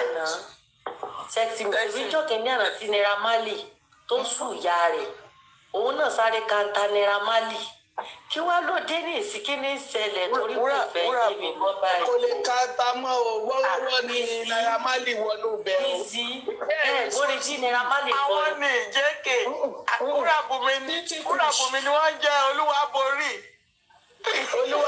ni o. Olúwaborí èṣù ó ti borí Olúwaborí Wùnmí. wá borí ni o. Ṣé mọ̀ pé? Wúrà bù mí. Ṣé mọ̀ yí pé Ìyábọ̀ Òjó ló wá sọ fáwọn Nigerians wípé ó forcefully. Nísìnyí Naira Marley dẹ̀ ti jáde pé òun ò forcefully. Wọ́n lòun wọbẹ̀. Tààrà ni. Ọlọ́run dẹ̀ ṣe ìyá wọn Esabod ó tún bá wọn ìyá wọn Esabod tún bá wọn gbé yẹn náà ó lóun sá lọ rí Twitter ìyá yẹn wá lọ́wọ́ ó ní Amani sọ pé lọ́wọ́ wàhálà ìyá yẹn ò lè pàṣírí anybody tó bá pàṣírí ẹ for the main time ni tó bá ṣẹ̀jẹ̀ for the main time ni pàtì yẹn mọ mi lérí ó dùn gbogbo àwọn ẹrú Ìyábọ̀ yẹn ló dùn wọn lóhùn sálọ òun wọn lọ wọ Naira Marley ni wọn lọ àwọn wèrè ẹrú Ìyábọ̀ wá ní ṣó yẹ kó sọ yẹn ìgbà tó ń ṣe ṣó yẹ kí ìyá yẹn sọ yẹn definitely ìyá yẹn ti ní ìyẹn. Kò ní sọ ayé Ìyábọ̀ ti ta. Ayé Ìyábọ̀ ó ti ta. Ó tún tọ́jú láìsí àwọn èèyàn síbi tó ti máa lọ wò ó tún ní kán lọ sórí wò. Ṣẹ́rí ìyá yẹn. Náà kan tí ìyá yẹn fi bẹ̀rẹ̀ ni. Ó lóun ti mọ mọ́ra bọ̀ no òun láti sọ jáde. Ó ti mú mọ́ra. Ó ní ìṣòro lówó ni. Ó ní ọba ṣe wedding bíi mẹ́rin kí ló dé gan. Fúnkẹ́ Akíndélé tó lówó jù ẹ lọ gan olùgbàbọjáde Ìyábọ̀ ṣọtún gbọ́ yẹn Esabod níṣó ya wèrè oníṣẹ́ wèrè wà lórí ẹni wèrè orí ìyẹ́ ẹ 30 years ṣé ó ti transfer sí ẹ lórí ni olóṣì ẹ lóyún ẹ bímọ àwọn tó mo ṣàṣọ fún yín pé fẹ́ fi kíní ẹ̀ distract wà ní tẹ́kisì mi. ọmọ Nàìjíríà ti gbọ́n kíní tí VDM yẹn tó ń ṣe yẹn gbogbo wa ojú wa ti là torí ẹ ló ṣe lọ gbé oyún ọmọ yẹn kọ́ ọ máa congratulate sódà máa gbàgbé pàtó òun níbo.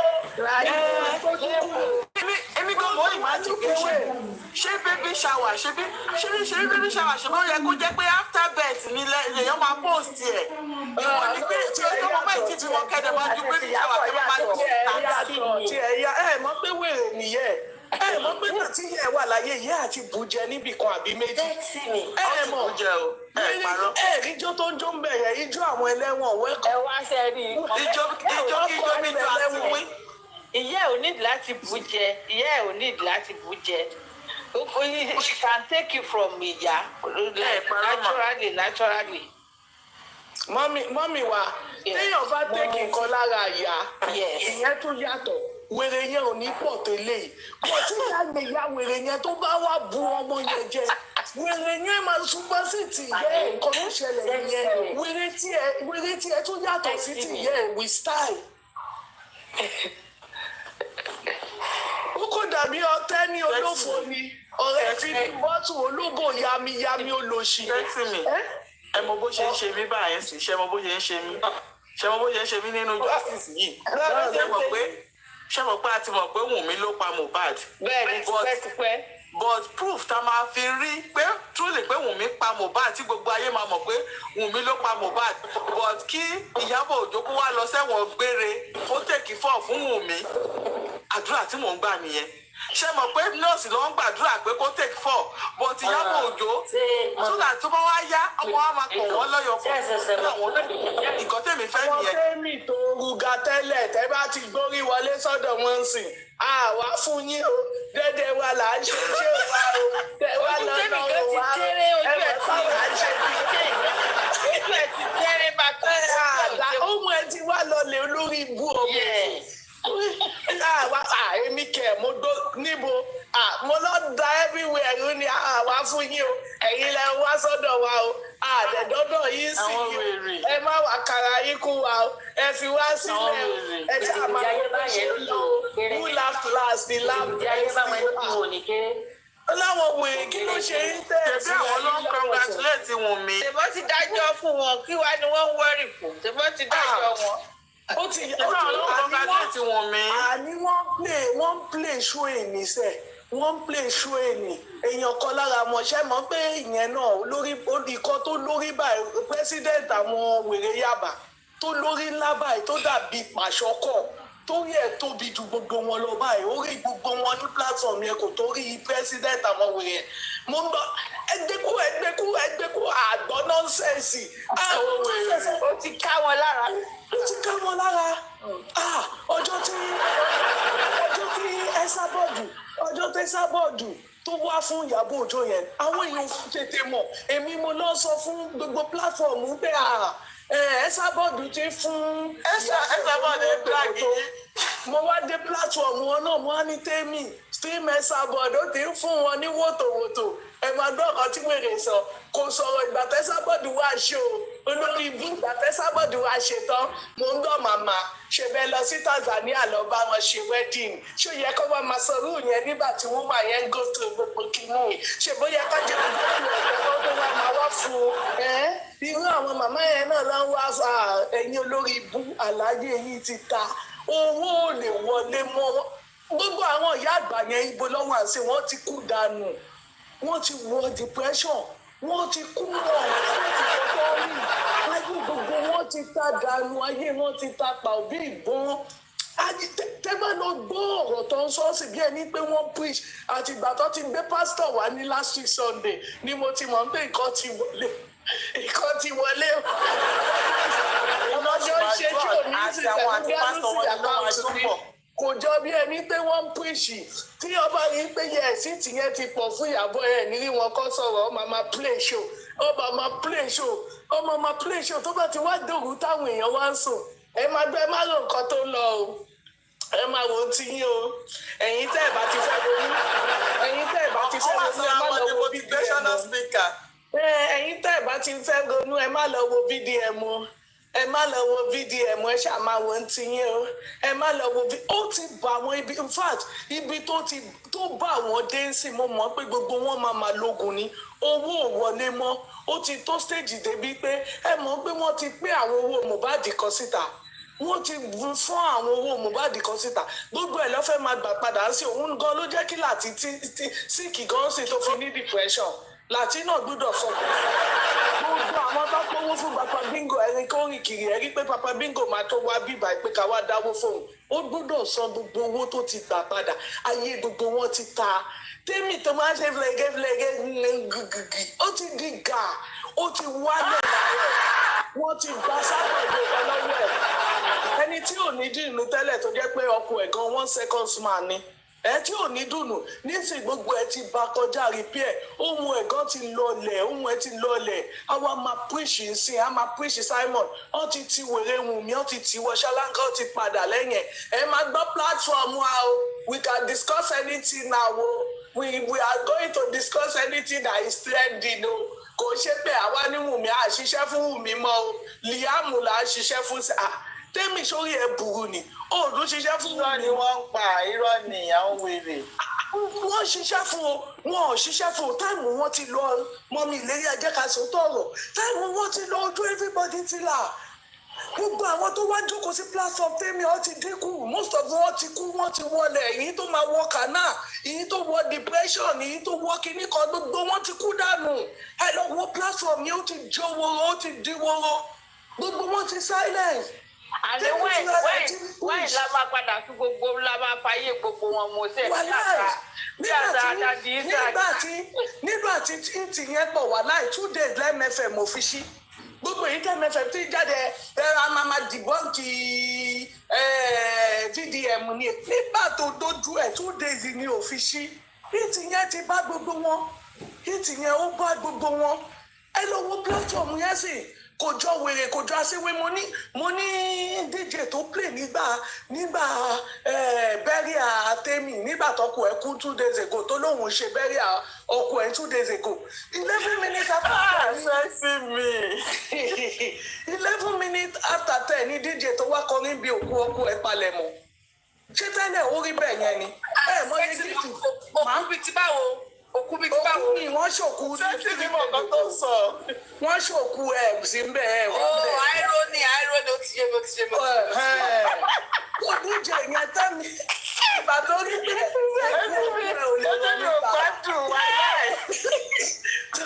torí pé ọkọ tèmi ò lè wọ̀ ọ́n rẹ torí pé no bánsá lòun bá wá bí o no kíní yìí ò lè lè favour òun mosquito gan ti jẹ díje ẹ̀mẹ́wàá ni díje gbẹ́sẹ̀ mọ́lẹ̀ tó ń gbá pa tó ń gbá gbogbo ẹ̀ olórí burúkú díje gba tó di level after 10 ọ̀run rẹ́yìn o ẹjọ́ mo ti fẹ́ palẹ̀ mọ́ mo ń gbá díje kí ló dé tẹ́fẹ́ tètè lọ lẹ́nìí mo ń gbá ẹ má bínú mo ti fẹ́ palẹ̀ mọ́ díje amásù yín o wọ́n sáré sọ́dẹ̀rìn ọkọ tẹ́mì gan ò lè kúre ní ìta wàyí kó lè súnre kò jọra wọn mọ́ gbogbo yìí tẹ́ èmi dẹ̀ fẹ́ sọ pé ọ̀run rẹ mo dẹ̀ fẹ́ sọ pé ọ̀run rẹ ọkọ tẹ́mì kò lè rọrùn rẹ wọ́n ní òkú tó bá máa lọ ọ̀run àárọ̀ la máa ti mọ̀ ṣé díje gan tó pa mosquito látàárọ̀ dalẹ́ ó pa mosquito ní gift gan kò rí àwọn wo ló fẹ́ wá tẹ gift nígbà tó jẹ́ pé Wùnmí lọ sẹ́wọ̀n no doubt about it Wùnmí lọ sẹ́wọ̀n Wùnmí lọ sẹ́wọ̀n ó ti wá délé ibẹ̀ yẹn ti wá da ẹ̀rí sí ọmọ akọ̀rọ̀ amọ́ mi ti bá dé bẹ́ẹ̀ lálẹ́ yìí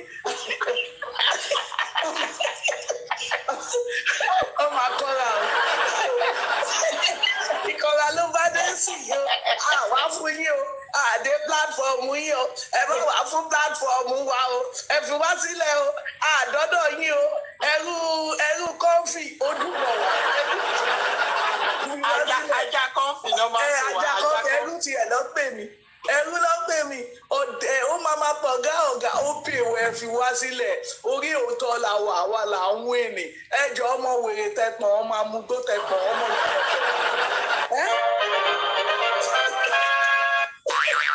ọ̀gá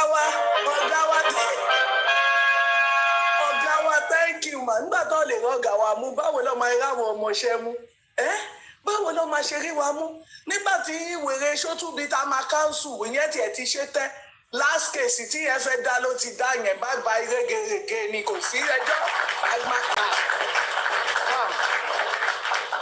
thank you ma a máa káńsù ẹ̀ tó rẹ́jọ́ tó dá wọ́n ti already dá nínú gúrùpù bí Mohbad ṣe kú so gbogbo wọn pátá la máa káńsù ó tiẹ̀ ẹ ti rí pé jì gangan ìtì yẹn ti pọ̀ ìtìyẹ ti pọ̀ jìgọ́ ti jáde pẹ̀lú àkáǹtì bíi mẹ́ta ń sìn wọ́n ti jẹ àkáǹtì ẹ̀ lórí TikTok kẹ́lẹ̀ mọ́ pé tiẹ̀ ti bá Nàìjíríà not smiling àṣeré ní ìyí tó wà lẹ́yìn so èyí tó bá kékeré lẹ́rọ bóyá Ìyábọ̀ Òjó sá lọ ni ijó ẹ̀ tó ń jó ní Canada ẹ̀ rí ni ìgbà tó tó stage gan ẹni tó ń kọrin fún thank you ma ẹni tó ń kọrin fún gan ó tún adjust mic gbà àbórin tí mò ń kọ síta yàtọ̀ sí ti màdámù ìjó ni kò mọ̀ pé pìtìpìtì ayé ló mú wèrè máa jójo wèrè ó fẹ́ wá gbọ́mọ sí wa lójú olùsìbí yẹn náà ṣe gbọ́ ọmọ pápá lolo ọmọ inú láìlọ́mbà ọmọ tó fẹ́ suffocate bó ṣe gbé yẹn náà wá fún wa nìyẹn ṣe DNA o ṣe DNA àṣẹ ti lọ ṣe DNA negative ni ṣe bí BJ sọ́ngbà yẹn pé ló ti ṣe DNA ó ti ṣe DNA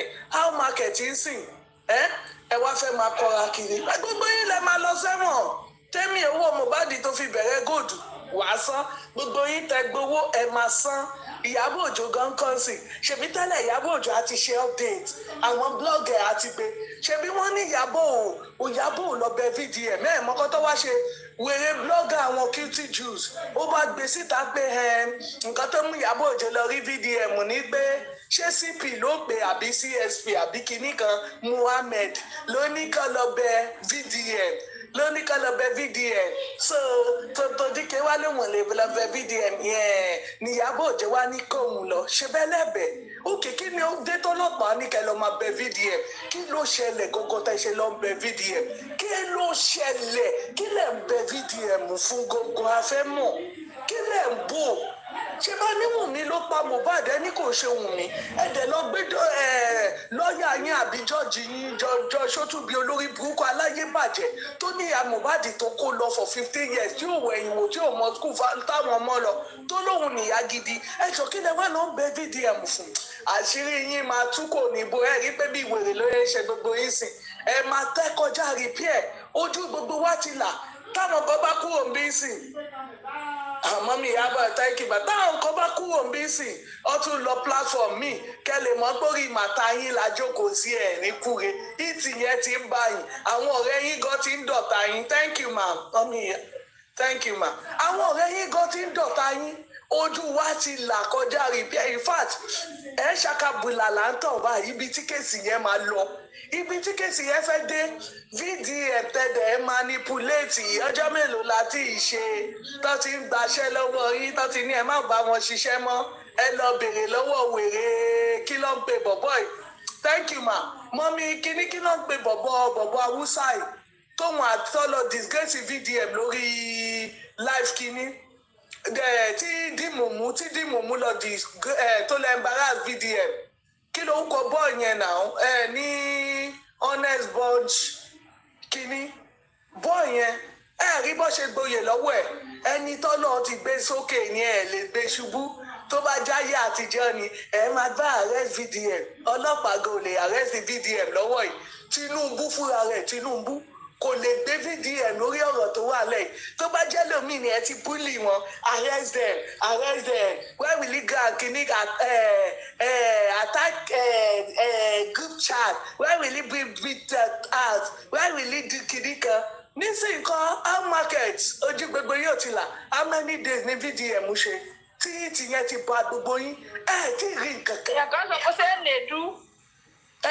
Nedu ayé Nedu dancing wọ́n ti lé dànù torí lòun ò sí nídìí alábòsí lè gbé bọ̀bọ̀ yẹn ṣubú gbọ́ nǹkan tí VDM ń sọ láàárọ̀ yìí ni gbọ́ nínú chaati ẹ̀ ó ní ó wá dàbí ẹni pé spiriti kan ló wọnú ẹ̀ ìgbà tó ṣe chaati yẹn nígbà yẹn I swear to God kò mọ̀ torí lòun ò gọ̀ ò expect ipa àwọn nǹkan tóun sọ nìyẹn ó ló dàbí ẹni pé spiriti ló wọnú òun wọn bá di fúnra rẹ̀ ló ń ṣiṣẹ́ yìí kò ṣe ènìyàn nígbà tó sọ fún ẹgbà yẹn Wunmi mo mọ tẹkíní kan ẹbí yìí ti ṣe tipẹ́ òun rẹ́rìn olórí burúkú ológun kà ìyàwó àfà olóṣì ìyàwó àfà òun rẹ́rìn pé kí lélẹ́yìí sọ ẹ wo ẹ má jẹ́ aṣọ fún pé Mohbad ní mental issue gbogbo kíní olórí burúkú àtọ̀lé ìṣòwò bàtà Karimo àti Wunmi àwọn ló ń tẹ́ǹdì kìíní yẹn pé ẹ ní mẹ́ta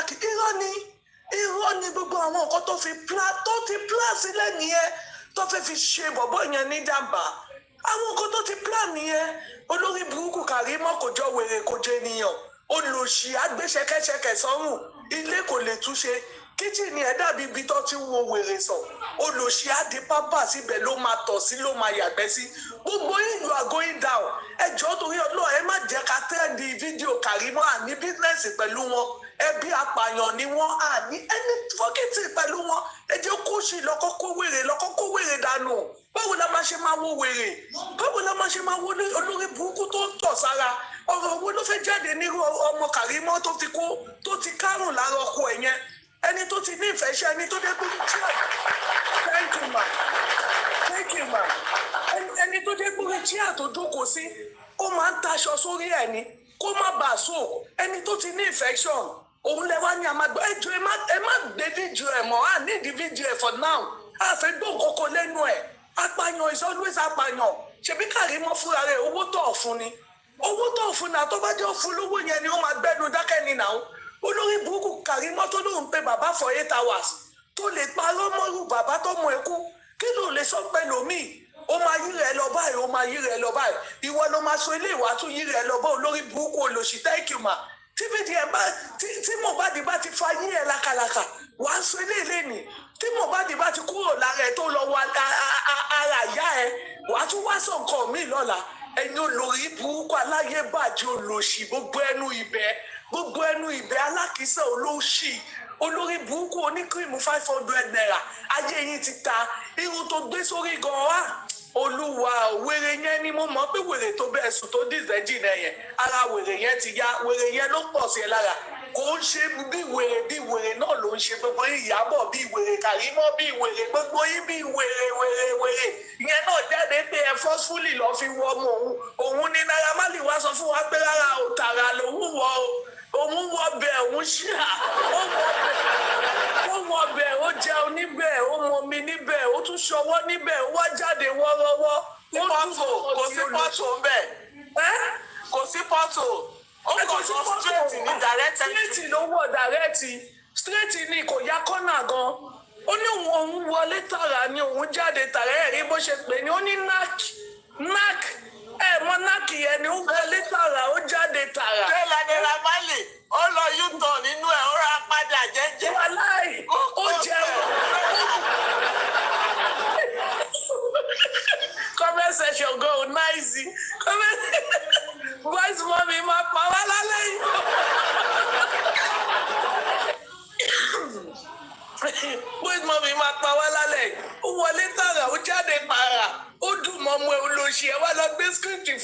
kí tẹgbẹ́ wálé kí ẹ wá máa sọ̀rọ̀ virgin fún wa in fact níbi tó dé sí ọlọ́mọ márùn-ún gan ní Nàìjíríà sí virgin ni Ìyábọ̀ Òjó ọlọ́mọ mẹ́fà virgin ni gbogbo wa sí olùsíyálà máa.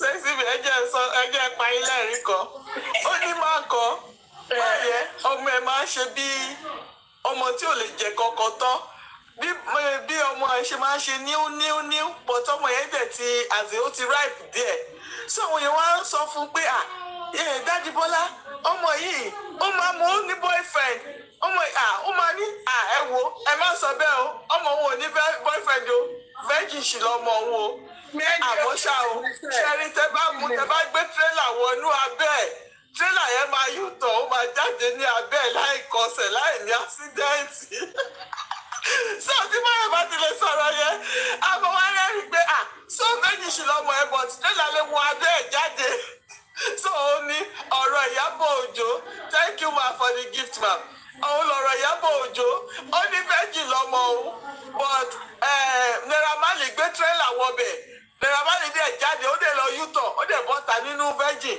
ṣé ẹ rí i pé Ọlọ́run tóbi lọ́ba ẹ̀kọ́ tí wù. àbí ẹ mọ̀ pé kí ní abẹ́ Naira Marley gbé tírélà ni ẹni tó wọlé wọ́rọ́wọ́ ó wọlé wọ́rọ́wọ́ ó tún máa fagbó níbẹ̀ o Priscilla náà àtúnfà tiẹ̀ o olùsì tọwọlé wọ́wọ́wọ́ òun lẹ́yìn wá pè fáwọn pé ìfà gbogbo àwọn tó ti bímọ gbogbo ata ti bímọ gan virgin gbogbo wa níbi tọrọ Nàìjíríà dé sí. ó sọ pé ebi náà pé fájì o àti eight. bẹ́ẹ̀ ni màá. àwọn fájì. àmì virgin wàláì àmọ́ tẹ́lẹ̀ tó bá jẹ́ àti mọ̀ ni àmọ́ báwa ta ti bímọ gan virgin ní gbogbo wa. Ìyábọ̀ ló jẹ́ ká mọ̀ pé virgin ni ẹjọ́ gbogbo wọn sì ẹ máa nígbà tí bèrè lọ́wọ́ Priscilla nǹkan tó lò tó fi di virgin yẹn o kẹ́yìn náà lè lorú ẹ̀ o. wọ́n lọ wọ́rọ́wọ́ ni wọ́n lọ wọ́rọ́wọ́ wọ́n dàrẹ́ẹ̀tì wọ́rọ́wọ́ ni. Gbọ́ ní ta ni bàbá bébì ó gbé sẹ́nu. DNA is needed. nígbà tó ń kọ́ ẹ̀ mọ̀ pé gúúpù orin ló ń kọ ẹ rò bóyá wọ́n ń forí arán kọ náà wọ́n ń forí arán kọ ni o gúúpù orin ló ń kọ o àgúùpù ni o tẹ bá lọ bèrè lọ́wọ́ Kiss Daniel náà òun náà rí wí ṣe mọ̀ pé kinní náà tún gbé débẹ̀ Priscilla tún gbé lọ kí wọ́n lé tí kì bá ṣe àwọn ọmọ Nàìjíríà tó ṣe pariwo ó tún débí kẹ̀ ó tún ti débí ìwọ ọmọ yìí Peter gan kọ àwọn P-Square ó tún débẹ̀ ọ̀dọ̀ gbogbo wọn ló yà olórin ìṣáni ìwọ ṣáà ti máa kọrin ó bá jábòkí torí ẹ̀ ló ṣe end up lọ́dọ̀ àbòkí irú àbòkí yẹn sì Tanzania àwọn ọ̀pẹ 40 so kò jọ wá lójú irú àwọn àbòkí yẹn sì irú ẹ̀ ló yẹ kó wà my 12 ibi tó ti ń tata yẹn kó máa kọrin fún wọn bẹ́ẹ̀ máa ọmọ là tó máa lu bàtẹ́ bẹ̀rẹ̀ tó máa dá fún 1 naira fún 5 naira fún ibẹ̀ ló yẹ kí bọ̀bọ̀ yẹn wà òun ni Ìyábọ̀ Òjó wá tà fún wa wá gbé wá sójú ó wá lọ ń gba edis ó tún wá fún Wùmí tó pa Mohbad tó.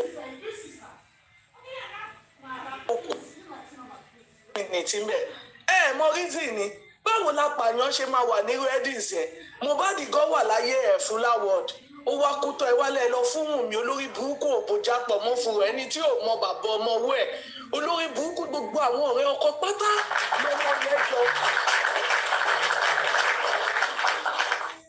ọ̀gá thank you ma gbogbo àwọn ọ̀rẹ́ ọkọ pátá lọ́mọ yẹn wo ẹ̀ ní kúre ẹdí adékíjékè sọ̀rọ̀ torí wọ́n ń pẹ́ lókè jẹ́kẹ̀ sọ̀rọ̀ mà.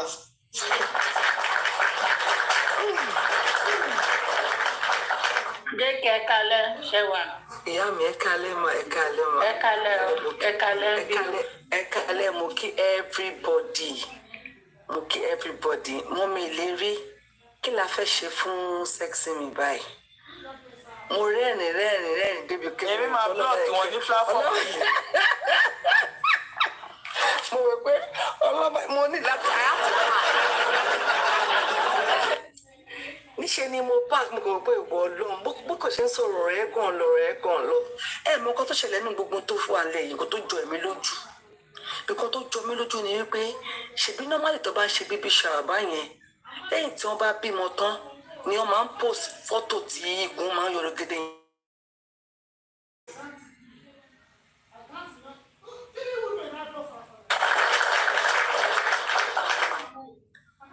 jẹ́ ìyàlẹ́nu fún mi that Iyabo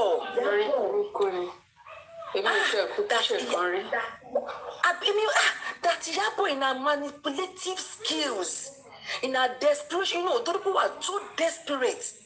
Ó fẹ́ cover nǹkan tó ń go on, ó fẹ́ downplay, ó fẹ́ distract the Nigerian public, ó fẹ́ distract everybody. Ó dẹ̀ gbé ayé ọmọ ẹ̀ jáde, knowing fully well pé orí social media ni ó show àjẹ gbogbo ẹ̀ wà ńbẹ̀.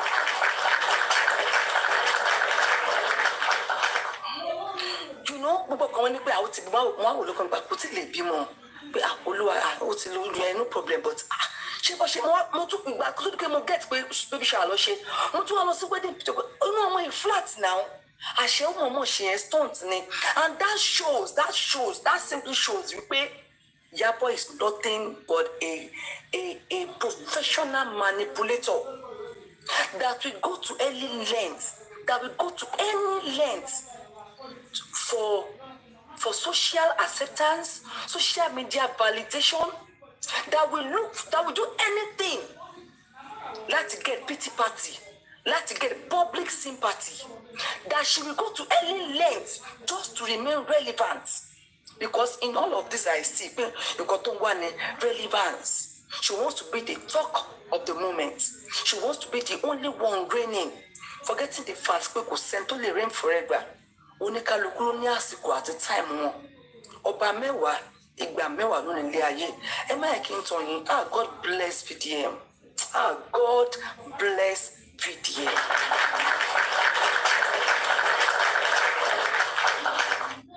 Because still one ṣe VDM. Ìsàkànfí ẹ̀wúrú group chat yẹn. Kẹ́yìn ti mọ̀ wípé nurse ló máa take the blame láti October 2023. Tí ọ̀tá wá dẹ̀ ń sọ́nà ní kiri, àwa sùn tì. The last 2 years, àìmọye many people ayé wọn remain the same. Àwọn kan wá wọ̀ níbí kan. Wọ́n pe àwọn ní concerned citizens. Ẹ wá ń darí gbogbo ayé, wá ń dà wá ríboríbo. Hábà tálárọ̀ bá ní kẹ́ sọ̀rọ̀, ọlálẹ́ òní ní kọ́ sọ̀rọ̀. Èmi ti believe so much. Wípé kò sí nǹkan tí o bá gbin àlùbọ́sà kò lè ka iṣu. Ọlọ́run kò ní ká bá ṣépè fún wọn mọ́. Ọlọ́run bàbá tí anybody tí àbá gún wọn ṣépè. Iṣẹ́ wọn báyìí, ó ti ń gbé wọn ṣépè. Kò tó kàn dùn mí ní àwọn ọmọ wọn. Bọ̀bọ́ náà ṣe ń ṣiṣẹ́ nìyẹn, who are we to blame God? Àwọn ọmọ wọn tí wọn mọ nǹkan kan. Èèyàn kan sọ wípé wọ́n á sọ fún èèyàn kan pé ẹ̀bọ̀ tó bá jẹ́ bẹ́ẹ̀ ṣé Priscilla àti Dọ̀dọ̀yọkọ ẹni ìyẹn tiẹ̀ from the look of the thing tó bá ti nìyẹn ti pa àbòkí ìdíjẹrẹ nìyẹn náà. Ṣé wọn ò lè sọ pé no we don't want to, at least they are both adults. Ṣé wọn ò sọ fún àwọn pé no pé àbí kí lẹ rò mà. Ẹ jọ ẹ̀yin tẹ́ wà ní Canada kí lẹ ń ṣe báyìí kí lẹ ń ṣe kí lẹ ń bá wa ṣe wọ́n sọ̀kẹ́ ní pé petition kan máa sẹ̀ǹdẹ̀ sí mà petition kan ó ń lọ lọ́wọ́lọ́wọ́ báyìí ẹ jọ torí Ọlọ́run let us all sign. Èyí tí mo ti post èyí tí mo ti sign mo ti post ẹ̀. Good. Tí mo ti sign tí mo ti post sórí Facebook. Good. Ẹ jẹ́ kó lọ anyways àwọn èèyàn sọ wípé ó fẹ́ wá kíní kan asylum kíkan. Mohbad's case is not only a Nigerian case. Mohbad's case is international. Mohbad's case is a global case. Okay, ẹ kà wò láti bẹ̀rẹ̀ sí gbogbo àwọn tó kọ lẹ́tà against ẹ̀yin ẹ ò bẹ́ṣẹ̀ sọ́dọ̀ àwọn ọlọ́pàá ẹ mú gbogbo evidences yìí ẹ bẹ̀rẹ̀ sí ní máa educate wọn ẹ fún àwọn ọlọ́pàá yẹn ẹ fún wọn. Canada is not different from that. Tó bá gbé ẹni ìgbésẹ̀ kankan tí kìíní ọ̀gbìn kan, Canada is also not different. Nigeria ẹ mọ̀ ṣe lè mà there are lots of Nigerians all over the world. Wọ́n lè má jẹ́ host, kọ́ má jẹ́ panelist, kọ́ má jẹ́ commenters, kọ́ má jẹ́ gifters. Kẹ́kẹ́ wọ́n mọ everything going on in this case but wọn kì í jáde. Ẹ máa wòran. Evidences yẹn joke. Evidences yẹn ti pọ̀ jù. For me, there is nowhere to run. There is nowhere for them to ride, nowhere to run. Ibo ló fẹ́ sá lọ. Ibo ní kò social media. Under ibo ní ìlú wo láyé tí Nàìjíríà nò sí níbẹ̀ tó fẹ́ sá lọ. Ẹ má gbàgbé bó ṣe ń yó sọ́lọ́ ṣe ń yó gbọ́. Tó bá try àwọn èèyàn jáde. Àwọn èèyàn jáde, people are all over the world. People are all over the world. So kò sí nǹkan náà. Because evidences here are just too much. Evidences ti pọ̀ jù. Tí wọ́n bá ti sọ láti October 2023 pé the nurse should take the fall. Haba. That's 2023. Ó lágbára gan. We are don't fit many of us. Gbogbo tó bá fi support bàbá Mohbad báyìí, ẹ máa wá fún ni, ẹ wá máa ta àwọn oríṣiríṣi àràbù, ẹ wá máa ta oríṣiríṣi irọ́. All because bàbá Mohbad said, I am not going to be part and parcel of your narratives. All because bàbá Mohbad sọ pé ẹnu mi lè máa fi kọ méje. Bí ìgbà tiẹ̀ lówó mo lẹ́jẹ̀ lọ́rùn. Abba. Kí bá wọn bá tiẹ̀ lówó lọ́wọ́ àwọn lẹ́jẹ̀ lọ́rùn ká ń bọ̀ sí kí la mú wálé ta fẹ́ mú lọ asán ayé. Ẹ wá mú gbogbo nǹkan. Ẹ wá di obologist, distribution of obology. Ẹ wá bẹ̀rẹ̀ sí máa gbé gbogbo ẹ̀ kárí. Ẹ bẹ̀rẹ̀ sí máa fi abẹ́ jagun. Fìdí jagun. Ẹ wá bayé jẹ́. In fact, evidence nísìnyí gan. Wọ́n máa gbàdúrà kí VDM kó sùn kó má jí mọ́ ni ọ̀rọ̀ lẹ pa no weapon fashioned against VDM and all of us shall prosper. Gbogbo eré tó máa sákiri kí bàbá yẹn kó má wulẹ̀ gbé anything jáde mọ́ kó má sọ kankan mọ́ but irọ́ ni every day for the thief 1 day for the owner. Every day for the thief ọlọ́run tó pé ilẹ̀ wọn ti mọ́ ẹ wo jìgan arọ jìgan ẹlẹ́sẹ̀ kan handicap ẹni bí àṣẹ tí o bá ń wò pé oh my god àwọn pípọ̀ yìí wọ́n wá wùwà èèyàn láàárọ̀ tó bá di alẹ́ wọ́n á di àjẹ́ wọ́n á di ẹni bí àwọn gbogbo ló ń pè ní ìkà personified àwọn gbogbo ní ìkà ẹ wá mú orí everybody wọn ti ẹ bẹ̀rù àtúbọ̀tán wọn bẹ̀rù táwọn máa sùn wọ́n gbàgbé pé àti owó àti agbára àti ipò all of these things are transient gbogbo àwọn kíni máa tán tó bá pẹ́ tó bá yá ó kàn ló ń jọ mí lójú fún Ìyábọ̀ ni n tó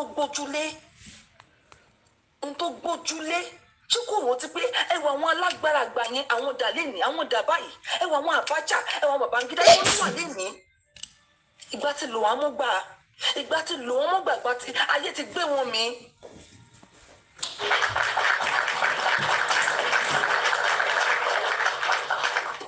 Nǹkan tó jọ mí lójú jù all because ó fẹ́ downplay ọ̀rọ̀ yẹn ṣùgbọ́n wọ́n sọ pé tí ọba lóyún ẹsẹ̀ kan ayé ẹsẹ̀ kan ọ̀run ló wà tóbìnrin bá dẹ̀ bá bímọ kò depend gẹ́gẹ́ dọ́tọ̀ yẹn good gan ọwọ́ Ọlọ́run ni gbogbo yẹn wà àìmọye dọ́tọ̀ tẹ̀ pé wọ́n good jù bẹ́ẹ̀ pé wọ́n tún máa fẹ́ wọ́n lè fẹ́ gbẹ́ bí èèyàn kò ṣe ní ṣùgbọ́n ọmọ yẹn wà lọ gbé fún ọmọ yẹn jáde àwọn òbí ọ̀tọ̀ ni àbírọ̀ ni àwọn kan ní pé fake ni. ó wá lọ gbé pọn ọmọ yẹn jáde sórí social media all because you just want to remain relevant. Godmother, Queen Mother, congratulations. Abba, for me, that was the peak of it for me. Even though I know that she's wicked. And that is why number one, from VDM. Information is power. The only thing we need right now is power, and that power is when VDM comes out to give us all the contents. Go find the content so I group chat here. Kale mo ru àwọn èèyàn káwọn tó jẹ́jẹ́ ru àwọn jìgàn yẹn. Na fake. It's possible, but to bá jẹ́ fake, that means this guy must be so gullible to agree to such paparazzis on social media. To agree to their shenanigans. That you know anyway, kaluma padeka, kaluma feka. So it's really sad. I want to support it. Oh, sad. I want to support it. Oh, don't now. Oh, sad. With everything. The body shakes no group chat here or to malo by on other bloggers. To malo the past years on lo malo. That means copy and paste launching to so many bloggers. You know, it's really sad. And I don't understand the level of one. We can't go to one. She no lia ye. Ow, dog by ku. Ow, dog by song. Follow the bad day because I told him muje. Kiwani kata. That one haters kini for what? ṣùgbọ́n for me o ètò ṣe yìí ilẹ̀ ti mú báyìí no this is the end of it ẹ wá mú àwọn innocent souls cancel Naira Marley kí ni Naira ṣe all because of one thing or the other òun náà dẹ̀ sọ yẹn kò kí n ṣe first through entry enjoyable entry acceptable entry ni ọ̀bọ̀bọ̀ yẹn ṣe kí ló ṣẹlẹ̀ and I'm sure all of this náà tí ìyá lọ gbé bá tọmọ lọ gbé bá all because of fame ni many of them ló máa wà after àwọn tó bá wà famous tó bá lówó lọ́wọ́ tó bá ní position kí ló ṣẹlẹ̀ gan-an and no to me ẹ má yẹ kí n tọ̀ yín if I say Iyabo is evil ìkànnì is an understatement mo wish kí n rí another word láti fi qualify pé this is who she is ẹ wá lọ mú group upon group wọ́n ní pé group wà fáwọn tó wà ní diaspora wọ́n ní group wà fáwọn gifters group wà fáwọn commenters group wà fáwọn hosts ó wá lọ ní different groups like 20-30 groups lórí J4M wá gbàgbé àtúbọ̀tán èmi ń tèmi mo ti sọ fún mi dáa máa tún sọ tí gbogbo àgbáyé bá ń ṣàdúrà fún ẹ ìṣọwọ́ ẹ báyìí a máa ṣépè fún ẹ kò tó dé kí ni ẹni èpè ní ẹni.